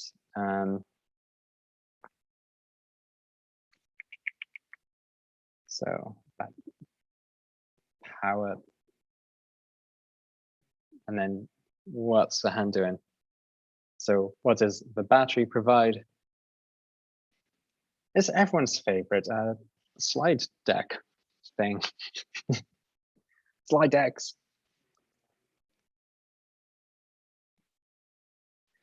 Yeah, I don't think I'm going to be able to watch myself after this. When, yes, it was PowerPoint. Seeing the way that the cogs in my head are slowly creaking around, trying to remember how we did this. So yes, we're a third of the way through. Don't worry, not too much pain now. So here we go. This one's, so we've got, okay, so it's a convenience thing. Like it's, well, a spa, a Londis. What other ones do we have in the UK? Happy shopper, we'll call it happy shopper. We've got a cake, we've got a cap and a city. So the cake would be with age potentially, store age capacity, store age capacity. To be honest, I don't think I'm ever going to be invited to a public event again, only just to be shouted at on stage for this quiz. Okay, so what part of the hand is that being shown on the left? And then what are being painted on? And then I think this could go back to photos that you might have on your system. How do we preview those? We've got, so what are we painting? And what does Afonso use to communicate so eloquently? Fun paint. I think there's a collective groan if you are not one of the 7 who received those points. And we got movement on the table. Matt is just teasing with us. He's coming back with a vengeance and Abe's back in the game. So, right, we're almost there. So this one's back in the day. It feels back when I was in school. So what are we doing to shut this person up? Again, I promise I'll stop talking after this quiz. And then what kind of transport is it?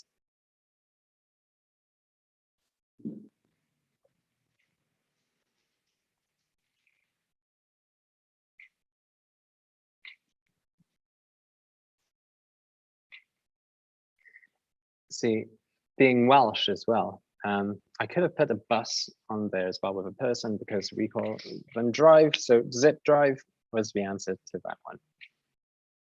Matt's back in the game, only ever so slightly though. Here we go with the next one. Everyone's favorite. If you're at KCD UK today, this is what we're talking about the majority of the time. How do we manage our containers with ice cubes? Well, we have soft drinks with ice cubes, then we go to beer, sporting events, and finish with cheese to get those random dreams about thinking of how to manage our containers online. I don't know what I'm talking about. I should probably shut up at this moment, but here's ice, beer, cold cheese. Kubernet cheese. Cube, beer, net cheese was also an answer that I would have definitely allowed. Would have allowed cube, beer, net cheese. That is, if you attend the training, that is people usually focus on cube CTL, cube BETL, cube Cuttle, all those things. For me, it's cube, beer, net cheese. That's how we should be talking about Kubernetes. Right, there we go. So Matt's up on top. Tim is closely following. Then Abe and his mum are doing phenomenal. And John is in 5th place. Right, so I think we're on to the next round now, which is our Cloud Sudoku round. Now, we call this Cloud Sudoku, but then we realized that it should be called Heroku Sudoku. So name one of the missing factors. So you got 60 seconds to do this. So within here, we've got the 12-factor application and the 12 factors. So we've got code base, build, release, run. Disposability, processes, dev, prod, priority, config, port binding, backing services, admin processes, all your favorites, but what are the 3 that we're missing? So if you can type any one of those 3, just type one of them. Don't type all 3 of them. If you do that, you're not going to get anything. I'll try and start to include some references now to game shows in the UK.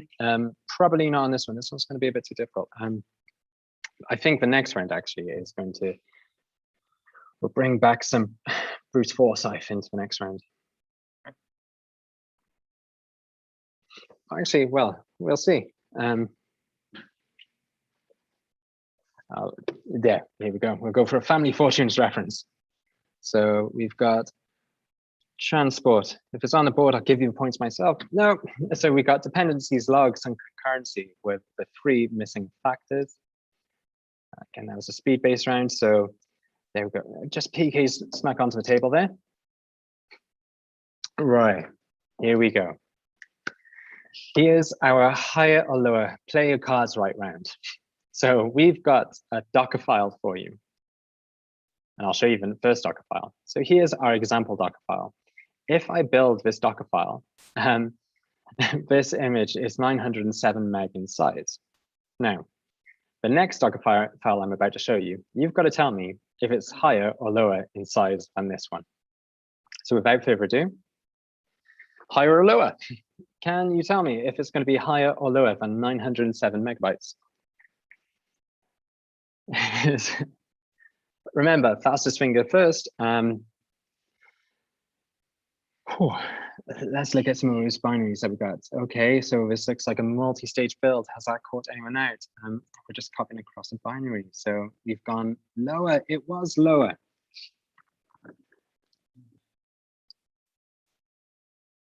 And we'll find out how much lower by in the next slide when we confirm, is it higher than lower than 43 megabytes? So that one was 43 megabytes.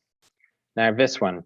So this looks like we're building this from one of Control Plane's favorites, Jessie Brazell. We're using her Docker file to build wine. Higher, it was, yes, it was higher. So let me just check. Well, let's see what's happening on the table first. So yes, well done, everyone.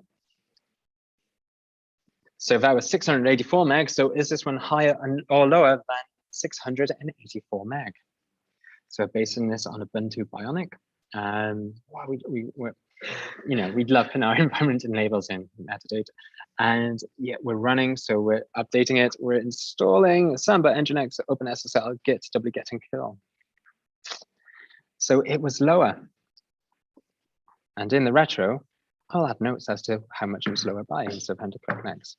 But well done, John G. You have got a correct streak of 3 in a row. If this, I think at this point, I think we should pause for 5 seconds just to let John update LinkedIn, just so that he can say that he's got 3 correct answers on a Dockerfile quiz. So is it higher and lower or lower than 355 megabytes? So again, we're using Ubuntu in this one. So we're also using, so it's essentially the same as last time, but we're also, I'm nervous. Is this going to be higher or lower? What do you think? So it was lower because we did the auto remove, I think. So that's 355 megs. So let's see, and PK, well done. I think that was lightning fast with that finger on the lower. So is this higher and lower than 306? We only saved a little bit, but is this one higher and lower? So we're basing this on Golang. We're installing a number of things. We're setting a Terraform version. Then we're doing a git checkout on that version. Yes, I can read it, but it was a multi-stage build. It was lower. Yes, well done, Tim and John. And Greg, now you're on 4 correct answers in a row. Quick, you go and update LinkedIn. If you're not aware of what a multi-stage build is, please go and see it. It's a great way to reduce the sizes of your Docker images, as well as improving security, potentially. Always depending on how you run it. More about security, come to CTF. So round 5. So this is a picture round, and this is all about the movies. So we're going to see a picture from a movie where they're showing some technology that we would consider, but it was in alpha. It wasn't even in beta. So can you tell me the movie? So yes, name the movie with a tech still in alpha. That's a better way of saying what I just did. But so again, this is a type answer. So this one, just name the franchise. We're going to start easy on this one. So can you tell me the franchise that this movie is in? Again, for the 90s reference, if there's any fans of football from the 90s, this kind of looks like Kevin Keegan based in a football match in space in the year 3000. There's a reference to Busted there as well, apparently. Yeah, I love it if I see that in production. Love it. Oh God, that's on YouTube forever. Damn it. Right, there we go. What was it? It was Gladiator. It was Star Trek. Right, and also we saw the first, well, no, we'll just say the first watch device, whichever your favorite brand of watch is, like smartwatch. So this time you need to name the movie, not the franchise. So which movie was this?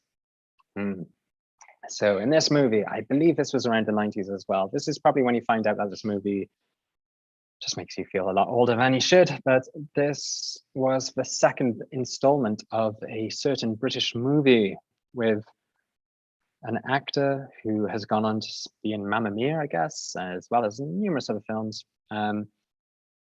Yes, we've got James Bond, but I wanted the movie. I didn't want to know it was James Bond. I wanted Tomorrow Never Dies. Yes, he was remote controlling his BMW, I think it was 5 Series, through a car park. So that was a firm favorite from the 90s for a certain attendee. Name the movie. Have a look in here. Which movie is it? Look at those icons. I'm sure someone's got an icon set for that with a setup. But name the movie. I want to know which installment it was as well. Not just which person it is, but tell me which movie it was. Just a numerical figure. That is all I need.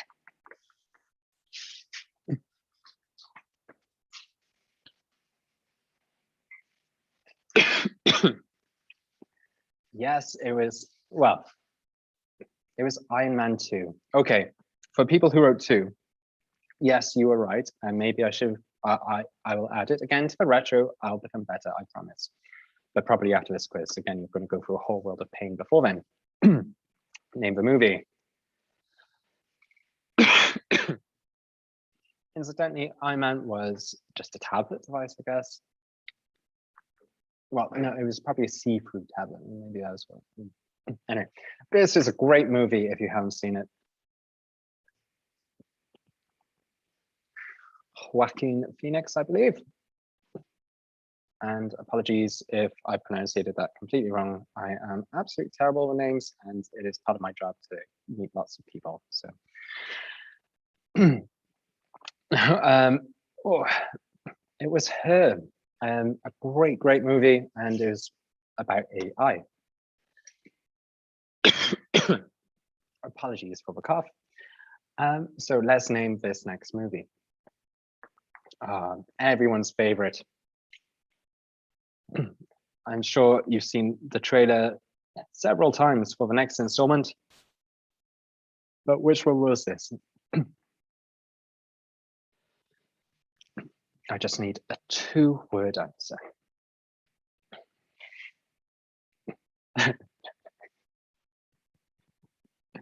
Thank you for whoever put that in. Great answers all around there. It was the Matrix, and obviously that was the Oculus Rift. Well, but arguably before. So which one's this one?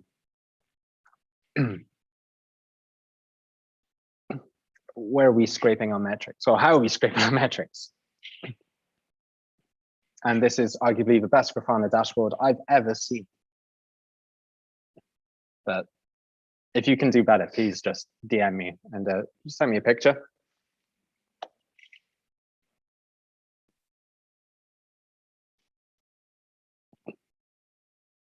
Who is this brain? No, it's Lewis's brain is just pretty much it's just a drum set, and no one's even playing the drums. It's been there, and there's just cobwebs around it. That's Lewis's brain right now. Well done, Dave. Getting back in there.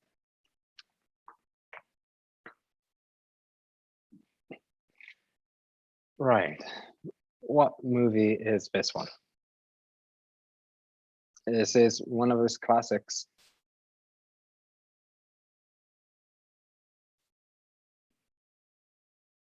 So we've done a couple of different ways of spelling this, I think, as well. We'll soon find out. And inevitably, they'll probably find out that we haven't done it all correctly.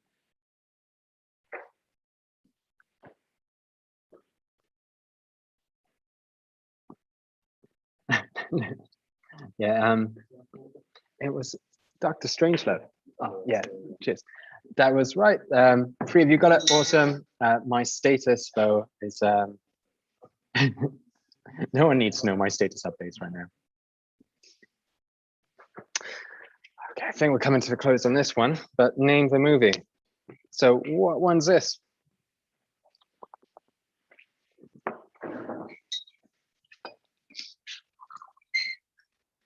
An iconic movie from yesterday.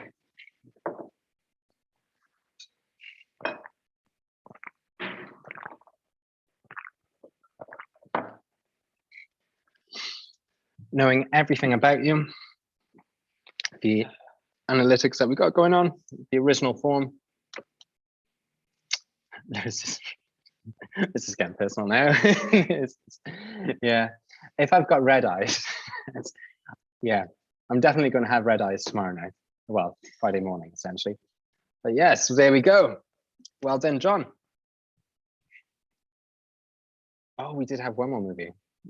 There's probably another one after this as well. Okay, so this one, the person who has yet to age, and arguably I've aged more during this quiz than this person has in the last 30 years. So it's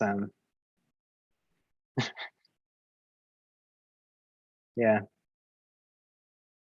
I'm just going for a range of emotions during this quiz. This is quite therapeutic, but we're almost 2/3 of the way through, so that's a bonus. So which movie was this? This was Minority Report.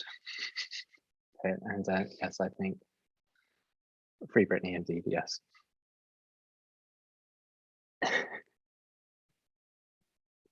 Cool. Oh, another movie. How many movies did I put in? Oh, come on. Obviously, this is the creme de la creme. We have another movie round at the end, but before that, God, we've got something else. So this one, I need to know, not the franchise, but which one it is. So if you can change your answer and you didn't put the number of the movie, quickly do so.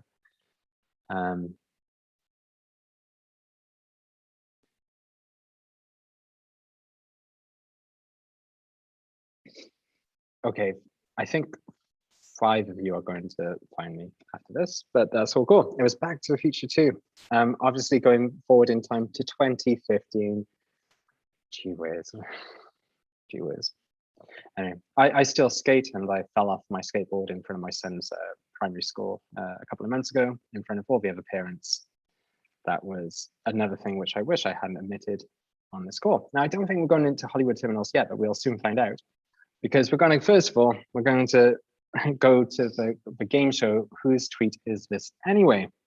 So in this one, you need to tell me who sent this original tweet, this original content. So now you've got some selections that you can do. So we are all made out of stars, but your art back shouldn't be. Now this tweet is referenced a lot, but it is not referenced enough to stars by Simply Red. Now I think Mick Hucknall is very keen on your RBAC policies. If you don't know who Mick Hucknall is, then get whichever listening device, streaming service, or just even if you get CDs, just Simply Red Stars, classic. So was it Matt? Was it Matt? Was it Duffy? Was it Ian Coldwater? Or was it Tabitha who originally sent this tweet? Yes, it was Ian Coldwater. Incidentally, if your RBAC is made out of stars, then yes, look at securing your RBAC policies quite quickly. Here we go. Right, same one. Well, different tweet. Introducing the no-code framework, write nothing, deploy nowhere. So who did this? Was it Kelsey Hightower? Was it Joe Vida? Was it our very own Josh? Or was it Brendan Burns? It was Kelsey Hightower. The other tweet that we could have referenced with this, we decided not to. So just for some like pop-up video information for further notice. Who tweeted this picture of their honked mug? So we're just going to slowly reveal this. This is like catchphrase now. Just say what you see. Say what you see. So well, click who you see. So who originally sent this this photograph of their mug on Twitter? Incidentally, to me, it looks like 2 geese on the side, and it was Liz Rice. It wasn't Ellen or Paula or Chris Nova. It was Liz Rice's mug from ClapCon. There we go. Matt has the highest answer streak of 10. How is this? Oh, Cheryl just shared some great advice on not fearing failure and having a mindset of abundance. KCD UK. KCD UK. So this was a tweet from earlier on today. So did Oi Cheryl tweet this back to herself? Did Nick tweet this? Did Adrian tweet this? Or Danny, did you tweet this? Let's find out who tweeted it.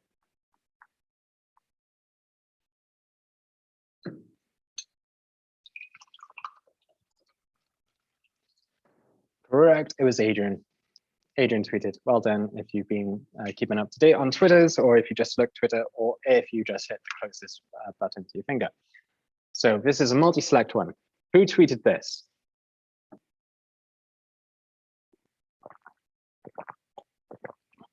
Who sent this tweet? And it's a multi-select.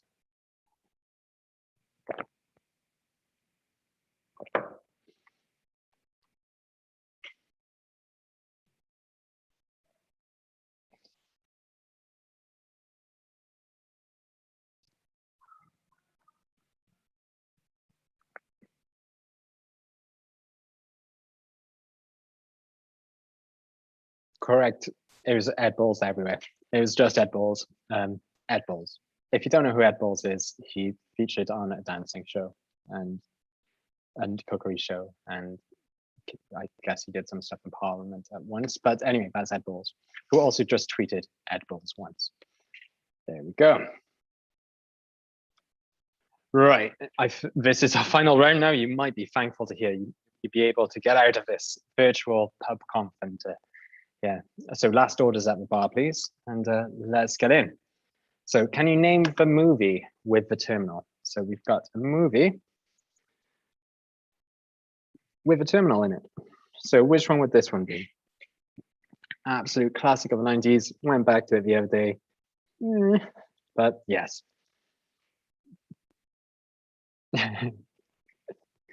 Keep calling Cube Admin the movie that's coming to a cluster sometime soon, but no, it was Hackers. I think Matt might be getting away with this now. I think Matt's winning the pub quiz at the conference I organized. So can you name me this movie? Now, this one was phenomenal. I think it was released straight onto YouTube initially. There's some great cameos by Mr. David Hasselhoff himself, someone who occasionally comes to Wales as well still. So come to Wales, you might see the half. But yes, so which movie is this? Not who is the character, because we all know who the character is. It's Hacker Man. But what was the name of the movie?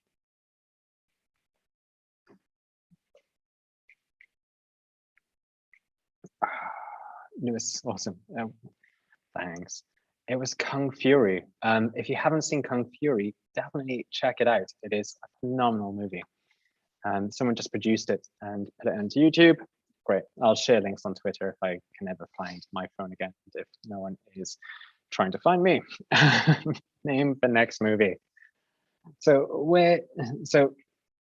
when I first saw this, I literally did think this was a young Elon Musk just starting out his empire. But it wasn't. It was a different movie. Which movie is it?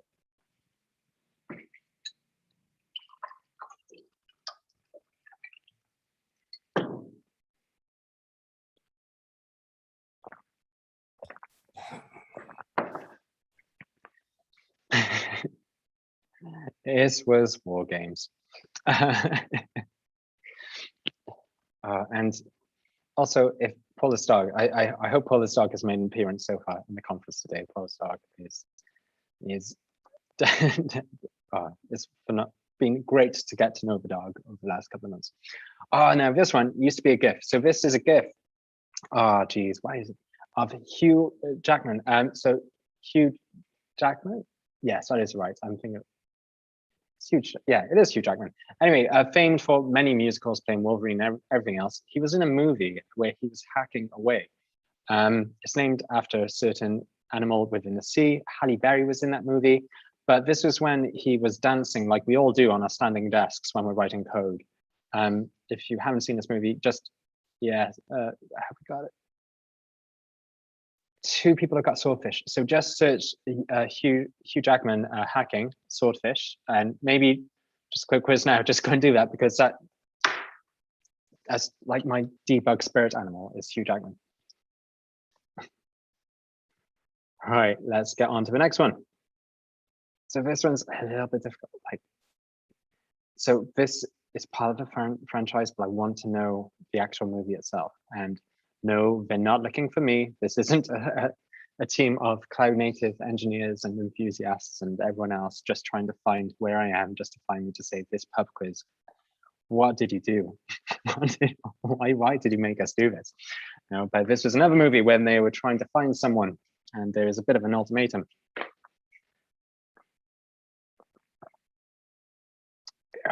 It was close. I should have just given it to Bourne, but there was one person, a Bourne ultimatum. Whenever we do that one, someone always knows it. It's phenomenal. Amazing. Anyway, we're almost there. Hang in there, hang in there. Right, this is one of those classic movies, the anime ones. Remember seeing this first of all? Should I be on? I have a fear of mannequins. There's this truth that I am terrified of mannequins, and people used to put mannequins in rooms when I wasn't aware of it, just to absolutely terrify me. And when I saw the hands do this in the movie, gee whiz, I knew it was a cartoon, but it wasn't for me. Keep going. This was Ghost in the Shell. Well done, whoever got that. And again, this wasn't the remake, this was the original. Right, so name the movie, but which Fast and Furious movie is this? And again, just with that screenshot, there was a GIF and it spins out and it goes out and everything else. I will be sharing so we originally did this on Google Slides. I'll share the original slide deck with this post quiz. So if you want to put anyone else through the pain and suffering that you've just been through, you're always more than welcome to do so. But equally, if you've got some other questions or think of any other rounds that you want to contribute with, please do, because yeah. It's only a game, I think.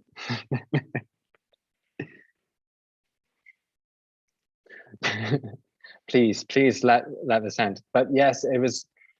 Oh, I thought it was Fast and Furious 23 as well, but no, it's Fast and Furious 8. Apparently, spoiler alert, but I think on Fast and Furious 9, I haven't got around to seeing it yet, but you finally get a car on the moon, which I remember when it was just about getting to the first quarter mile. That's when I was invested in the Fast and Furious franchise, listening to Ja Rule. But now they're taking cars into moons in 9. How? It's like, oh, jeez. Anyway, that's why I don't work in Hollywood. Name the movie. So again, this one where he was just hacking away on that keyboard. But incidentally, he's probably using one of the Dell laptops when you've got the camera just in the most unflattering of places. But how does Jim Carrey get away with that? How do you get away? Well, where is that camera anyway? That must be in the monitor. So this is ridiculous. This isn't fair. But yeah. Oh, Truman Show classic one. It was Bruce Almighty. I think Matt's got this. I think that we've got only a couple left now.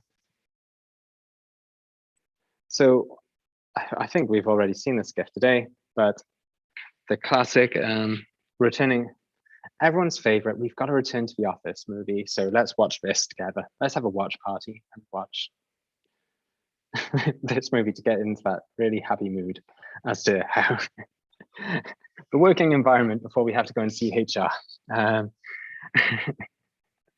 That's one way to debug your cluster. Yes, Office Space. Thank you for whoever posted that encouraging comment at the risk of losing out on that one. Right. I don't know. I think it's, let's have a, here we go. So yes, the original for me. This is the first time I saw a computer in the movies where I thought, you know what, computers are for me, because I've still yet to build a container just to say, but again, maybe the cloud have a capture flag at Security Days, KubeCon North America. Maybe we can finally get across. Maybe we can make this happen. I could just do the logs. Okay, cool. So the dinosaur movie, yes, it is Jurassic Park. Right, that is it. Thank you ever so much for your time and your patience. And let's see.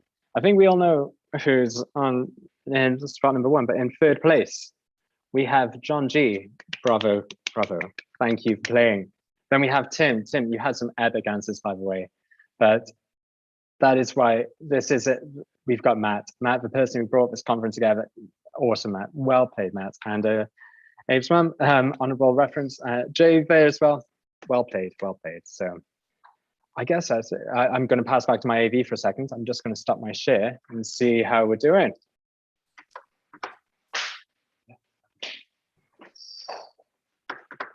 So, Matt, are you still there? Yeah, I'm still here. I guess we're done then for the first day of Kubernetes Community Days UK. It's gone so. It feels like nothing's happened. All that I've aged several years in a day. But how's it been for you? We've done our thank yous. We won't thank you, everybody. Thank everybody all over again. Perhaps one last thank you to our sponsors, who I haven't got my slides handy. Well, we've got. We can do one final game. We'll play Sysdig, Storage OS, JetStack, Tramshed Tech. Tramshed Tech. Anyone else I'm missing? We'll remember the rest of them tomorrow morning. Cuddly Toy. This is just like a generation game. On that note, thank you everybody who's attended today, and we shall see you at the same time tomorrow. Yes.